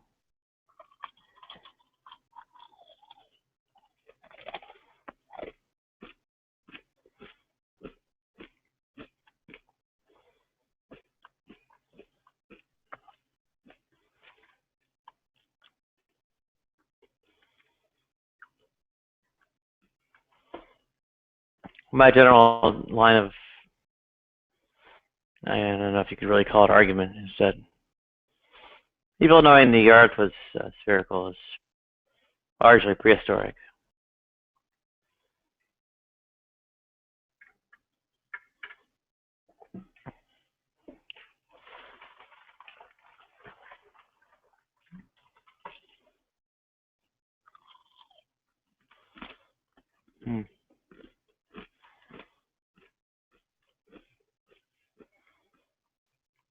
You brought up something interesting about Columbus. He said the king and queen of Spain were relying on experts who had much more accurate measurements of the radius or circumference of the earth. And Columbus himself was operating on wrong ones, right?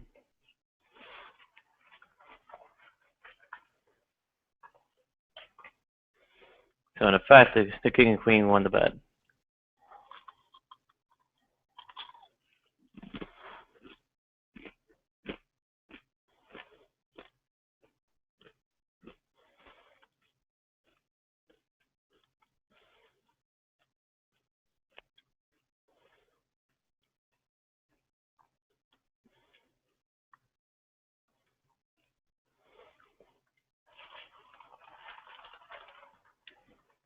People had the idea you could circumnavigate the world, but they just thought it was, didn't have ships big enough to hold enough supplies to make it feasible.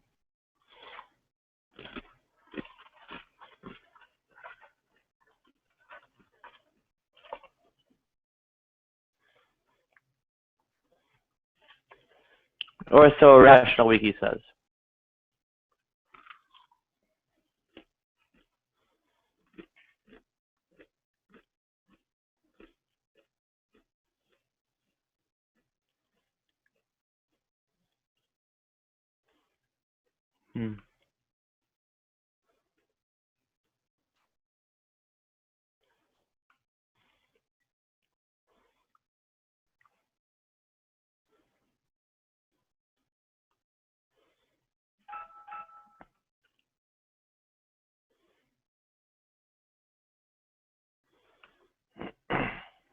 Oh, welcome, Desert.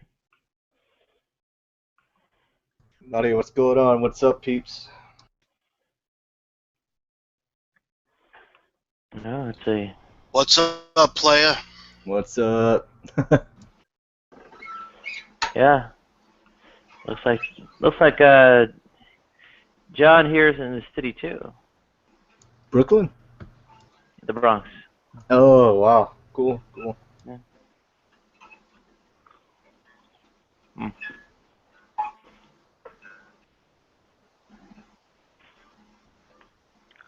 Maybe the two of us ought to get together to talk to G-Man and Ken Jones.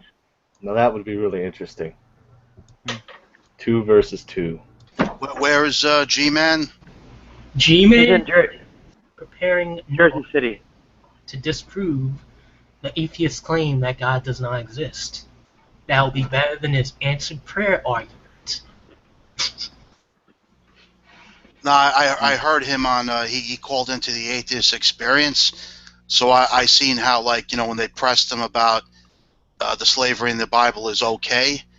That, I mean, he just basically just keeps reiterating, like, it definitely gets a very tight circle. So I don't think I'd be down for that one. And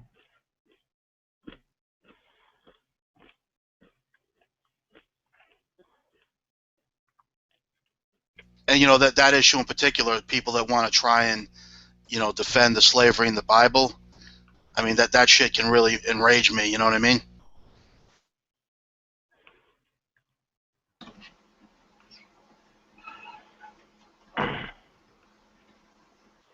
I don't think he knows what he's doing, to be honest. Like all forms of ancient slavery were fucking usually like people who would be slaves would be under harsh conditions. Like, Well, slavery is intrinsically harsh. Even if you were put into a bloody penthouse, it's still slavery. Yeah, just the fact that you're considered property is completely fucked up and wrong. Period. End of story. A gilded cage is still a cage.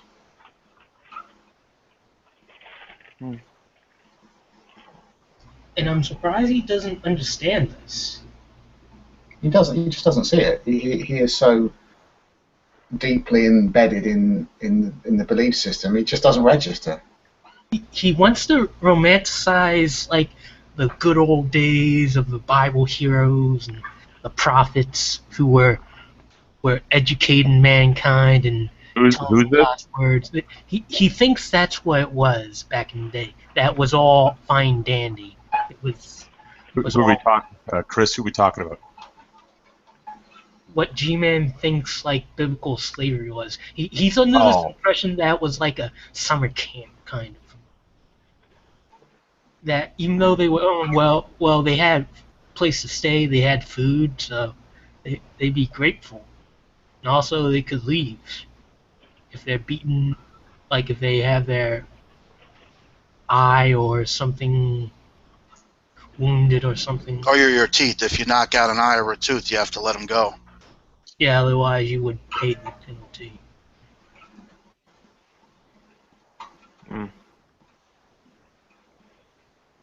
Well, bear in mind, back in those ancient enough times, there was like no concept of like employer and employee. The only kind of relationship like that was basically slavery. Oh yeah, don't they say it was indentured servitude or something? Indentured servitude is usually defined as you work for it's like contract work. Yeah. You work for me for a set period of time, and then your debt to me will be paid, or you're paid out then. Or part of it is you get basically food, shelter, and clothing out of it. And I might be teaching you a skill like an apprentice.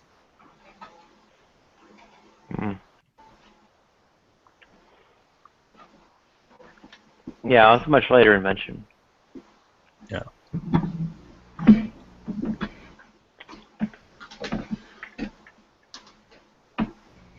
but of course the key thing is they're saying God was very involved at this time in inspiring them and so on, but yet he didn't inspire them to eliminate slavery and say, well, you have to come up with this concept of employment and pay a salary. So thou shalt not have slaves is not one of the commandments. None of that.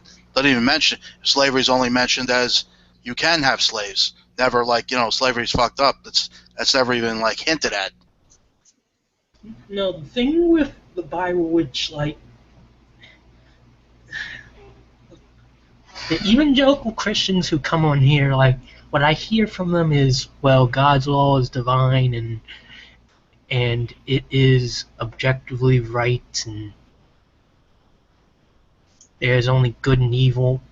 But if that was the case, then the Israelites should, to some degree, they should have been the most peaceful people who could win people over, win wars just with peace talking. Some divine power that God passes on to them. What are you talking about? I was gonna say, do you know who the Israelites are? Or were, rather. Or even who or rather what Yahweh is, Chris?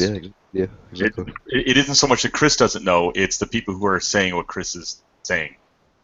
They don't realize this. Oh, but right. If you want current Israelites, check out the Black Israelites. You're really going to enjoy them. Are we talking about the Black Hebrew Israelites? They are racist. Those guys. Basically. Black people who are saying that they're going to, they have the right to enslave white people, and also you need to be black in order to be saved.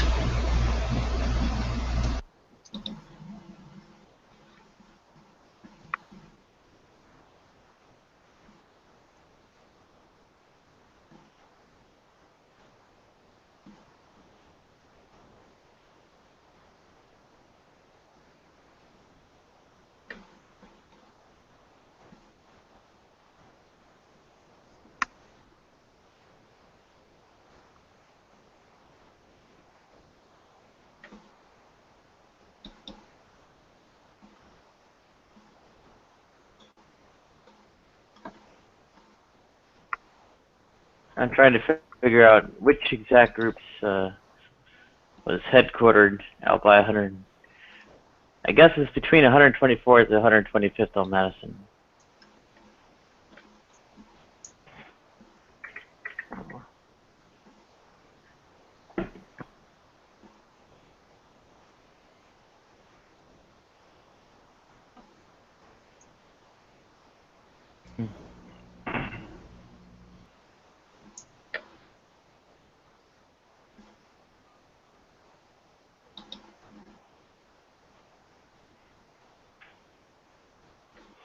Okay. I'm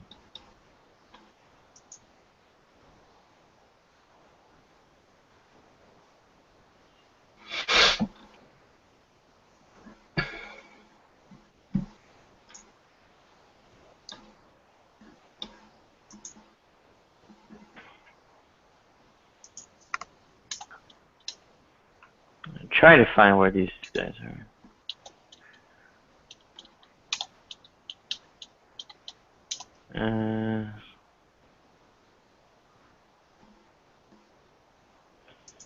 Okay, the temple is located between 124th and 125th on Madison. Okay, I think I found a direct mention of it.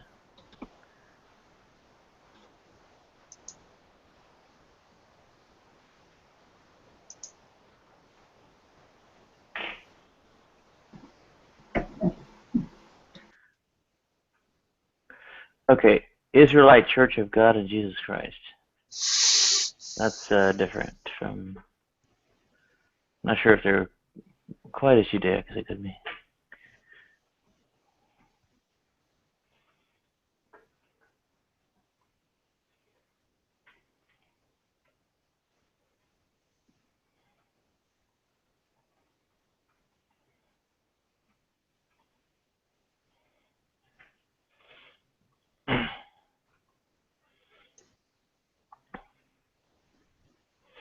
Okay. These are the ones. I think I found them. I used to live right next to them.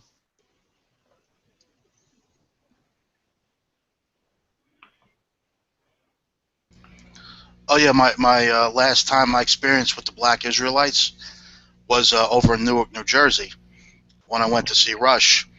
And the interesting thing is, when I passed them by on the street preaching, the guy completely stopped until I had almost completely passed, and I was wondering why that would be. Why would he stop because of me?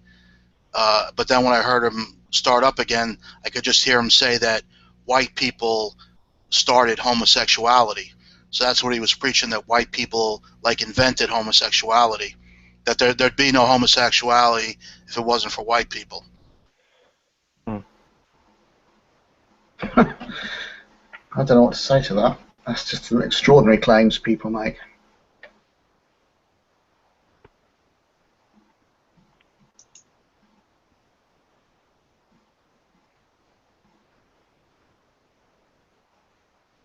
People say the damnedest things. Oh, wow. Looks like a Wikipedia article says I should have actually done something about them. They're like on the Southern Poverty Law Center's list of anti-Semitic, and actually use the phrase black supremacist.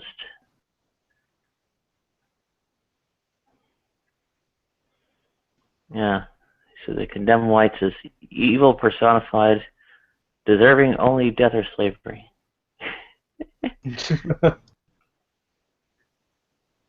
You're laughing about that, but these people are getting quite a following in America. So I hope not a big one. no, I mean not yet. It's biblical, isn't it? But, It's biblical. What? But it's prophesied in it, like when hang on, I'll find scripture one second.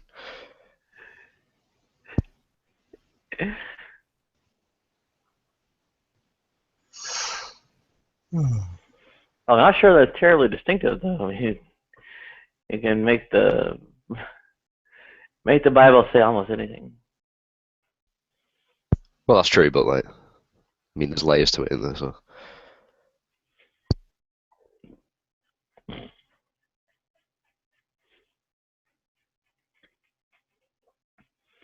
Now, once you're into the realm of esoteric meaning, there is nothing but eisegesis.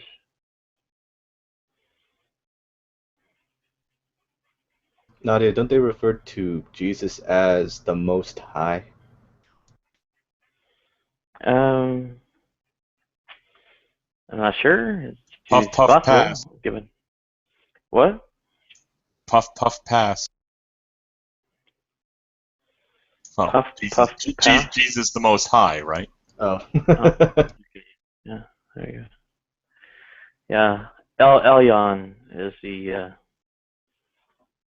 ancient Hebrew name for all that. It's safe to assume if you're the creator of the universe, you've definitely smoking the best shit in the universe, right? It's safe to assume that. Without a doubt. Where's that? Yeah. That would actually explain a lot of things in the Bible, John. I think you're right. Yeah. Yeah, what kind of herb do you think that burning bush was, anyway? Well, just look at the creation story. All right, we're gonna do this in days, but first I have to make days now. And on the seventh day, God got the munchies. I got an idea. Let's go make a garden and put a whole bunch of stuff in it and tell them they can't eat from that tree over there. Yeah, that tree's my stash. Absolutely, yeah. Well, there's always the usual kind of still say there was something wacky in the burning bush. The best sense of humor God has ever had was making pigs the most delicious animal, then telling his chosen people, you can't eat them. Pigs aren't the most delicious animal. They give us bacon. Yeah, I've always said bacon's the only reason I need to live, so too bad they never knew. Lobster. Yeah, but that's a shellfish. It's still not kosher. Yeah, it didn't say it would be. Still.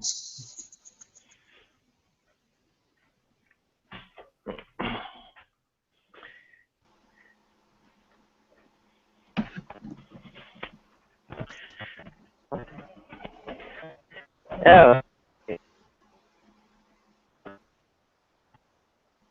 What's up, Nadia?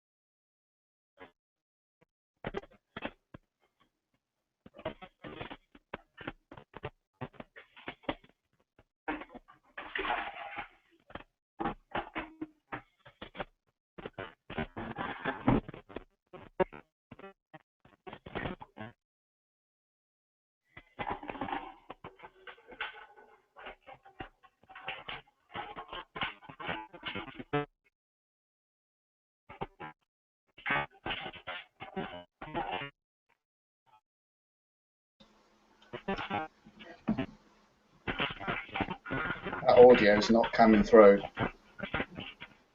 That audio's not happening.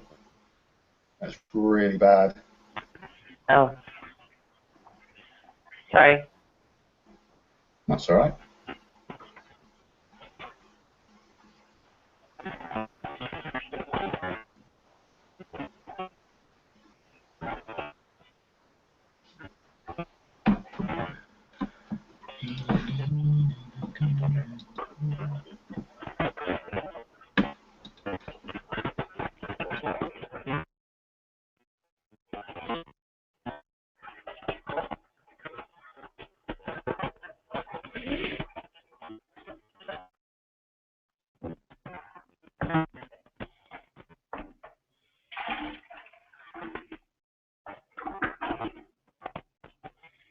Okay. Rinse that out, and we do some of the dishes.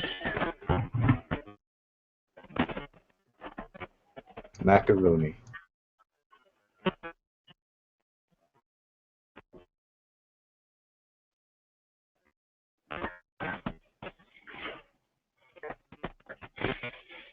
You always quiet on me. Where? Can you hear me? Yeah, I hear you. Okay.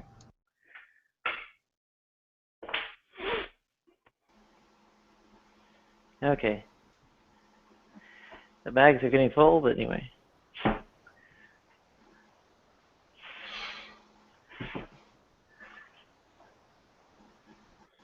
When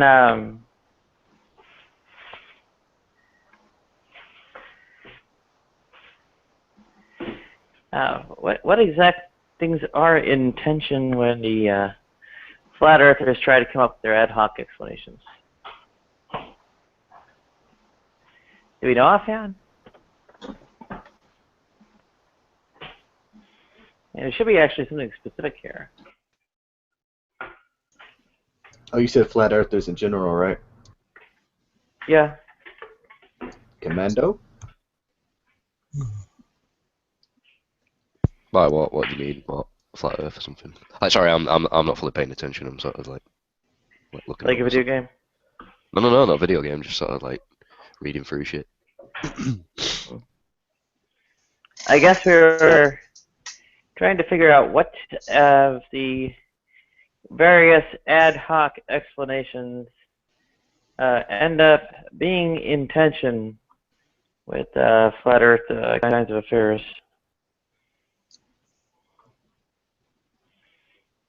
Is ad hoc where you do it for like a reason or something? Yeah, basically, it's a little bit arbitrary. All right. So you're trying to figure out why flat earthers are trying to perpetuate their idea of why the Earth's flat. Actually, no. Actually, what the actual sort of disproof of it is. Or the disproof of it. Yeah. It's a good question. I don't know. Like,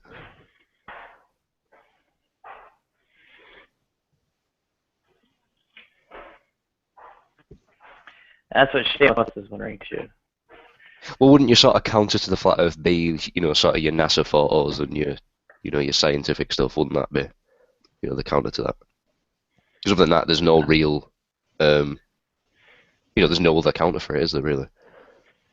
Well, even assuming you have access to all that, I mean, it's generally kind of a specific contradiction or some such. You would end up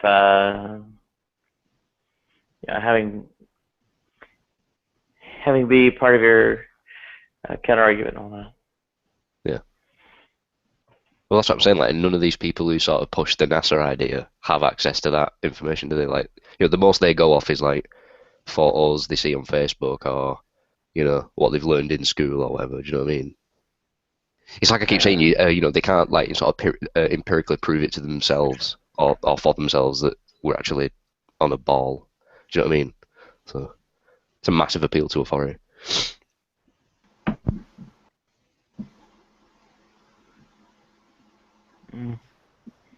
Call me unconvinced.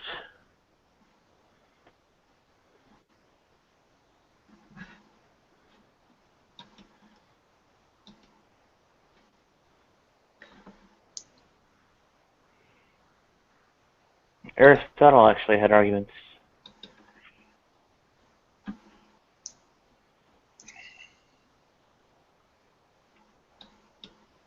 I kind of say among the flat earthers, among anything, you have varying degrees of who they are. Hey, Rev. Or varying degrees to why they do it. Good afternoon, everybody. How you doing? Good afternoon to you. Yeah, I want to hear about Flat Earth. Seriously, from somebody that knows about it, I still haven't done research on that stuff. I would love to hear Commando's take on it, honestly. I'll just point you towards the Bible if you want, because, if you take that as authority, there's many sort of scriptures in there that sort of back up, the flat earth stuff. Like First Chronicles, Psalms, Genesis. There's a few verses from there I could sort of, get up.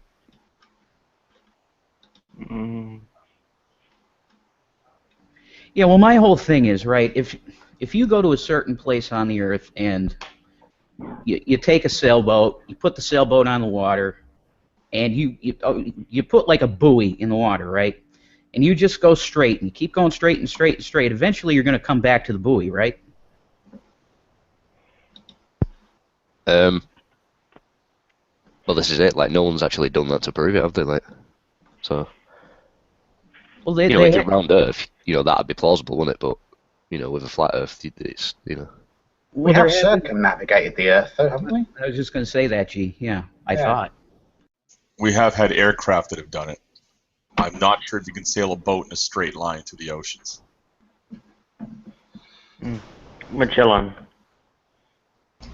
Jet fuel can't melt steel beams. That's all I gotta say. So how would we have the Coriolis effect then without a flat, a round Earth? The Coriolis effect. Is that not where like you fire a bullet and then like the wind moves it or something? Well, in the southern hemisphere, water turns counterclockwise or the other direction to what it is in the northern hemisphere, clockwise. Right. I don't know which direction it is. I don't pay that much attention, but it flows the other way in the southern hemisphere. I'd just say there's probably an explanation for it that's that isn't grounded in this idea that we're on a ball. I'm not familiar with that. That's good. In fact, that's a good question. Actually, I'm probably gonna look at that. What I want to hear an explanation of is this whole Antarctica thing, because I've heard you bring it up a couple times, and I'm still scratching my head on that. What exactly is the concept with the whole Antarctica deal? It's an ice wall. It's just a giant. It's the edge of the plane, if you will.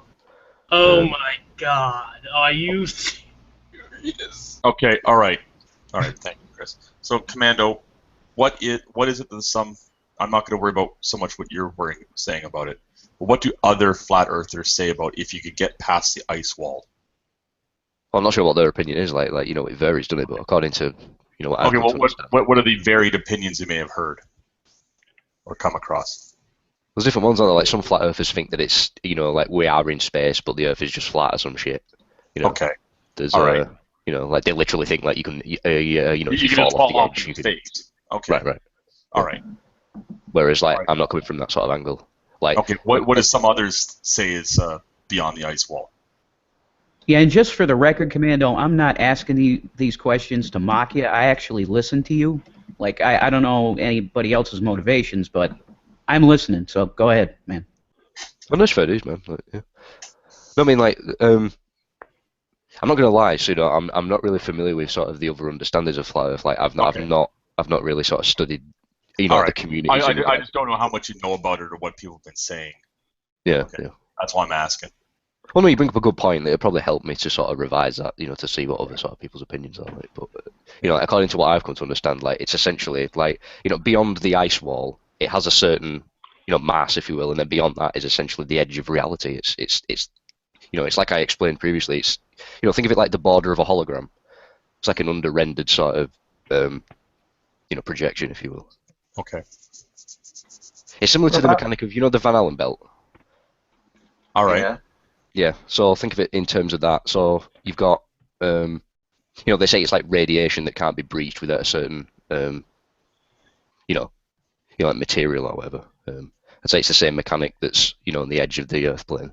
It also, applies to underground. That's where you get like crush depth if you go too far underwater, and if you dig too far underground, you get certain pressures that, it's the same sort of system.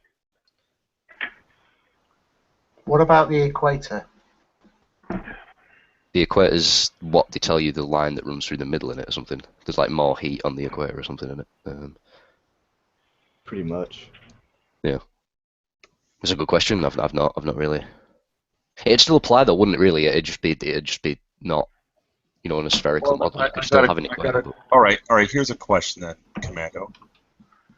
Then why is it when we have to set up solar panels near the equator versus say near the Arctic, the angles are different? If this was a flat plane, then all the solar panels would be set at the same angle to the sun. That's a good point. I mean, I'm not. That would imply then that you're setting up these panels that all face the same direction on something which is curved, and that's why their angles need to change. Right. Well, no, that's a good question. Like, I'm not bringing like the physics with my argument. You know what I'm saying? So you've got a good point, but I dare say that could be explained as well.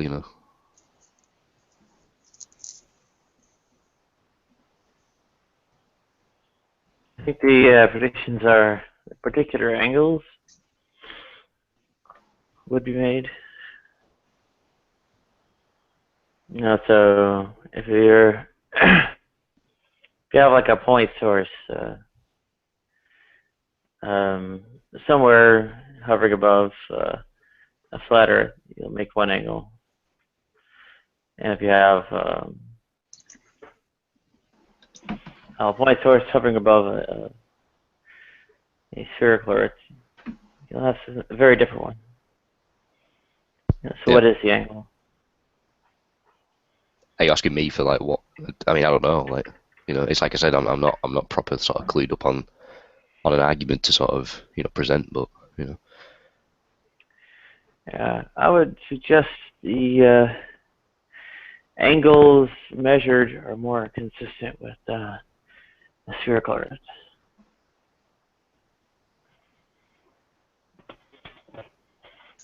The link I put in the side chat, there's a map of the Earth with the longest straight line you can sail.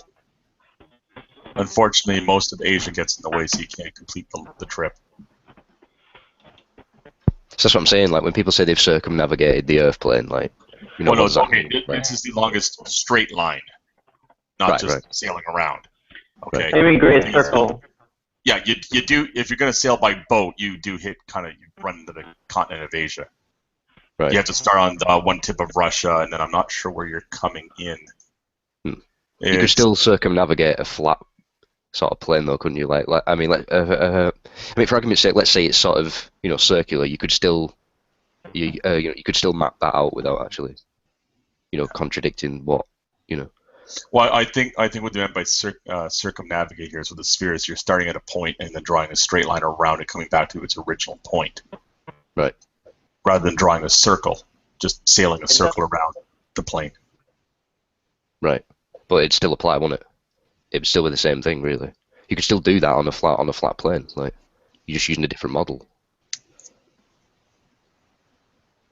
Right, but if you sail from, say, the east coast of England, you kept going forward, even if you had to cross land, and you kept going forward, you would come to the west. If you start from the west, go forward, you'd come to the east coast of England if you go in that direction. Well, it's like I said, you could still do that. The difference, though, is when you're doing it on a globe, you maintain your heading. You're not turning a corner the whole time. Right, yeah. Okay? And that's where the circumnavigate comes from. You're maintaining that heading. Yeah.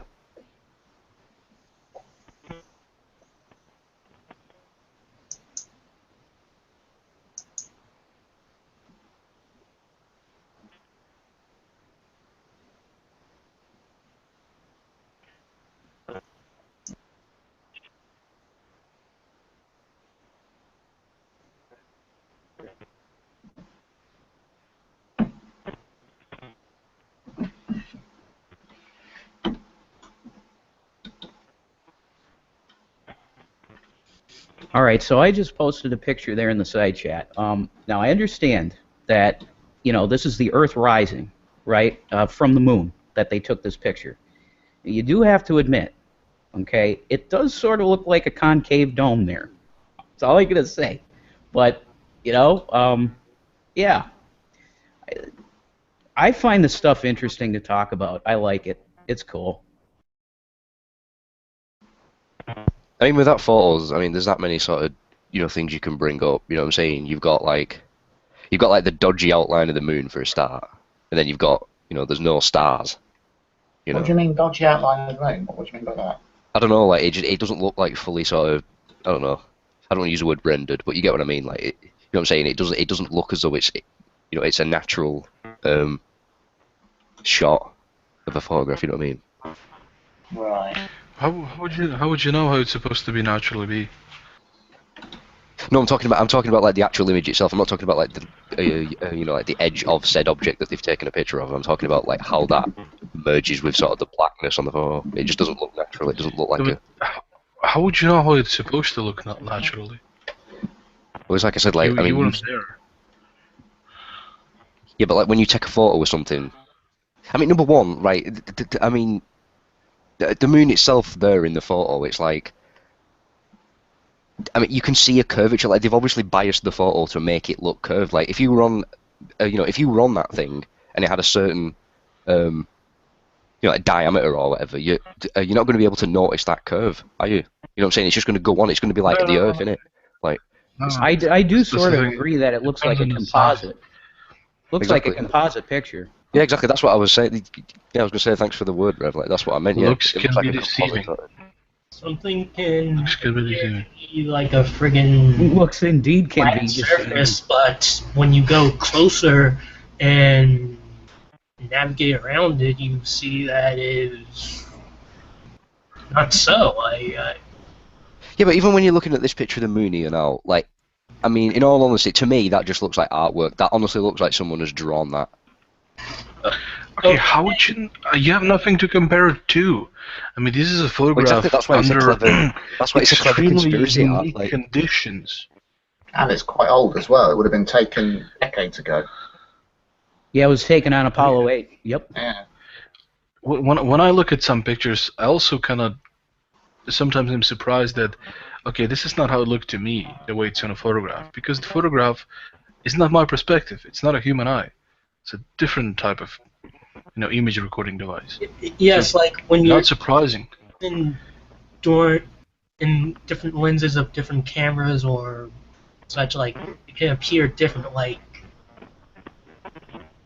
certain cameras will make an image look distorted and like, how do I describe it? Like, you know, there's the fisheye lens. Yeah, and the lighting probably wouldn't have picked up the stars, to be honest, because it wouldn't have been a very good camera. I mean, it's not, today's technology. Yeah, but this is in space, though. This isn't like, apparently, according to the mythology, this is in space, so, you know what I'm saying, you would see stars, you would see something in the sky. This is just pitch black, right? No, it's about exposure. But that's the thing, it's not what you would see, it's what the camera would pick up. Yeah, it depends on how much exposure you're allowing to the lens. Like, you got fucking answers for everything, man. It's fucking. Unlike fair you, enough, but... except my answers are actually grounded in objective, accurate reality. Ask anybody who deals with photographs and knows a little bit about it. He will. If you just own a camera, like you can, a digital camera, you can select the amount of exposure you have, which determines how much of bright objects do you see. Right. For them to see the stars, which are much less brighter than the Earth, they'd have to increase the exposure. You have to open the lens more so that more light can come in. But that would blur the Earth because there would be so much light captured coming from it. It would be a glare. So would the surface of the Moon, because these two objects would be radiating much more light because they're closer to you and the sun is reflecting from them. Unlike the stars that are much farther away and have a much less luminescence. Okay, fine. Let's grant that then. So why does the moon's surface? I mean, on this photo, like, it doesn't look as though the contrast has sort of changed. If you get what I'm saying. Like, if you're right and you need a certain sort of exposure to hide the stars and sort of expose the moon, wouldn't that affect the moon's surface as well in the photograph? Well, it probably does. I mean, how do we know it's not? I mean, we didn't have a comparison here. I think G brings up a good point. We have to remember when this was taken, and the exposure on the lenses that they had back when Apollo 8 happened was probably So this should be true for all cameras right now. I've just had a look at. Sorry, go on. Yeah, I mean, like I said, this is true for all cameras. A digital camera does the exactly same thing. I used to take pictures in Prague Square. My dad had a business and it required bit of expertise there, and I did my study.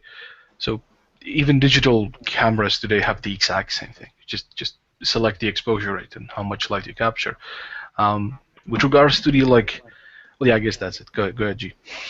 No, so I just posted something in the chat. A website that answers this question, and it's simply because if I'm reading it right, it's because they're facing towards the sun, so the sun is blotting out the starlight, just as it does on Earth during the day, because let's see, the answer they give, because it's just as bright on the moon when in daylight as it is on Earth, then just as you can't see stars in daylight here on Earth, you can't see them on the moon either, compared with the daylight brightness of the ground, and on Earth the sky too. But where's the sun in that photograph? Well, they're not pointing it at the sun. Yeah, but you'd still see rays, wouldn't you? I mean, if you're dealing with a lens, why is there no lens flare then? Well, you're dealing with you don't have an. Okay, that's a good question. So, what is the sun rays? What did it cause? Isn't it by the atmosphere? Well, the atmosphere would diffuse them, I would imagine. But I think what they're saying is that it's the shot is taken in the direction of the sun, but the sunlight would still dim the star field around, just as it does on Earth. I can't confirm that for sure. I've not been to the moon in a while, but that's what they say. That's what this site says. So, yeah, the only reason I brought this picture up is because just prima facie, when you look at it, the Earth does look like a little snow globe there. It's it's interesting. I don't know. Well, yeah, that's what we were kind of saying. It is a round sphere with an atmosphere.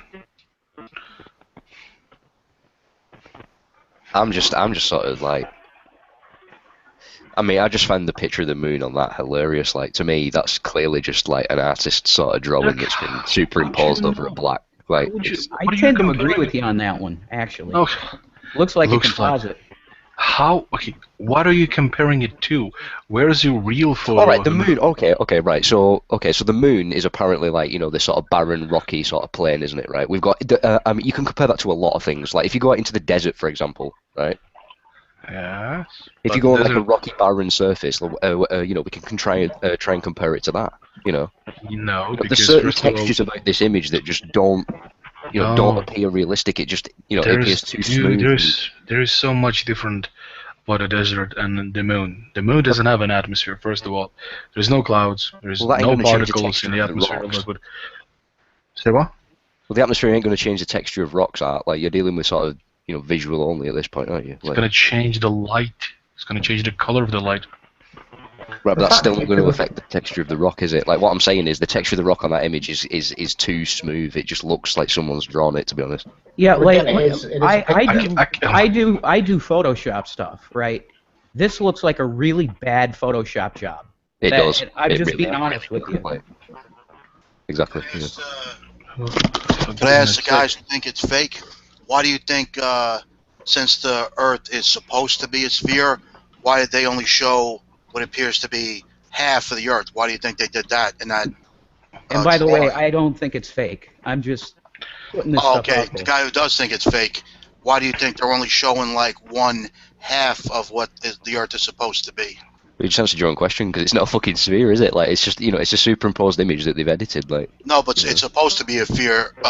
We're saying, right? So why do you think if they wanted to convince you it is, why would they show this image where you're not seeing even like a circle, but you're seeing like half of what you're supposed to see? Like, what do you think is going on there? What was the idea behind that? If they're trying to convince you it is a sphere,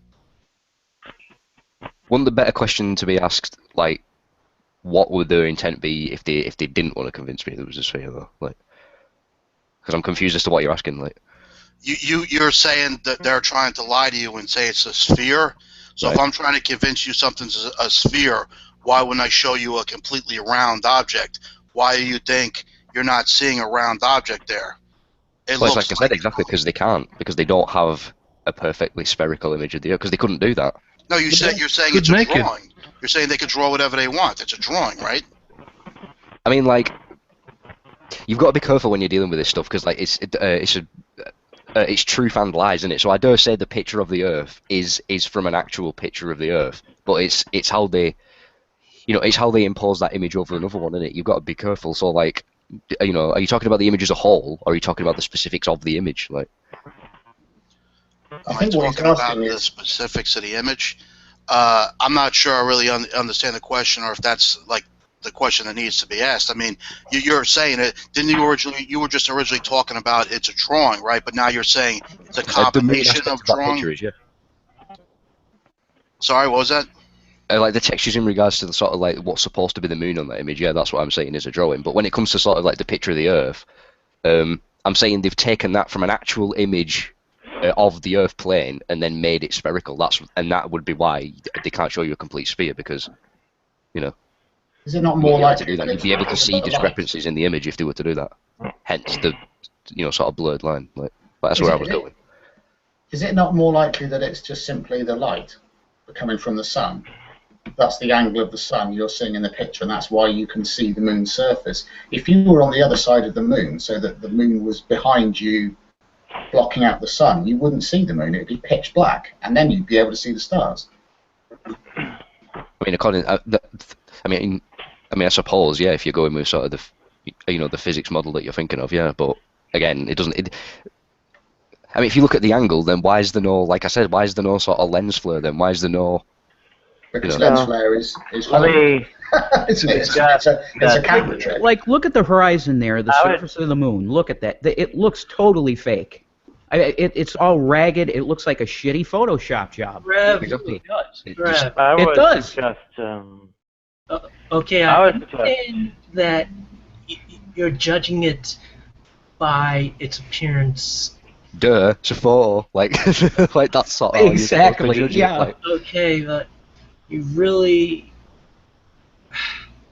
just because something does not look Wow, wow. So okay, so here's photographic evidence, but don't believe it. Just go on faith that Well, it's no, real. Is Commando, that what you're Commando, saying? Commando, Commando. Look, it's just like Building 7, right? Now, Building 7 came Right. down. It's just what you see. It's not real. So. Right, exactly. Yeah. That is not what I perceive. Like, that's the funny thing about our eyes. And also, Oh, so now it's convenient not to believe our eyes, is it? When someone is sort of skeptical of the image that's presented. But yet, when I'm sort of skeptical of my eyes in regards to my surroundings, that's hyper-skepticism. That's not very consistent, is it? what the? Well, yeah, natural. I mean, it's a natural viewpoint. I would think to, just wow. Yeah. Did, all of did a you sudden guys? what you see is, yeah. Did you guys address the great point Art made that if an image is a unique image, right? It's the only one ever seen by anybody. How can you make a judgment? Don't you need comparison? You'd have to know. You'd have to have seen the real thing and know it's the real thing somehow, and then seen a fake one, and know why.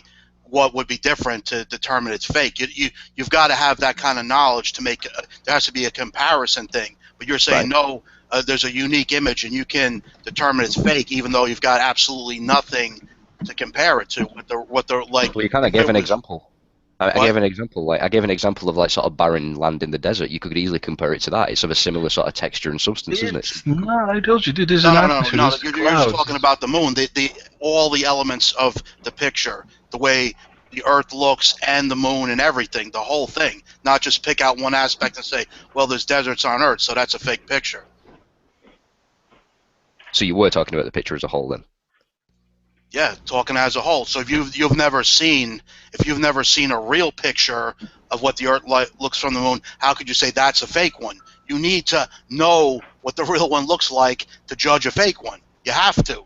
It's not possible to judge things as fake when you don't know what the real one looks like. What are you basing it on? Just you think that's a successful thing to say, oh, the moon there looks like an Earth desert, and by the way, no, it doesn't, because I've never seen a gray desert on the Earth. The deserts on Earth are never gray. Well, let's just leave out the Earth entirely, okay? What I'm saying is anybody that has an eye for this stuff, that's done graphic design and that stuff, if you look at the horizon of the moon, how jagged it is, that is not natural. That would not come from... Look at the curvature as well. Look at the curvature. Like, if the moon is as big as they say it is, you wouldn't be able to notice that curvature from the sort of altitude that they sort of had. Like, I agree with you. It's impossible. It'd just be perfectly flat. Like what curvature? What curvature? What really? Yeah, I don't see a curvature. I see hills. I see craters. Oh wow. Yeah, like I see as well. Like I'm surprised that you're reliably can deduce that there is curvature there. Like, you can clearly see that they've clearly made it or doctored the image in such a way that they've biased the curvature off to the sort of right a bit. How do you know it was tinted? There's no evidence.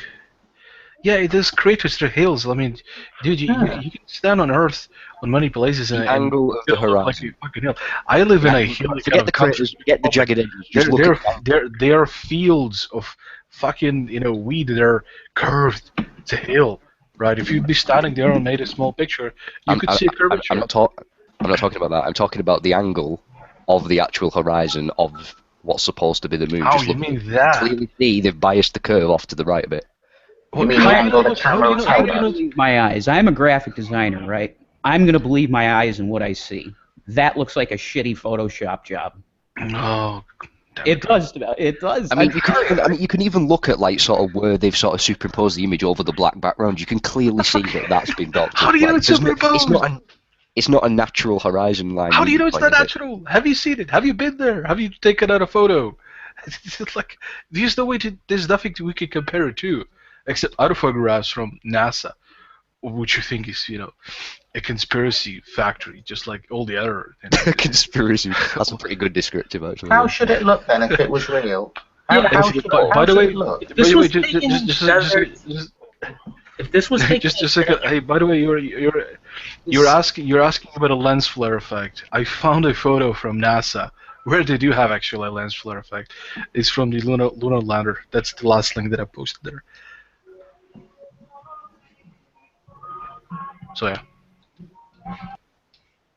Right, but if you want to debate over. compare it, okay, let's sort of use, NASA's propaganda against itself. Look at sort of the, the surface on Mars. That looks more sort of authentic, doesn't it? In comparison to that sort of moon shamble thing, whatever the fuck that is. Like, that Authentic honestly looks compared like to something what? Again, you're basing this on such a subjective standards. Like, it doesn't look authentic to me, so it's not authentic. It's like, what are you comparing this to? Oh my goodness. You're speaking from your subjective opinion too, Art. No, I You're trust saying the it's proper real. authorities.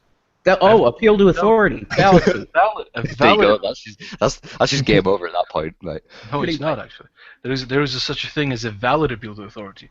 Ask really. anybody. Ask Seamus. He's on the other side. He will tell you, yeah, there is a valid appeal to authority. Ask, I don't know, Matthew Bell. Ask Ozymandias Rex. Ask Flash. They will all tell you there's a fallacy of appeal to authority.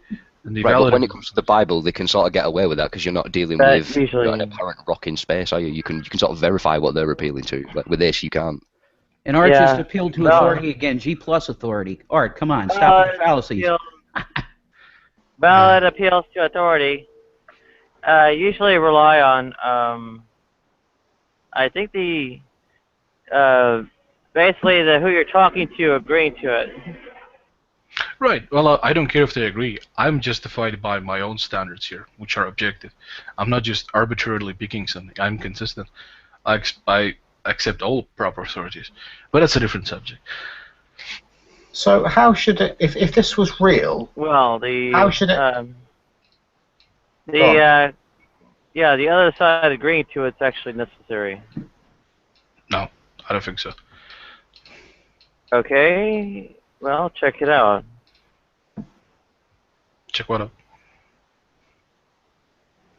What a valid appeal to authority is deemed to be.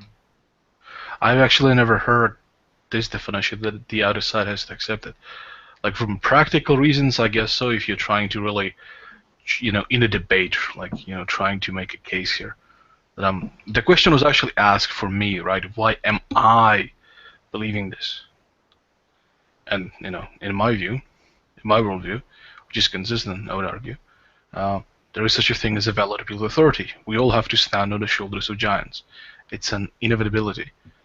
I have to trust doctors, car mechanics, etc. And the best methodology to determine which authorities are valid and invalid is presented by the philosophers. That's how about appeal to authority here, Art? I'm a graphic designer. I've done it for years. That looks like a fake picture to me. Would you appeal to my authority? You're not the best available authority. While you might have credentials in this, no, that's a reason. Why is this unreasonable? I mean, sure. If you are indeed a graphics designer, which I believe you are, you have some credibility. Sure, you have some authority. But on the other hand, the NASA scientists, the experts in imaging software and camera development and all this would probably outrank you. Would you not agree? Fair enough. Yeah, okay. Right. Well, yeah, only because they wear a lab coat and they've got a piece of paper that says they've spent like 40 years in a building learning shit. Like that's the only. Do you know what that piece of paper means? Well, yeah, apparently it means, like I said, they've sat there for a long time, But they have their indoctrination credentials. Sorry, go ahead. No. Wait, go back, please. Indoctrination credit? What? Indoctrination credentials. Yeah, but guys, doesn't this all lead to the key question to ask them? Why do they want you to think the Earth is spherical when it's flat? Why? What do they have to gain by you thinking you're living on a sphere when you're living on a flat Earth? That's always been my question to flat earthers. I would love to hear from somebody that actually believes it. Why? What's the purpose? I agree with that question. Well, what's conspiracy? Because then you'll never be able to navigate back to the creator, will you? It's about keeping people's attention in the external reality. It's quite simple. Like if you tell someone that they're on a sphere and this sphere is in a vacuum and it needs to be explored, that's going to appeal to the natural state of curiosity that we all have, isn't it? So if you can keep people's attention in the external world, they'll naturally want to explore that, and they'll never introspect and question as to where that's coming from. But you're saying people haven't really explored it because there's an ice wall, so people aren't allowed to explore it. Well, where will we get the idea there's an ice wall if we hadn't have come to the idea that let me word that better. Like, how will we know there's an ice wall if we wouldn't have encountered an ice wall? Like, Okay, I need to ask Commander. No, but exploring, you say the ice wall is a barrier that nobody's allowed to even go near, right? So that's Right. not being allowed. Being allowed to explore would mean anybody can go to the ice wall, try to go through the ice wall, go over the ice wall. Right. But you're saying they're not allowed to do that, so they're not Nope. being allowed to explore. Right. Exactly. Yeah. Commander, can I ask? Exactly. So you contradict yourself. So you're saying they would explore, but they're being prevented from exploring. Well, they are. That's a fact. And it's like I said, if you follow the money in regards to sort of defence spending, you'll see that a lot of it goes to naval blockades that are strategically placed around the this said ice wall. Like you can verify that. Like that's not even conspiracy. Like So how would we verify that? it's like I said, follow the money. Like research what what where money's been spent. If you get what I'm saying. Like Well, have you got any? What evidence have you got then? What can you point us to look at? But what do you mean by evidence? Like, if you're asking for me with a piece of paper that says, here's all the transactions that the military have ever made, then I'm not going to present you with that, am I? I'm talking about, your own rational discernment in analysing what things have been spent where and why, So you want me to There's many aspects of it. You can't just look at, like, one thing and say, right, there's my conclusion. You've got to analyse different aspects of it, haven't you? What would you like me to analyse? Give us an example of something to analyse. Okay, like I said, just follow the money in regards to what. But what do you mean follow the money? Yeah, like when you're talking about follow the money, this implies that you know of the transactions that have been made by said people. And I don't have that evidence to hand, obviously. Like, I don't have the bank statement telling me, but I can use discernment to go, well, they must have spent it here because they've not spent it here. You see what I'm saying? Well, not really. You've just assumed it then. It's not an assumption, though, is it? It's an evaluation of where that money's actually gone. Like, it's not. I got a question okay, about but that. when you're talking about this grand conspiracy to keep us like in this complacent state where we're not questioning like our reality and saying that we're just living in a prison plant and we're supposed to be ascending to the astral planes, like no. I mean, that's a nice straw man, but go on. Got an interesting document for you guys in side chat there. Check it out. Well, I got a question. That this means that like all the people that are running this that want us to think the Earth's a sphere, that means it has to be every government of every country, or at least the big powerful countries are running this scam, right? That it has to be. Yeah, no, you're thinking. Okay. So when did this start? Like, when did the governments get together? They had to get together and agree to it, right? What year did that happen? That's a very good question, and that's where you're going to have to refer to things like the Bible or, ancient texts. And so it's definitely in the Bible? I mean, the Bible provides an insight. It's not like a verbatim sort of black and white, this is how it happened. But just like the year, or even like the century that it occurred. You don't have any idea when that was? Even like the century that it happened, where the governments met and agreed to try to fool everybody that the Earth's a sphere. Right, see, this is the point. Like, you're looking at it already off the bat in an incorrect sort of, binary way, aren't you? Like, it doesn't work like that. It's not as if two people got together and said, right, we're going to convince the entire sort of Earth plane that they exist on a sphere. Like, it doesn't work like that. You're not taking into account, Well, how does it work? Metaphysics, but you know what I mean? Like, the supernatural aspect of reality. You're not taking into account why people do things. You're not. You know what I'm saying? You're looking at it from a very rigid sort of logical point of view, and that's where you. So you agreed that all the powerful countries' governments are doing this, right? So you're saying it came to be they all happen to independently have the same idea to lie to everybody and tell them that the Earth's a sphere. Somehow that's the sort of thing that people could come to separately. Just so you'd say it's a coincidence that they all happen to have that same desire, or they got the same idea, or they saw others were doing it, so they decided to do it too. Right, essentially, yeah. I mean, I wouldn't use the word coincidence, but like that's a decent sort of word to use in regards to that. Yeah. And you're saying, and the reason is because if the Earth was, if we were told it was a sphere, people would want to go exploring, right? Well, no, people would then want to understand what the universe is, wouldn't they? And then from from that point on, you can just make it up, like, you know what I'm saying, like.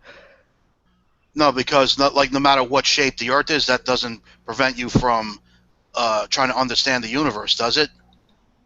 Well, yeah, it does, because Right, because they tell you that we're on a sphere and that this sphere is, is tiny and these galaxies are huge and billions of light years away. So that, you know what I'm saying? So it does leave, this massive gap as to, well, what's the universe? Is it explorable? Is it this? Is that? Is it? Well, one thing I could And there's something like inherently why you would pick, if you're going to pick the fake shape, it would be a sphere. Like you would never pick a cube, right? Why would they not? Well, so why did they pick a sphere versus a cube or a triangle, or why a sphere? Well, probably to account for certain, metaphysical parameters, I suppose. You know what I'm saying? Like with a cube, you could probably observe that a lot easier, couldn't you? Well, just mulling around this in my brain, one thing it would do, it would change our perspective of how we view Earth, because we see other planets out there that are round, what they call planets anyway. Won't go there, but anyway, it would totally change our paradigm of what Earth is to us.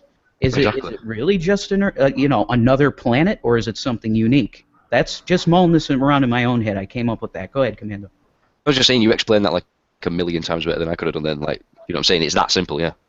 It's about changing your perspective as to like who you are, what this is, and what this is all about, And so in that case, right, Thor or Art was saying earlier that you say the other planets are holograms. Is that correct? Well, technically everything's a hologram, but like, I mean, my argument in that sense is that, like a planet isn't a spherical rock that's, either the same size, if not bigger than what, this, planet idea of Earth is, if you know what I'm saying. Like, I mean, basically the abstract concept of planet is artificial, it's not natural, it's a man-made thing to, deceive people into, what the surroundings. Yeah, and do you know what the Greek root, the Greek meaning of that word planatus or something in the Greek is? It means wanderer. Yeah. Weird. I love talking to Commando, because at very least you could say this. He makes you open up your mind and do shit, and I think that's cool. Yeah, it makes me open up my conspiracy theories. Yeah, just don't be careful to have such an open mind. Your brain falls out. Yeah. You know that saying? Yeah, I agree with that. Good one. My brain almost got fried by. Oh yeah, because you did something that you didn't understand, and now that's your justification for being ignorant towards any sort of metaphysical or spiritual concept. Like. Well, I thought that I could produce fire from my hands and turn myself into fire and shit. That's the shit that I use. Yeah, but is that not your sort of misunderstanding of certain esoteric teachings rather than the fault of the entire sort of world? Like. Yeah, Chris. Well, maybe you just got into it a little bit too early. Maybe you should try it again. Go ahead, Nadia. Well, I would raise some, philosophical objections to, I guess, ideas to the supernatural that are formulated in certain naive ways, and arrive at, certain kinds of, I guess, epistemic objections to it all, but still. So I got another question. I guess I'll make this the last question. So you're saying the other planets are part of the deception, right? So can you go into why specifically the characteristics of each planet, like why is Mars the size and color it is, and then Jupiter, and so on? No. That's not what I'm saying. I'm not saying they're part of the deception. I'm saying the deception comes in when it comes down to people telling you what those things actually are. Like, it's not so much the planets have been designed by people to deceive you. It's more a case of, these things exist, but what you're told about them is incorrect. Yeah, you believe they're metaphysical machines, right, Commando? Right. Yeah. Essentially. So wait a minute. How do you know what the correct information about the planets are? You've not been to them, right? Right. So see, again, it comes back to the same thing. You need the comparison of the real thing to be able to say this is why this is fake, because the real one is this way. Right, so but you think you can tell us it's fake without knowing what the real one is like. You need the real one to compare to say why the fake is fake.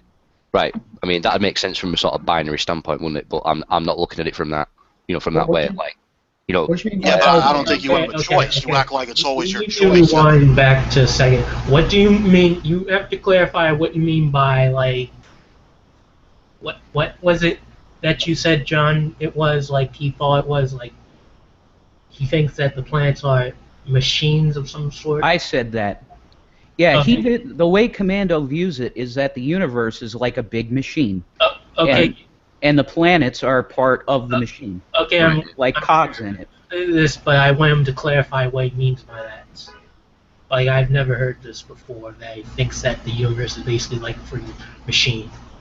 It's pretty straightforward. Like Rev just sort of put it, as simple as Okay, like, now can you clarify? Like, do you mean literal machine, or is this like a spiritualist?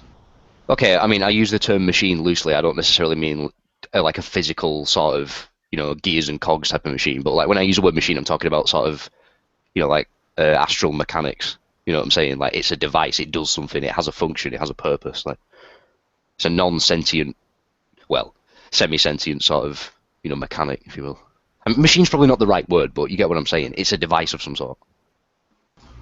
Okay, so how do you believe the universe works? Like, I want to hear what you believe with how the universe works. Like, do you think that it works like you pray and then like you put your intentions out in the universe and the universe gives back to you, or is it something else? I mean, this depends what you think it is. If you're looking at it from the scientific paradigm, you think the universe is this massive, infinite sort of vacuum, don't you? No, I want you to tell me what you think it is. Well, I wouldn't call it a universe then. I'd just call it, a reflection of what's underneath. A big mistake, right? So Right, yeah. Right? So are you saying that we shape the universe? Well, yeah. I mean, to keep it really, really, really simple without expanding on that, yeah. Like. So we kind of created the universe? Again, to keep it very, very simple, I'm just going to say yeah, just to keep the conversation going. Oh, okay. So how did we create the universe?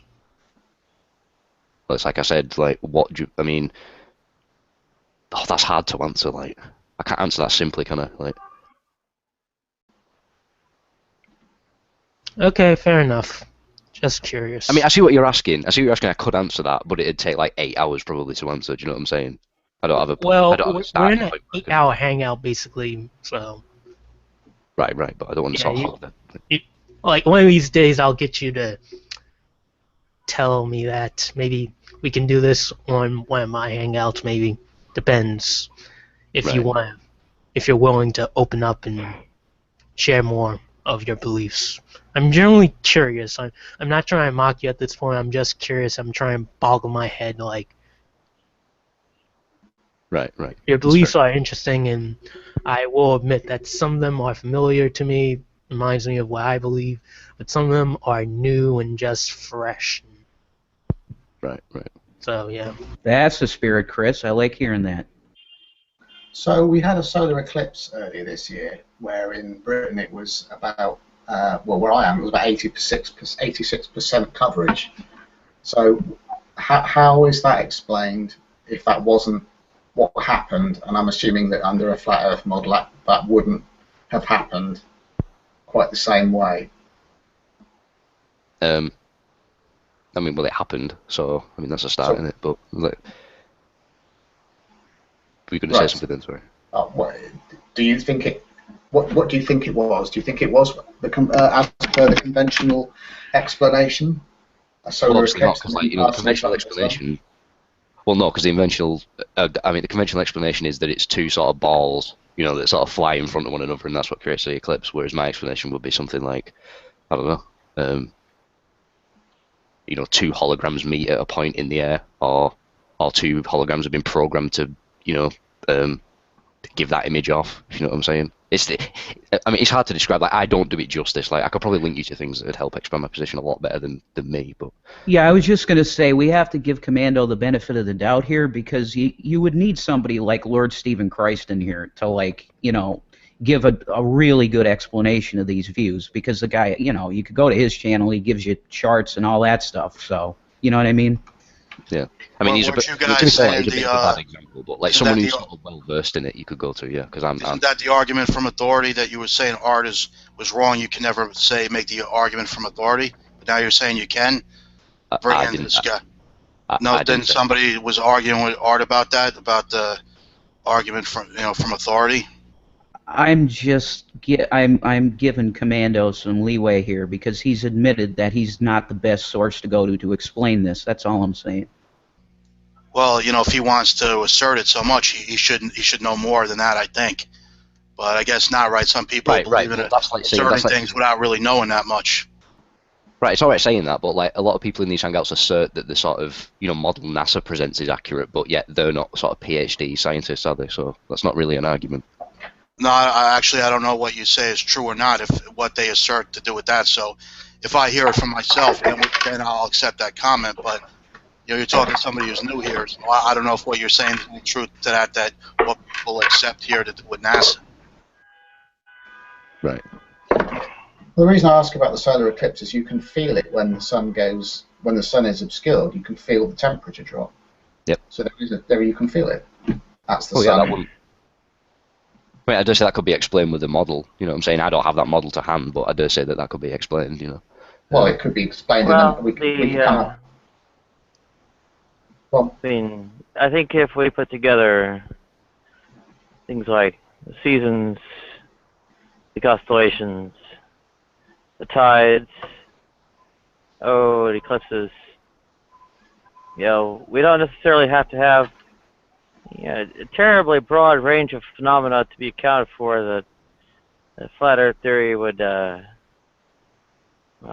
up, I guess, lacking in some predictive value, and be also positing inconsistent kinds of accounts to address. So I think there's some progress here, at least in my thought.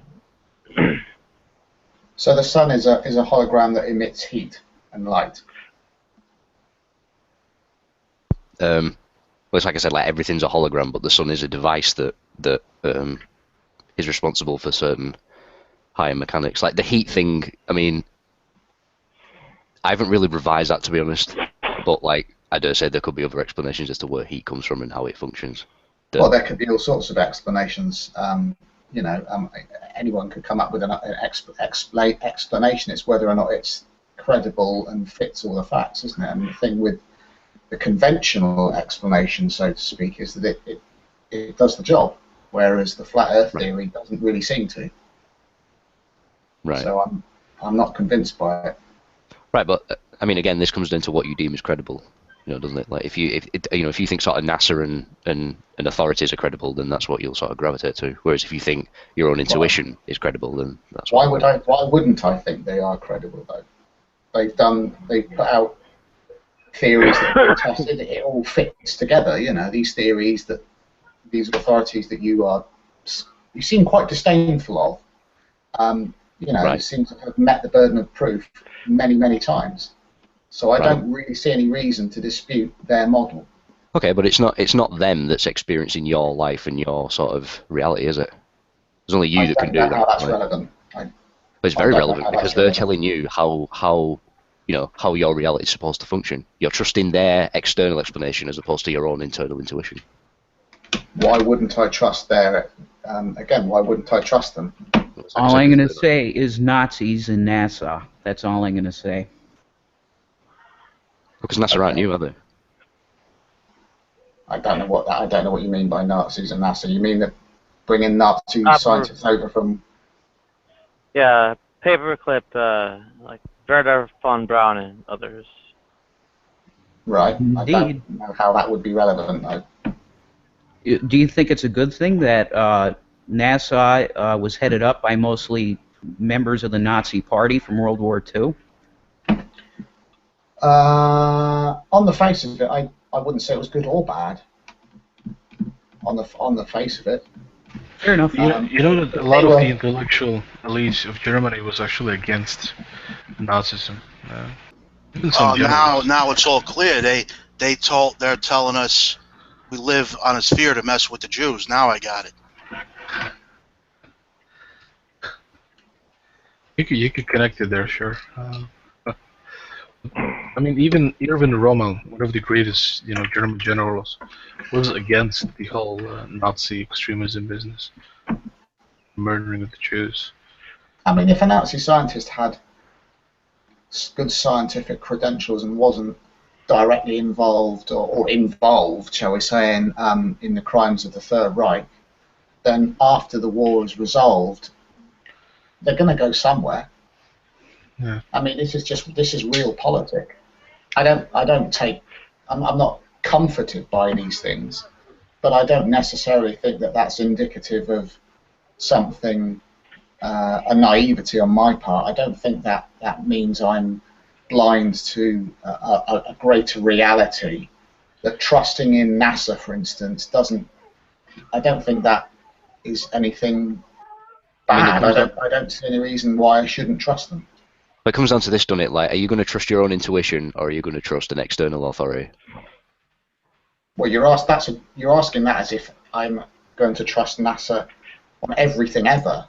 In the case of physics and the science involved in what we're talking about, right. I am quite happy to defer to NASA. I'm not a scientist.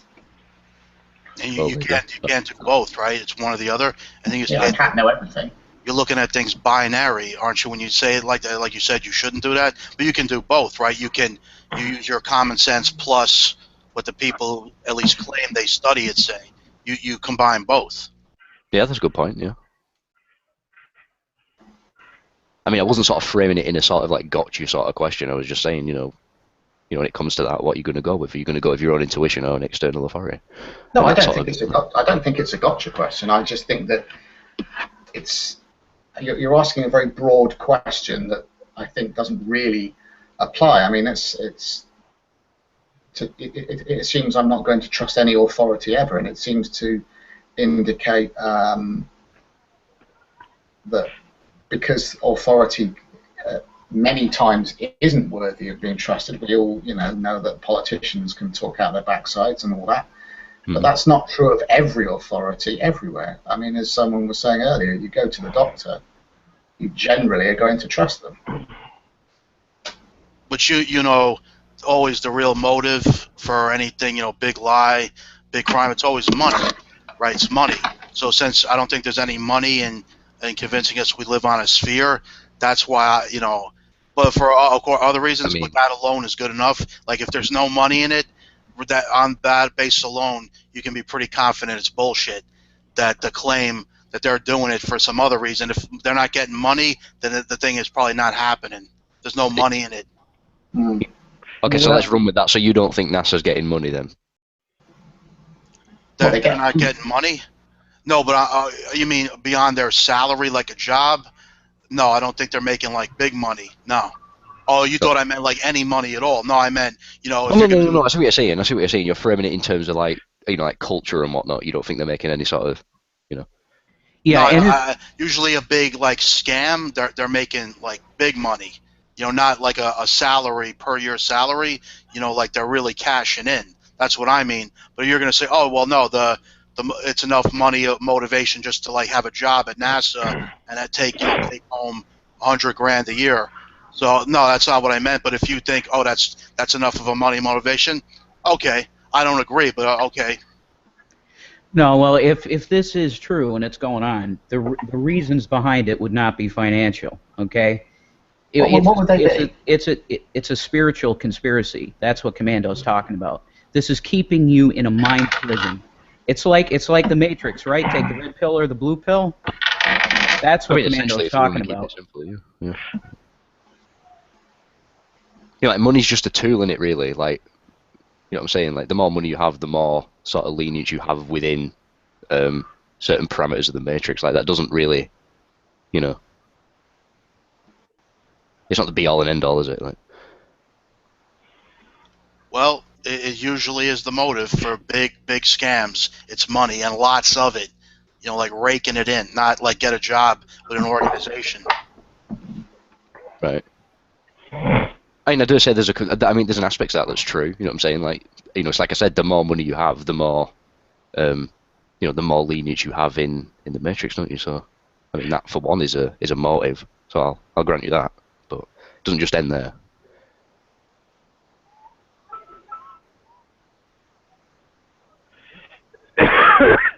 What comes to mind talking about this is just go back and watch some of the scenes where Morpheus is talking to Neo. Neo, you are a prisoner.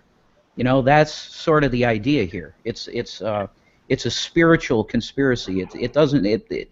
It's spiritual power, not financial power.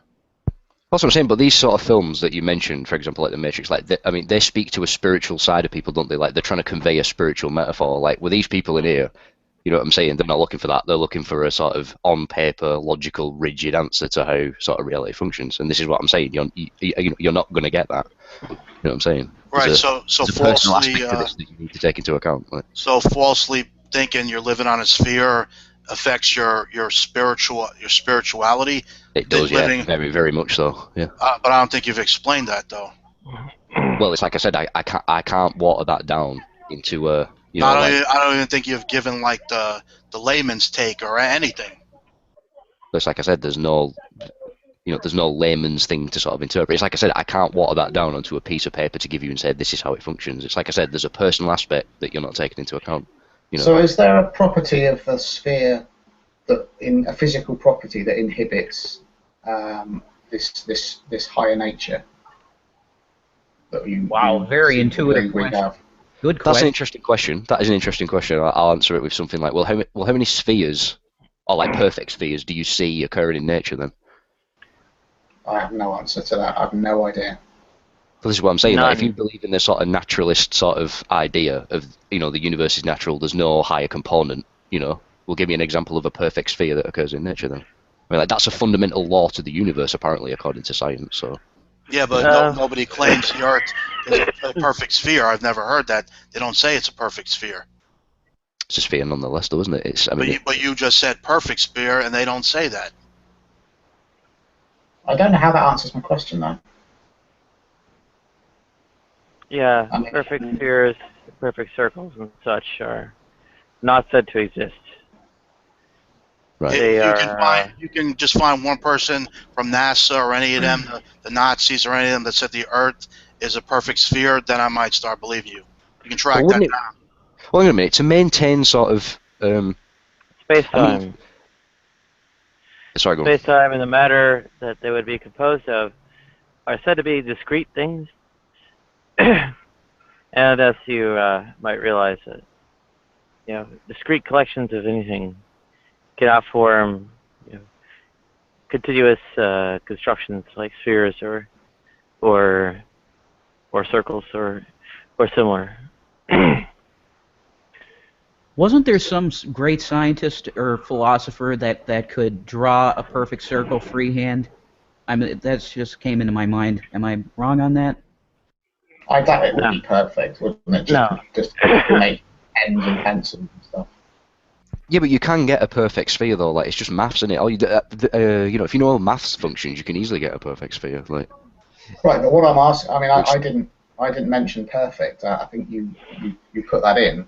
Yeah. You're right. What I'm saying is that the spheroid quality that the Earth is said to have, that you don't accept as real, does that have a quality that is inhibiting the higher nature? Well, yeah, because it's not true. Like. They are continuous approximations to a discrete underlying reality. In fact, for large aggregations of them.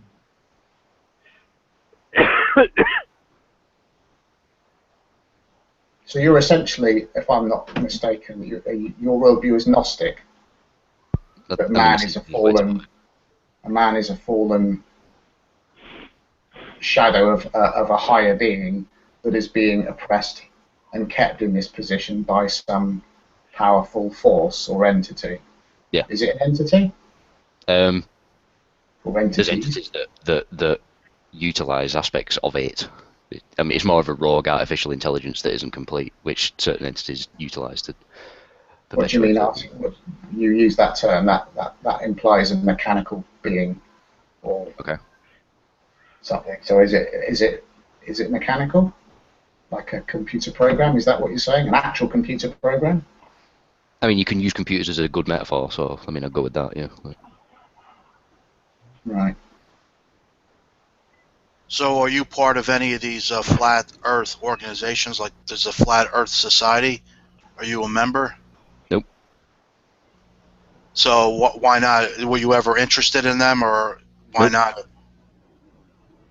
I haven't once looked into anything to do with. I mean, I've never looked into sort of the Flat Earth Society. I've never really seen too many arguments on it. It's just something that I came to understand through this, through practicing introspection and meditation, and. So you just never been interested, or you have a reason that you don't want to associate with them? No, I've just never been interested, and I wouldn't really want to associate with them anyway, because most of them take sort of a fundamentalist Christian worldview, which I don't sort of adhere to. So. How do you know that if you've never looked into them? Well, you know what I'm saying. Like, I mean, I've seen it briefly, but I haven't sort of delved into the sort of, proper arguments and such. And you just from random things, a lot of them are big Christians. I mean, based on the majority of the ones I've seen, I can sort of. I mean, where you're from? Was it England? Or I'm from England, yeah. You just see it in England, or have you've seen American ones and other European ones that I mean, I'll keep it simple. Like, I'm just talking about ones I've seen on YouTube. Like, you know what I'm saying? I've got a life. I don't just sort of sit here looking for flat Earth societies in the.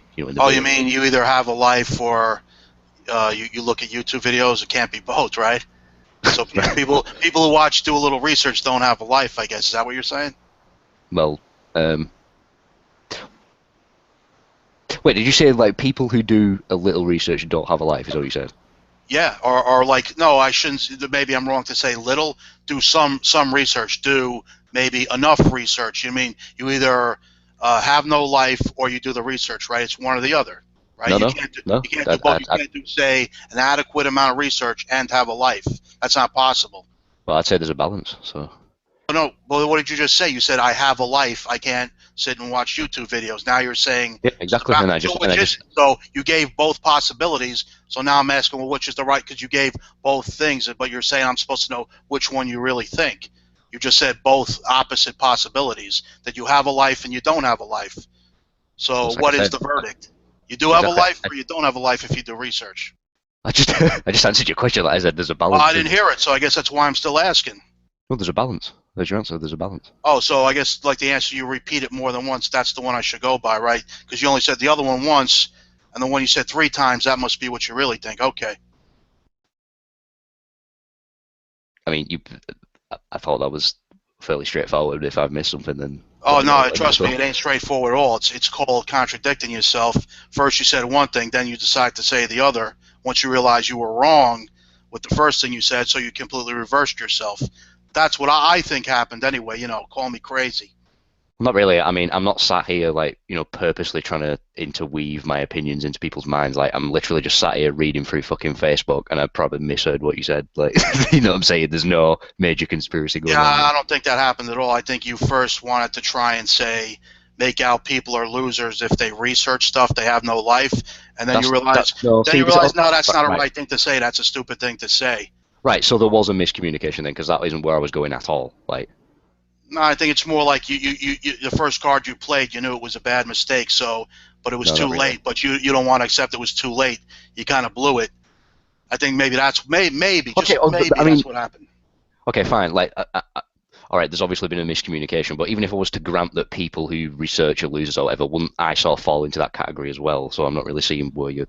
Like, yeah, but nevertheless, that's what you said. I don't even need to get into that argument. I'm just telling you what you said first, and then you totally reverse yourself like right away. So after I was able to respond to that and ask you, so I think that's what happened. But you know what? If anybody cares, they can go back and listen to it, right? If anybody cares. Well, yeah, essentially. I mean, I just think I've probably misheard your point, because, like I said, I'm not really sat here with a pen and paper, like, determined to get my point across, like, but Why is it important or not? It seems you think it's very important for people to realize they're being deceived. Is it important or not? So then you should care that much and be taking notes and doing research. So here we go again. First, it is important, but then you talk about it like it's not important. But did I say that it was, though? Well, okay. Let me get it clear now. Let me get it very clear. Do you think it's important that people know that the Earth, they're being deceived, that the Earth's a sphere? Is it important? It's not up to me. Like, if you. No. See, it's not up to you. You have an opinion on that. Is it important or not? I have an opinion on it, and I join these Yeah. hangouts to share what I understand. Like, if you want No, to, no. See, you're not answering the pursue that, you question. do that. Is it important or is it not important? That's all you got to say. So you don't want to answer the question. You're not answering the question. Well, if you give me a chance to talk. No, John, the buddy, answer is it's important. No, Rev, don't get involved, man. He's not a baby, man. Let him speak for himself. He doesn't. Why do you think you're like a father figure in here that you get involved like we're children, man? You need to put out like this is not a time for you to stick your nose in. He's a man. He can answer for himself and defend himself.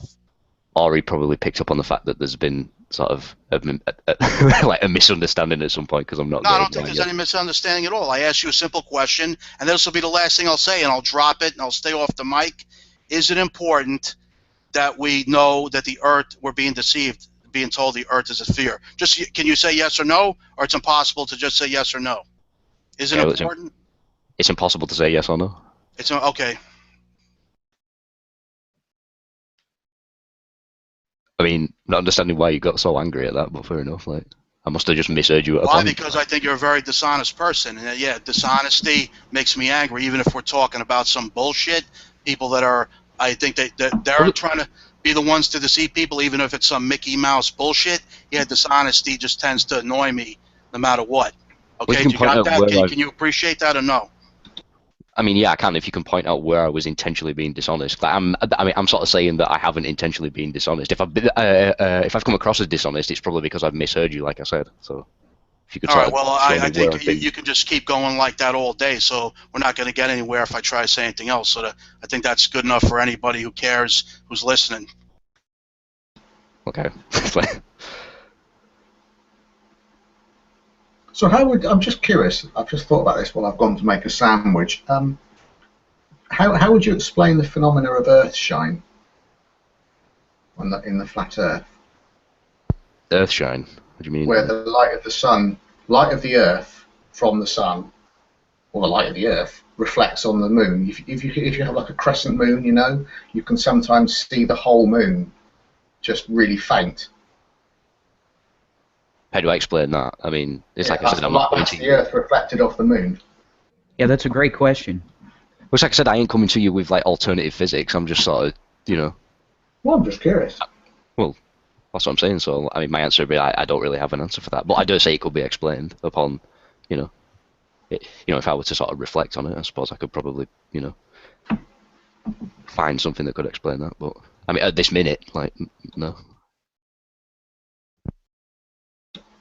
No, I'm not suggesting you should rush off and, give me an answer. I'm not demanding answers. I'm just curious. If you have an answer, or if you don't, I would never suggest that someone should immediately, go rush to the library or something.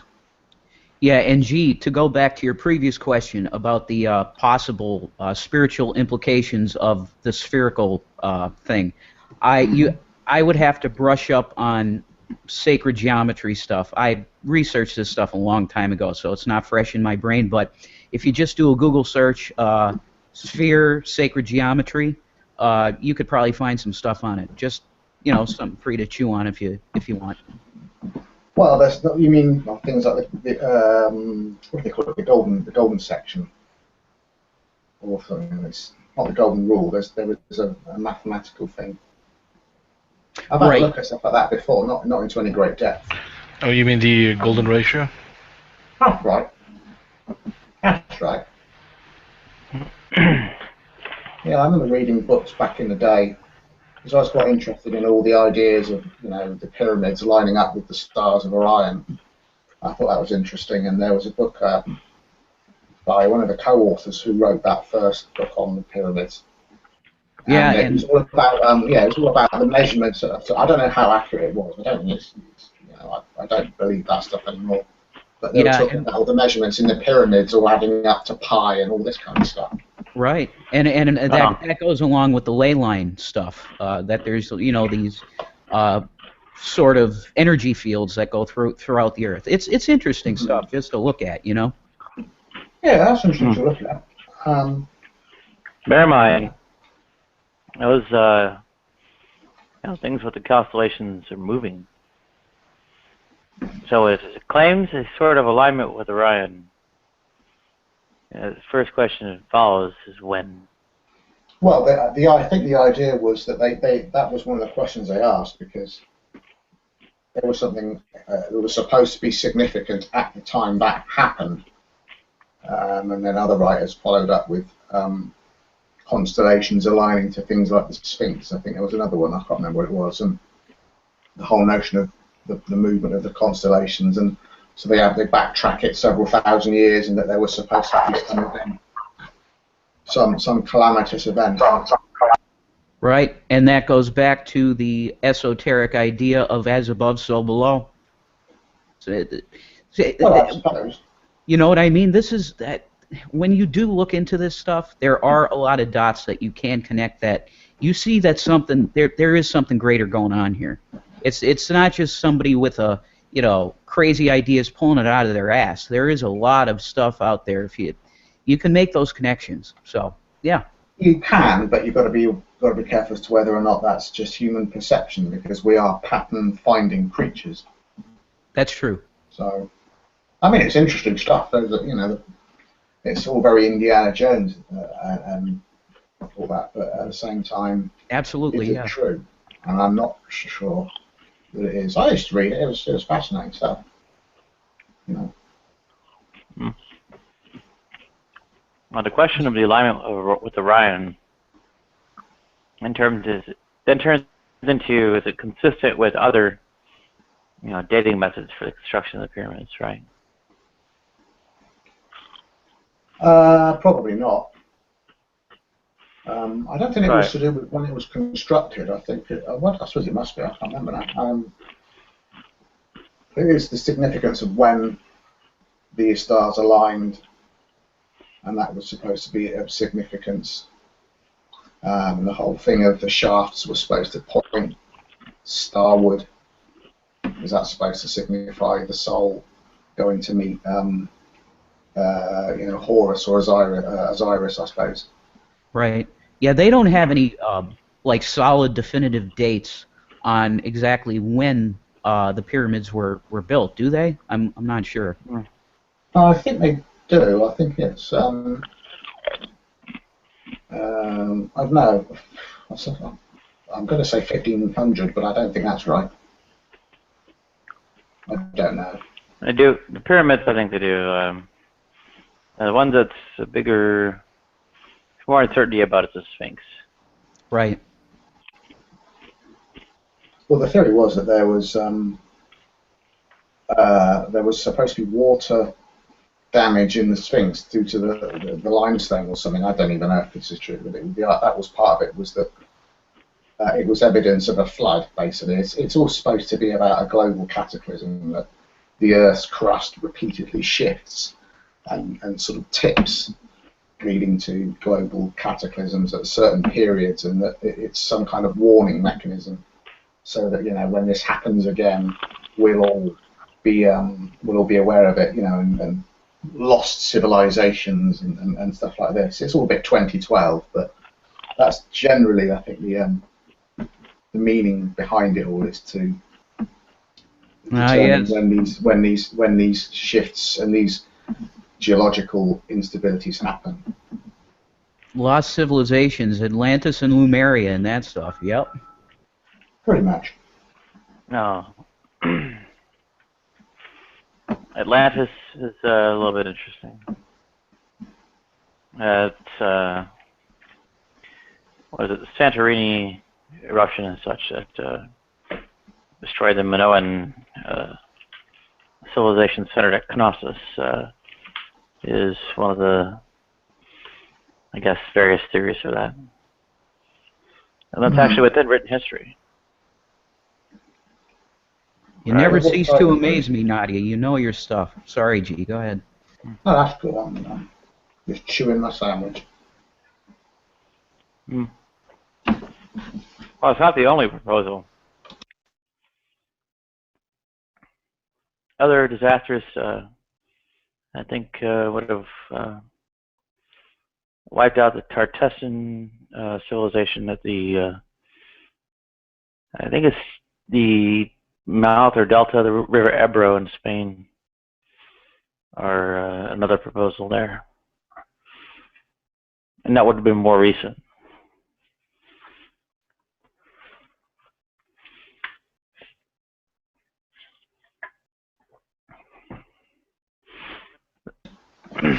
Artifacts have been recovered from there that suggest a non-Indo-European civilization or settlement, whatever.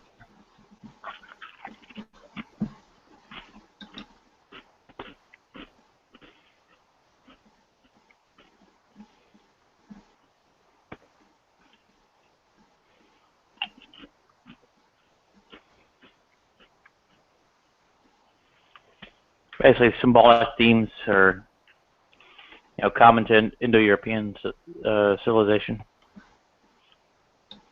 They used symbolic themes that appeared before in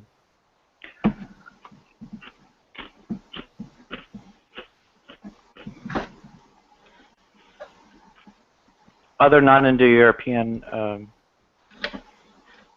I guess, cultures and such are actually still extant. The Basques in, I guess, the Pyrenees, and I guess Spain, and a little bit in France too.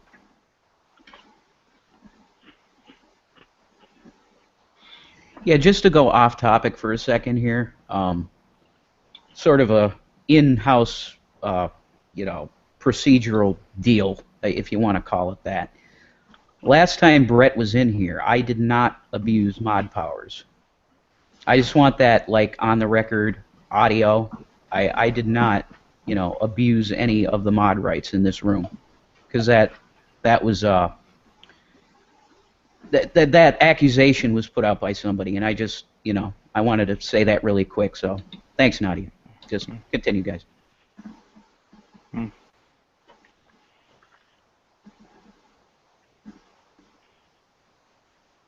I didn't hear of it. I've had other fires put out, well, they've seen for the past day or so, other serious issues. Yeah, the line of trolls has been insane. I don't know. It's weird. You say that there are people out there that want your channel down, and I believe it. I'm thinking Frosh Week is over at university and colleges, so now they're settling down in the dorms. They got nothing to do on the weekend. That could be, Pseudo. Yeah. Yeah. Give it a month, it'll all disappear because I'll have to actually do some schoolwork.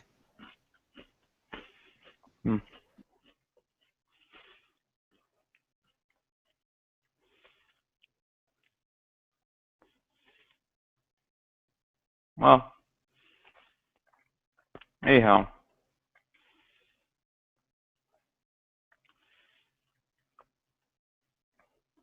I don't know, the references to some kind of ancient high civilization destroyed by natural disaster is not really, well, that far out. Yeah, I guess the problem comes in when people try to assert that it was a global thing, right? The global flood, the young Earth creationist meme, Well, anything beyond really kind of what we're going to know the limits to be.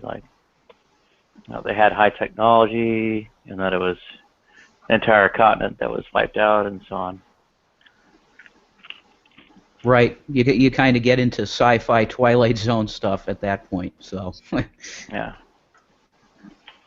Yeah. Some people who had, I guess, urban settlements at the mouth of some river that had, I don't know, an earthquake.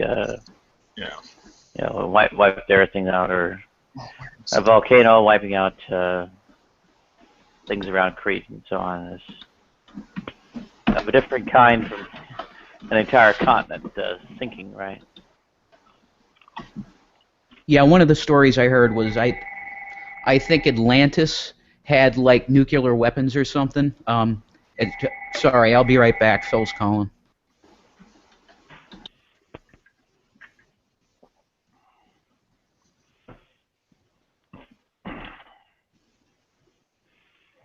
Yeah, high technology in ancient times. Just another thing that's a bit over the top. People don't realize what it really takes to do something as simple as building a hot air balloon. Mm.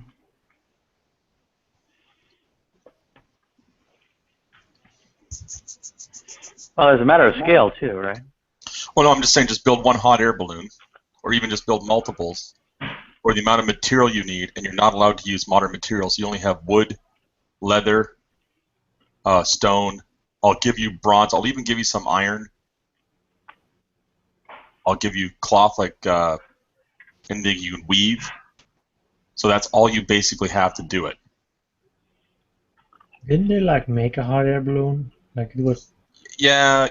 Just because you can build one, Palm, doesn't mean the people built it. I don't know. Okay. Mm. They might have been a smart bear. True, they could have been smart bears. Maybe the smartest bear. Yogi Bear? No, he's just smarter than the average bear. Oh, the picnic baskets.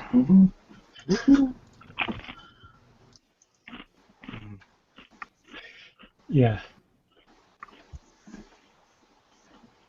It's not too difficult an idea. There's a certain sort of critical mass you need to,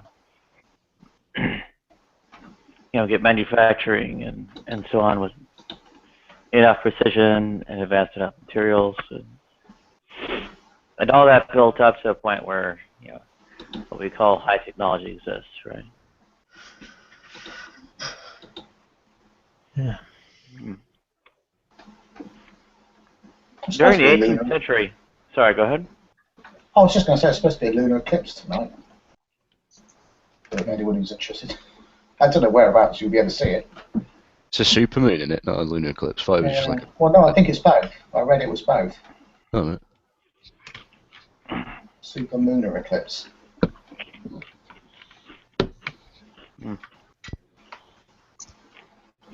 During the late 18th century, and early 19th century, people had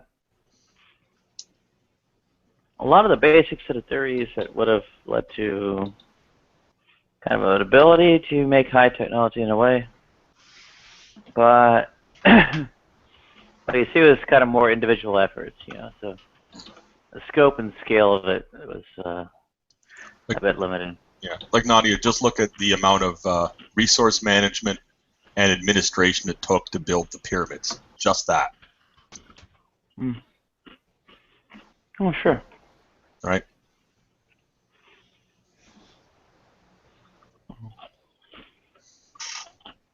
Oh. Maybe Babbage is a good example. So he actually ended up kind of banging his head up against the limits. Oh, with his difference engine or his calculating machine? Yeah, various of them, yeah. I think some were basically just like too big for him to build, and others he had problems because the precision of the machining wasn't quite enough, and the materials, of course, too. Well, you're right. He sat down and built a model. It can handle so many digits. When you want to get bigger, you start to realize this thing becomes the size of a city block. And how many gears would have to be involved? Well, strictly speaking, there isn't a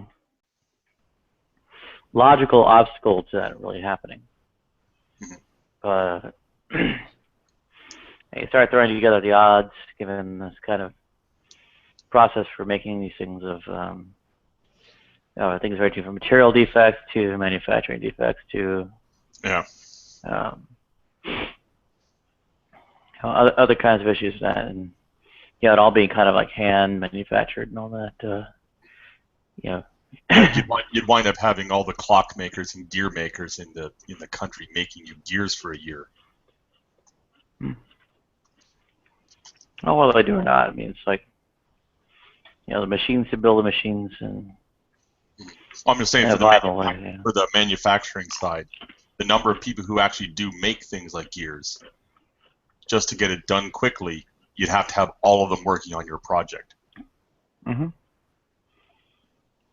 Mm.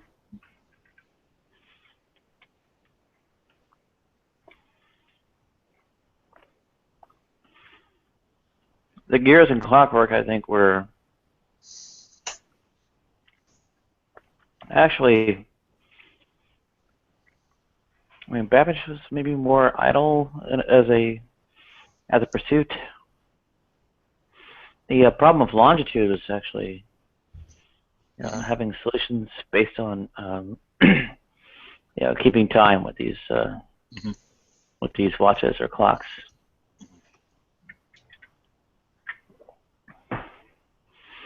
And that was a sort of high precision manufacturing effort.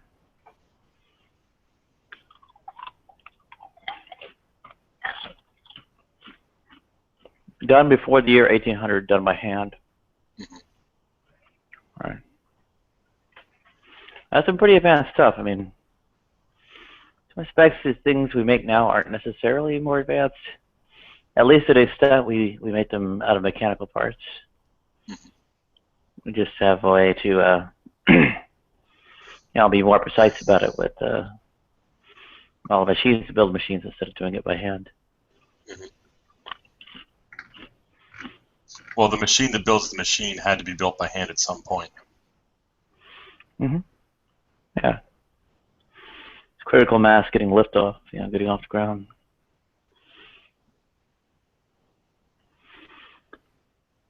That's really the thing.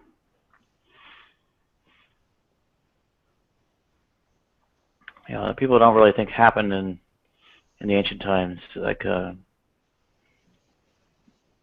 those things to happen, there's just a bit more than just machines to build machines. It's also these, prevalence and pervasiveness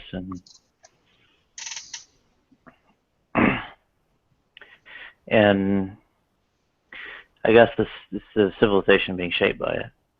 I mean, we have a vague idea that people made kind of Rube Goldberg machines, like the ancient temples, to, I don't know, do some kind of like a little animated, almost cuckoo clock kind of things to, be considered miracles or whatever. Or if not miracles, then we attribute that to miracles, but I had a thought about this. Is it really miracles, or is it more about the theater of the temple? Because even today, when you go to a church, everything you see done at the front of the altar is theater. Mm-hmm. Okay. Do you really believe that the was the Temple of Zeus? They had a chariot that would fly through the air. Do you really believe they thought that was a miracle or part of the theater that was going on? Yeah, it's probably more theater. I mean, yeah. People were really stupid. Just like they knew the Earth wasn't flat. Just like the opening of the doors. It's all part of that. Mm-hmm. Yeah. Or the figures that turn and pour wine. It's all part of the theater. Yeah. If you had somebody building those machines, then you would be aware of them. Yeah, well, I mean, even if they weren't necessarily like, or having a lot of insight into what's going on with the machinery. I mean,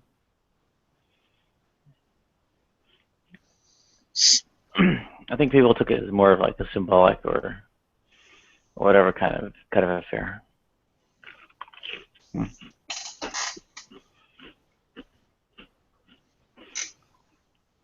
It's not quite as easy to characterize. It was carved out along different lines.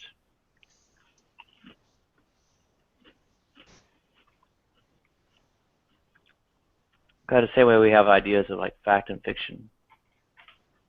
And they carved along different lines. I mean, they wrote, Hercules into their histories and all that.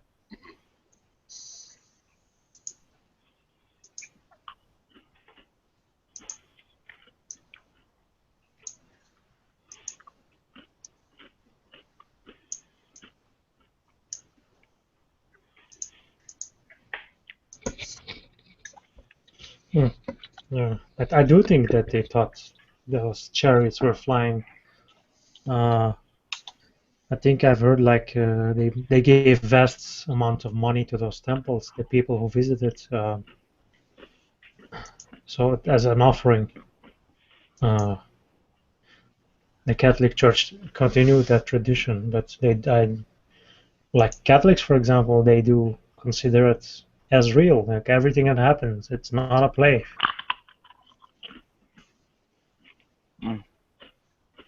Well, at least for me, it wasn't when I was a Catholic. With the transubstantiation, they have understanding of it. Says, okay, well, this is really happening in some sense. But the sense they mean it isn't that, it's what I think a lot of people think is real blood there and so on.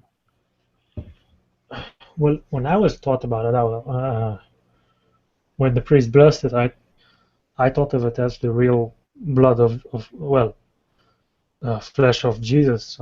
I thought as the real, because for me it was not really symbolic. This was like when they broke bread and shared wine at the table. It was as real as that. The apostles did the same. When I was a Catholic, I did not see it as something symbolic. You were a Catholic? Yeah. Oh, wow. Well, but did you expect, I don't know, the, blood to run red or coagulate, right? I don't think so. Well, I did have no understanding of these things. I did not understand what you had to expect with blood and things like that. My mind did not go that far. I just thought, okay, this is the blood and flesh of Jesus, and that's as far. But I did not think of it as symbolic.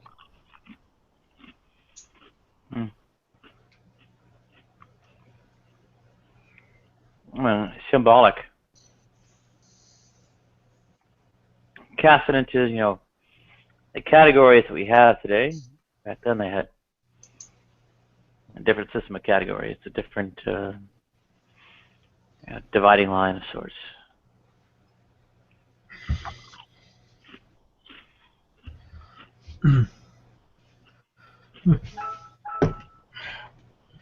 I also did see nothing wrong with that. I didn't consider myself suddenly a cannibal or whatever.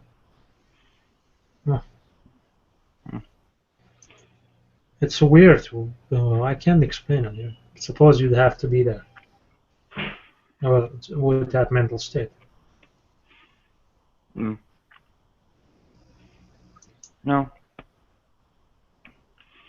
We can get an idea of it from the outside. There's a different kind of division between the symbolic and literal and all that. Yeah. Suppose that's why I never understand when people ridicule them for being like a cannibal or whatever. I never, in my mind, that never really correlates. So I can never really laugh at that in the same way that other atheists can.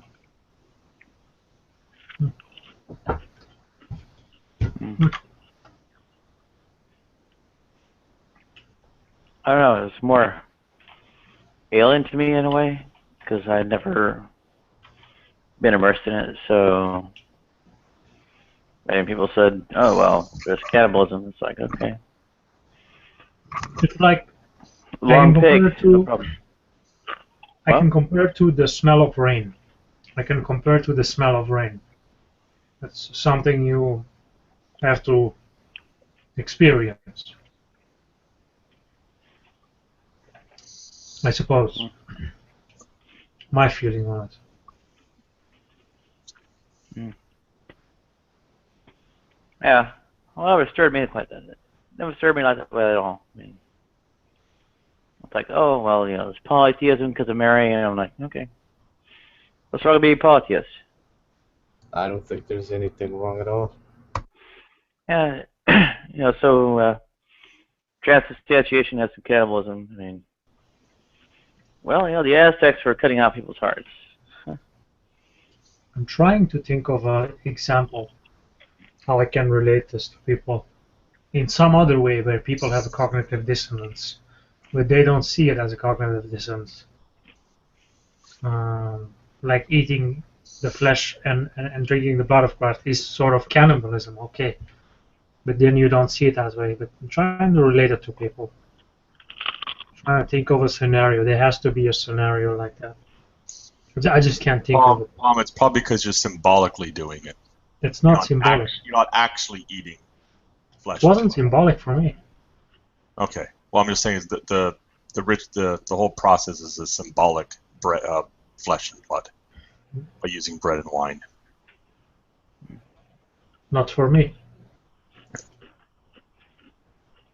It was not symbolic. I know what symbolic is. It was not symbolic for me.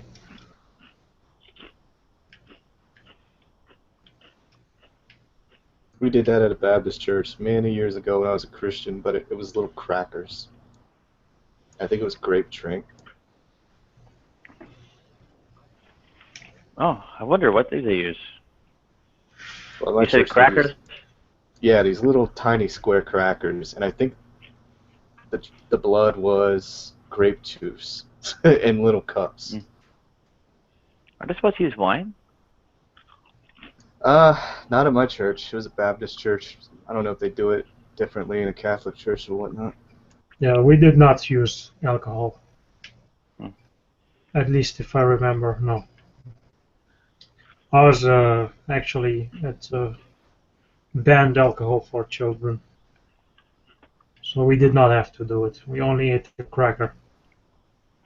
They have since, well, in my area at least, have changed their policies. When I was baptized, it was, let's see, I was at 12. Let me see. It was my communion, actually. That's what they call it here. Let's see, it was... When the hell was that? I can't think of the year. What year was it? It was definitely late 90s. Yeah, late 90s it was. Yeah, same here, the 90s. Yep.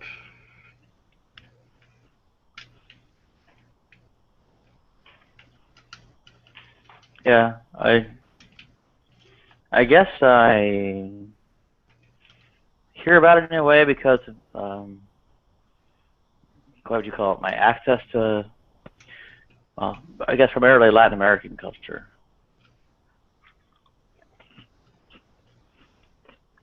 I mean, let's face it. I could just read the news stories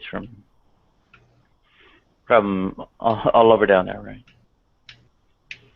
You know, and it's pretty heavily Catholic.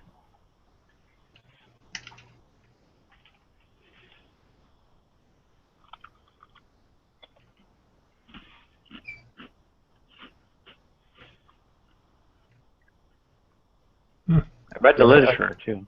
Go ahead. Yes, I'd say so. Yeah, I think you're right. I read the literature too, of course. You know, it's full of, saints and priests and popes and who knows what.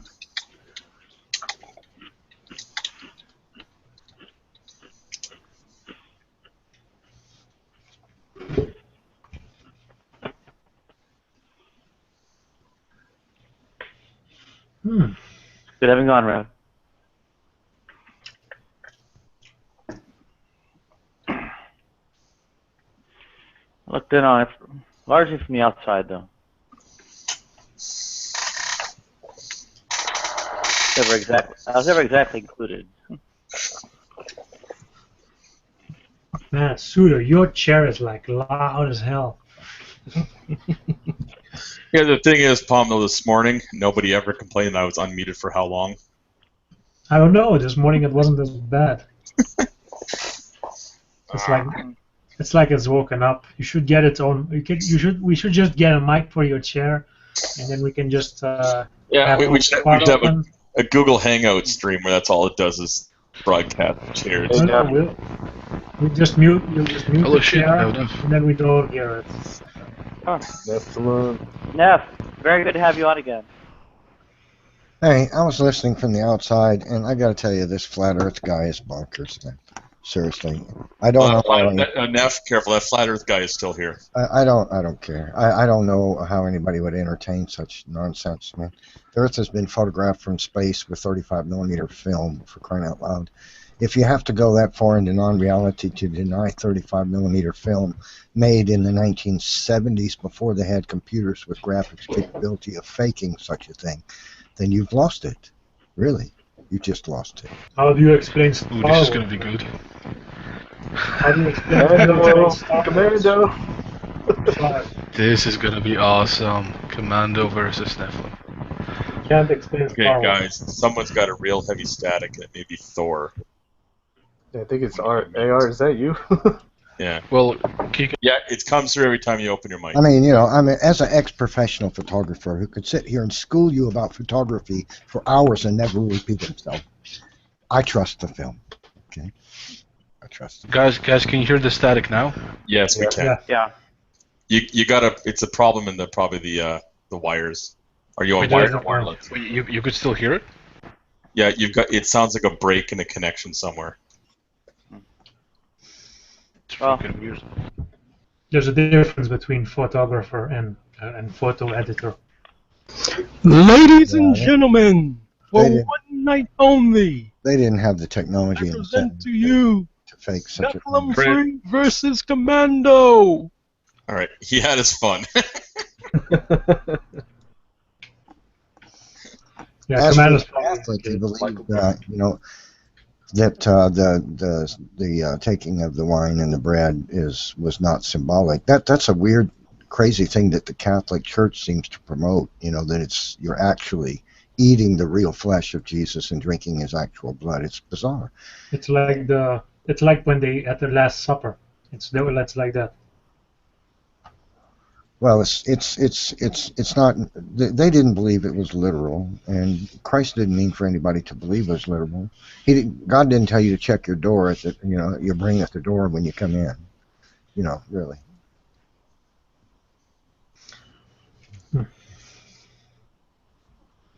Oh, says that. That there's a spiritual sense in which these things could be more literally true. Isn't there some wiggle room there? Well, the scriptures are full of references to fruit, and partaking of fruit, even in the Garden of Eden, and I am the vine, you're the branches, Jesus Christ said, I believe nothing. The vine and the branch of a branch that bears not good fruit is hewn down and thrown into a fire. A branch that bears good fruit is, it's pruned so that it produces more. These are what the scriptures teach, and the references to fruit of the Spirit and all these references to fruit. It's not literally, Christ is not saying, I'm a tree and you guys are my branches. Really. He's talking about spiritual things. And so the same thing is true of the taking of the bread and the wine and the wine. It was symbolic of participating in his sacrifice to be raised from the dead, like him. That you become, you take up my cross and follow me. He said, partake of the spiritual fruit of Christ and not the fruit of the world, not the fruit of the evil ones. And so it's all symbolic of of fruit of the Spirit, meaning that you have aligned yourself with Christ in your heart. That you have fully accepted the work he's done to make it possible for you to be with God, the sacrifice that you might live like he lives, that you'll be resurrected as he was resurrected and get eternal life as he has eternal life.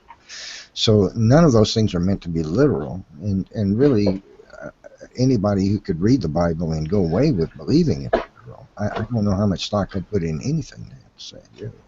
The junior high school kid would read the Bible and read these references to fruit of the Spirit and fruit and branches and understand he's talking symbolically about things. You wouldn't have to have but a 5th grade education to get that. But Catholics, they got weird ideas. I think Catholicism is the second most evil institution in the world. What's the first? Freemasonry. Alright. Seems, not sure exactly, well, what the priorities that would put them in that order. That's, okay.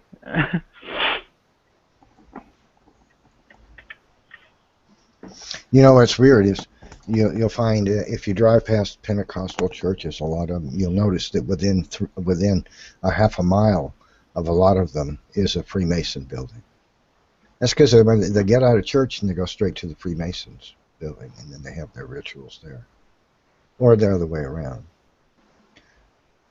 What are these rituals? Same thing is true of Catholics. What are these rituals? Well, you know, gee, they stand around, clap their hands, and stare at a light bulb. Okay. As opposed to Protestants who go to Olive Garden after church. I propose that the International Monetary Fund and World Bank are substantially more evil than either one of those two. You know who most of the people that run that situation are? Bankers. Most of the people are doing what? They're Freemasons. Are you telling me the Freemasons are behind the IMF and World Bank? Yeah, because it's a rock solid investment. Oh wow! How many people in here are Freemasons? I am. Not me. Shit, I'm from the Illuminati. Wouldn't tell you if I was. Art, I think you said you're a Freemason, didn't you? I know I'm from the Illuminati. Sorry, wrong organization. Are you being facetious or being honest? No. You're not being. Also, America's the best nation. Okay.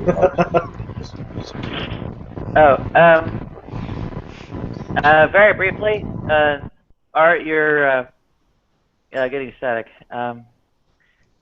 Vekal wanted to ask Commando his thoughts on September 23rd. Yeah, the Commando is AFK probably.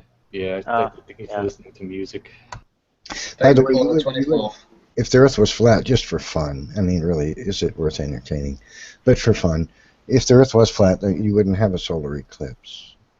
In fact, the strange thing is the Earth is the Sun is 400 times farther from the Earth than the Moon, and the distances between them is phenomenal, so that we can have a solar eclipse or a lunar eclipse. It's evidence of design in the cosmos.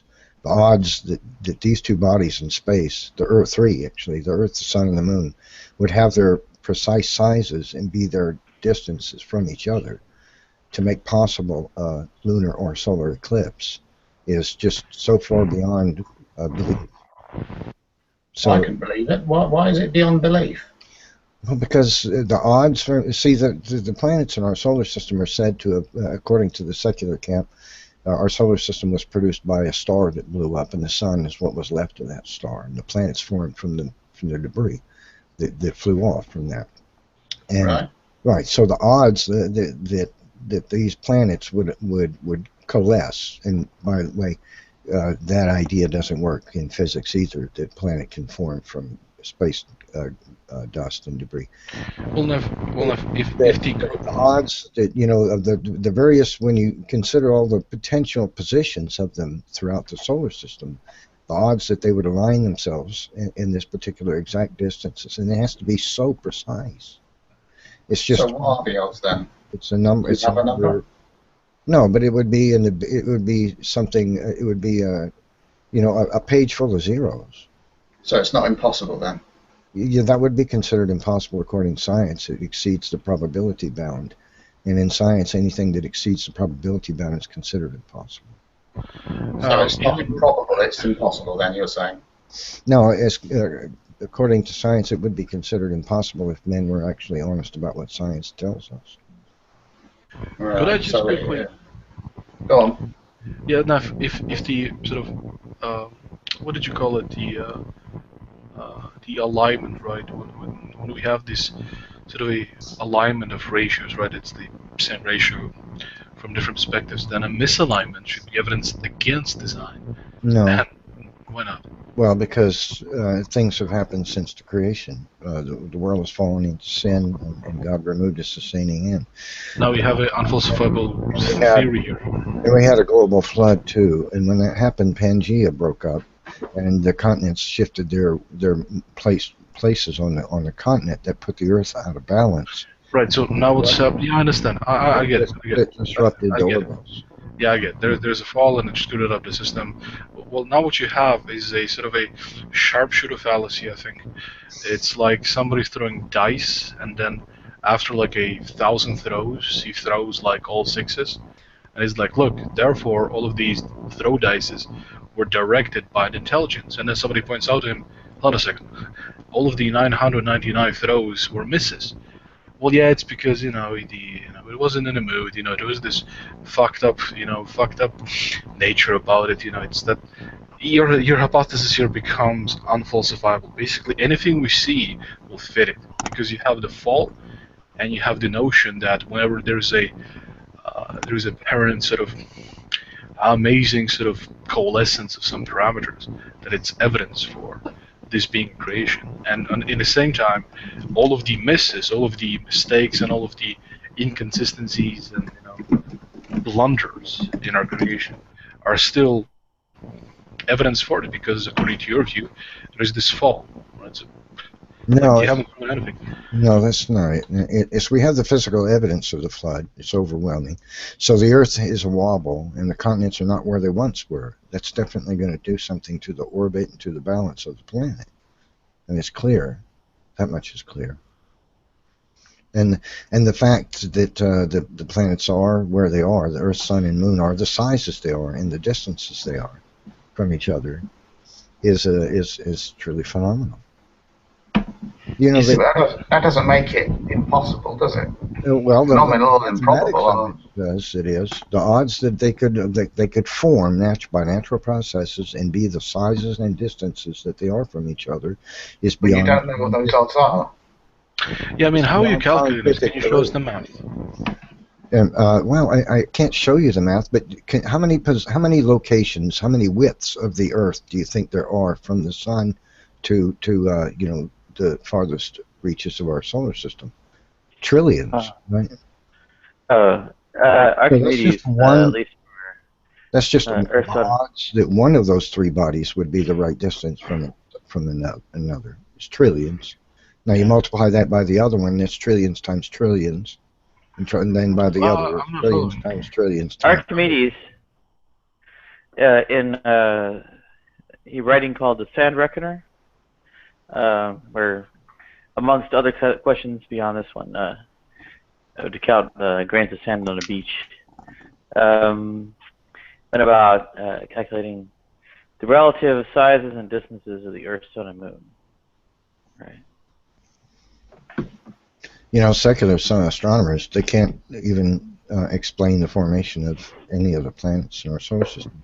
So you actually have simulations that explain it quite well. No, they don't. The scientific the community is at a loss to explain it. They have theories as to how it could have happened, but their models don't work.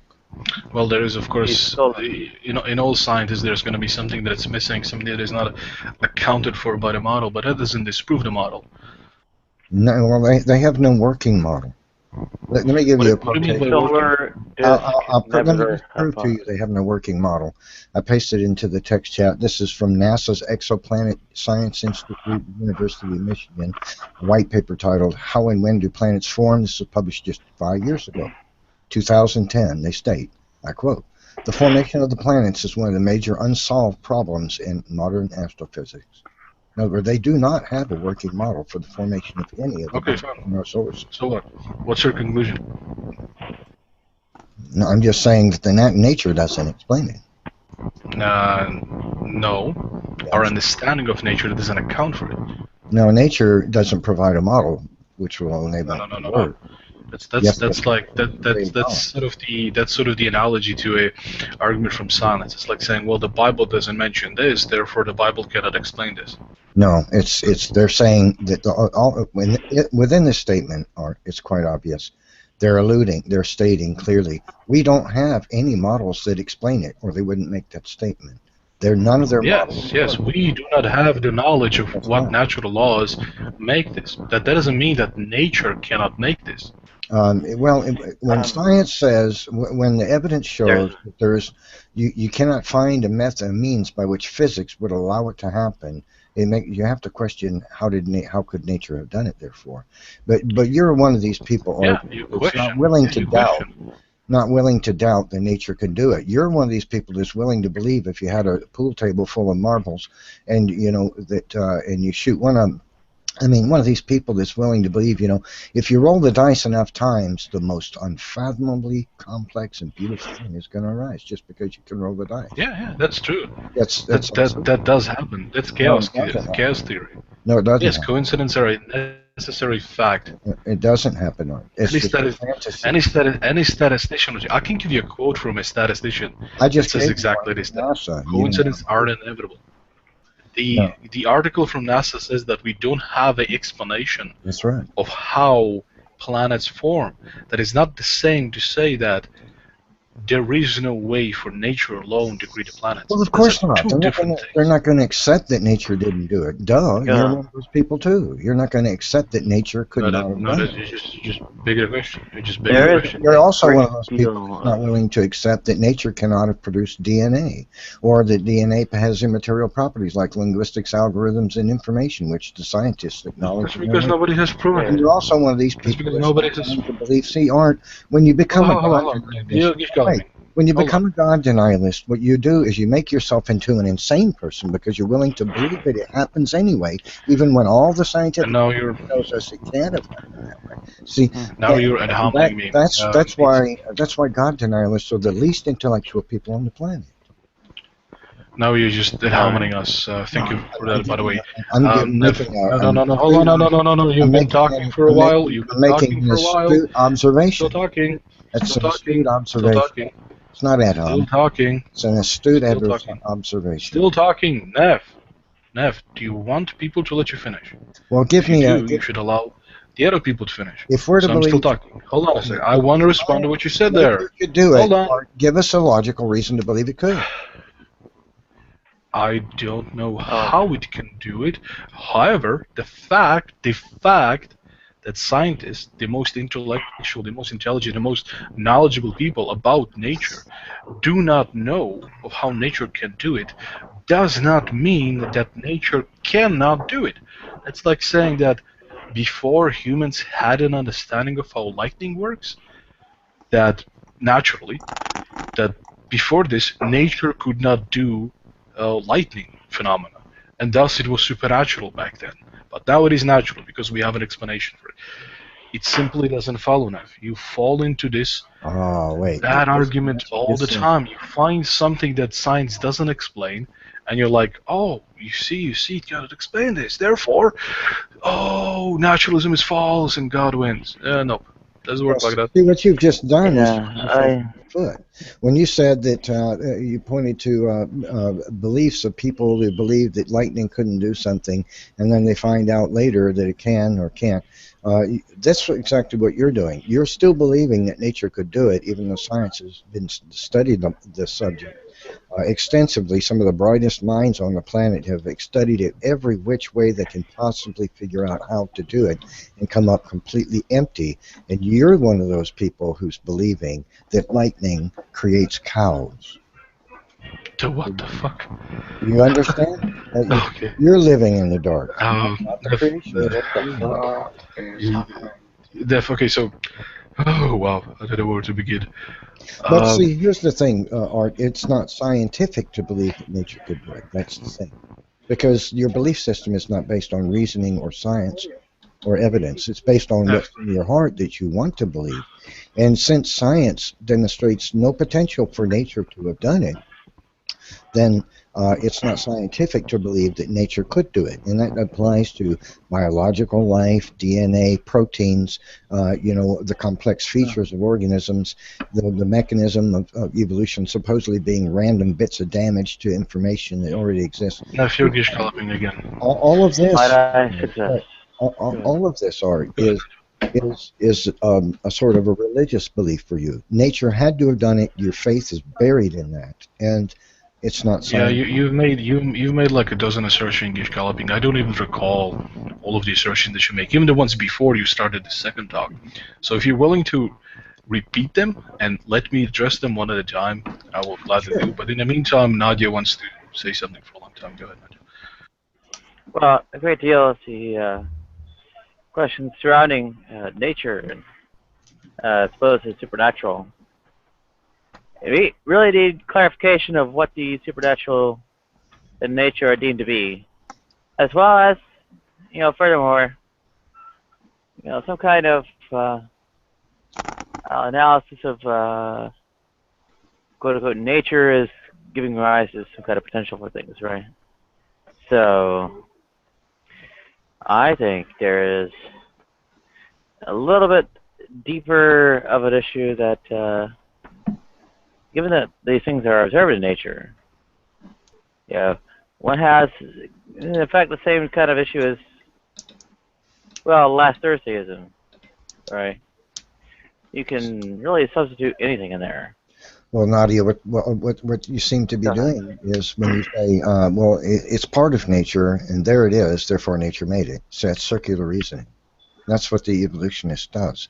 And but see, you can't explain with science how it could happen. That's the problem. So it's not scientific to believe nature produced itself. Well, you assert that. Okay. Well, can you try? Because nobody's been able to get scientific. I can't try now. Well, strictly speaking, let me give you a couple of things that science has never been able to provide a scientific method by which it could arise by natural processes, physics and matter. Nature cannot produce, scientists cannot provide a naturalistic explanation for the existence of organisms, for DNA, for the planets, for the existence of the solar universe. The solar nature, they have not provided a scientific method by which demonstrates nature could have done it. But well, I don't think that's true. It's more a philosophical question anyway. But you believe that because you've excluded already the supernatural, because nature can't do it. And this is kind of like the evolutionist saying, well, what's your evidence for evolution? Somebody asking an evolutionist, what's your evidence that evolution produced DNA? And they say, well, there it is. Why should I include... What do you mean that's evidence? That's not evidence. I asked for evidence that nature could produce DNA. And you say, well, it's obviously there. Nature had to have done it. See, that's circular reasoning. Why should I include the supernatural? Because nature can't have done it. And we have so much evidence of the supernatural. Well, wait, how do you know nature couldn't have done it? Right. We have so much it's evidence. Very simple. Right. If you take something like, the network or web of things which are causally interrelated as reality and nature, and, well, from there, of course, ask, how a given natural phenomenon ends up being caused, right? That causal interrelationship, brings it into the fold of nature, right? But see, just appealing to nature when science shows us nature can't have done it is just is denial of the simple facts that nature can't have done it. Well, you were just asserting this. And we have so much evidence of the supernatural, but you just dismiss it summarily. What's your biggest evidence of the supernatural? Every word that comes from your mouth. What is the supernatural? Because language requires symbolism, which is a non-physical thing, and nature is that which is physical. It's theological to believe that which is physical can produce the non-physical. What do you deem the supernatural to be? Well, I believe the supernatural originates from God, the maximal being. Well, that's fine. Okay. If that falls within the scope of what's, let's say, causally interrelated, though. That's within the scope of what is otherwise deemed natural by various who categorize it like I do, right? I still don't really understand how language is supernatural. Okay, I'll explain. If you take a plastic text character shaped like an R, you can shoot it to the moon, put it in a fire, beat on it, do whatever you want to it. It's not going to ever go The sound is not part of the plastic text character. The shape of the plastic represents something. The physical, the medium is shaped so as to represent a sound. The sound is not part of that medium, though. See, it's symbolic of a sound. So? And that symbolism is non-physical.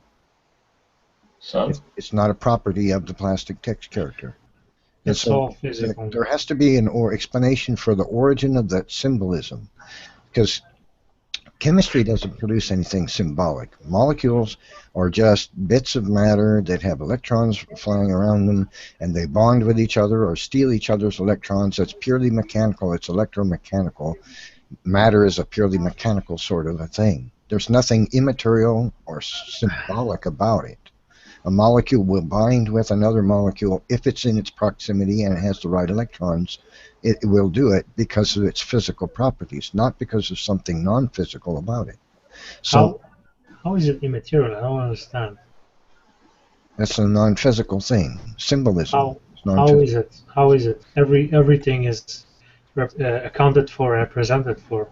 I don't understand how you. Well, if I draw a painting of a blob with two circles on it, and I say that's symbolic of a car, is it really a car?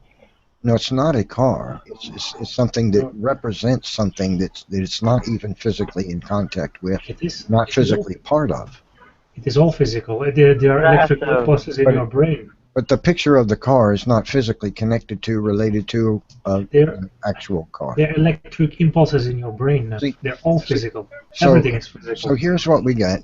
When you explain symbolism, because symbolism is evidence of the supernatural, people who are God deniers actually deny that there is even such a thing as symbolism. Well, you guys have to check the names at the door. I didn't deny symbolism. No one's ever said that. I just said that symbolism is not immaterial, or however you would describe it. Symbolism is physical. Okay, I'll update my statement. You have to deny that symbolism is non-physical relationship. It's a non-physical relationship. Mind at the door. Wait, so now if you're saying that because we can associate, let's say that we can in our head propose that A is symbolic for X, and we're saying that is physical, that we're somehow denying symbolism? You're denying that symbolism relates to that which is non-physical. It's a non-physical thing. We don't vouch that it's non-physical. I mean, symbolism is simply a relation. Symbolism is simply you can reduce it to a table of, in one column you have A, the other column you have, let's say, B. And what you're saying is A is symbolic for B, right? A has never been in relation.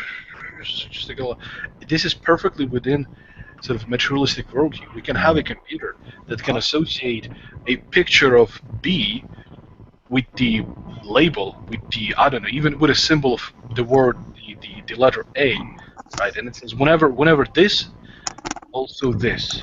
Whenever this picture, you output A, right? That's the physical connection there. There's nothing immaterial needed there. So when was ever there a physical relationship between the drawing and the actual automobile that's on the other side of the planet? The physical relationship between the drawing. I will explain. Not exactly what you're thinking.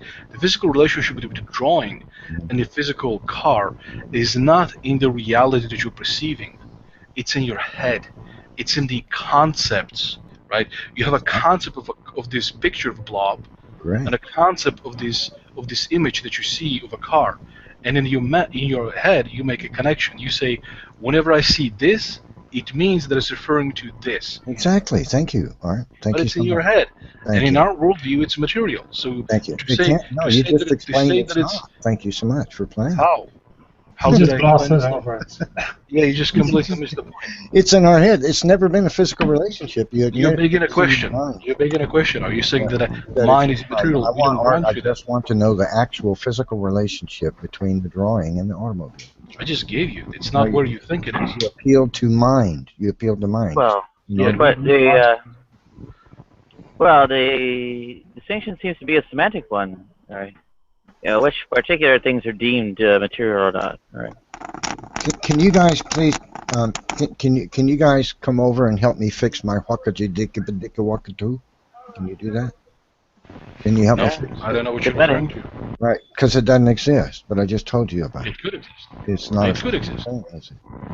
Not a physical No, thing. it could exist. If somebody else, let's use the label X, right? Materialism just died. If I ask you, could you help me with X? Could you help me with X, right? And you say, well, what is X? I don't know whether X is a real thing or not. I don't know. Maybe it's an empty concept that you just made up and it doesn't refer to anything, which could be the case, right? Then it's not physical. It's invented. It didn't physically exist. I still don't see how that's supernatural. Yeah, you haven't made any proof here for it. Sure I have. I've proven there's no physical relationship between the drawing and the automobile. How is that supernatural then? Because it's non-physical. It's outside of the physical. It's a non. It doesn't mean it's not. It doesn't mean it's not natural. A physical plastic text character shaped like an R is representative of a sound. The sound is not part of the plastic text character. Right, I understand that, but I don't see how that's supernatural. That's immaterial. If you can't understand that that's immaterial, I don't know how to help you. Well, it's not immaterial.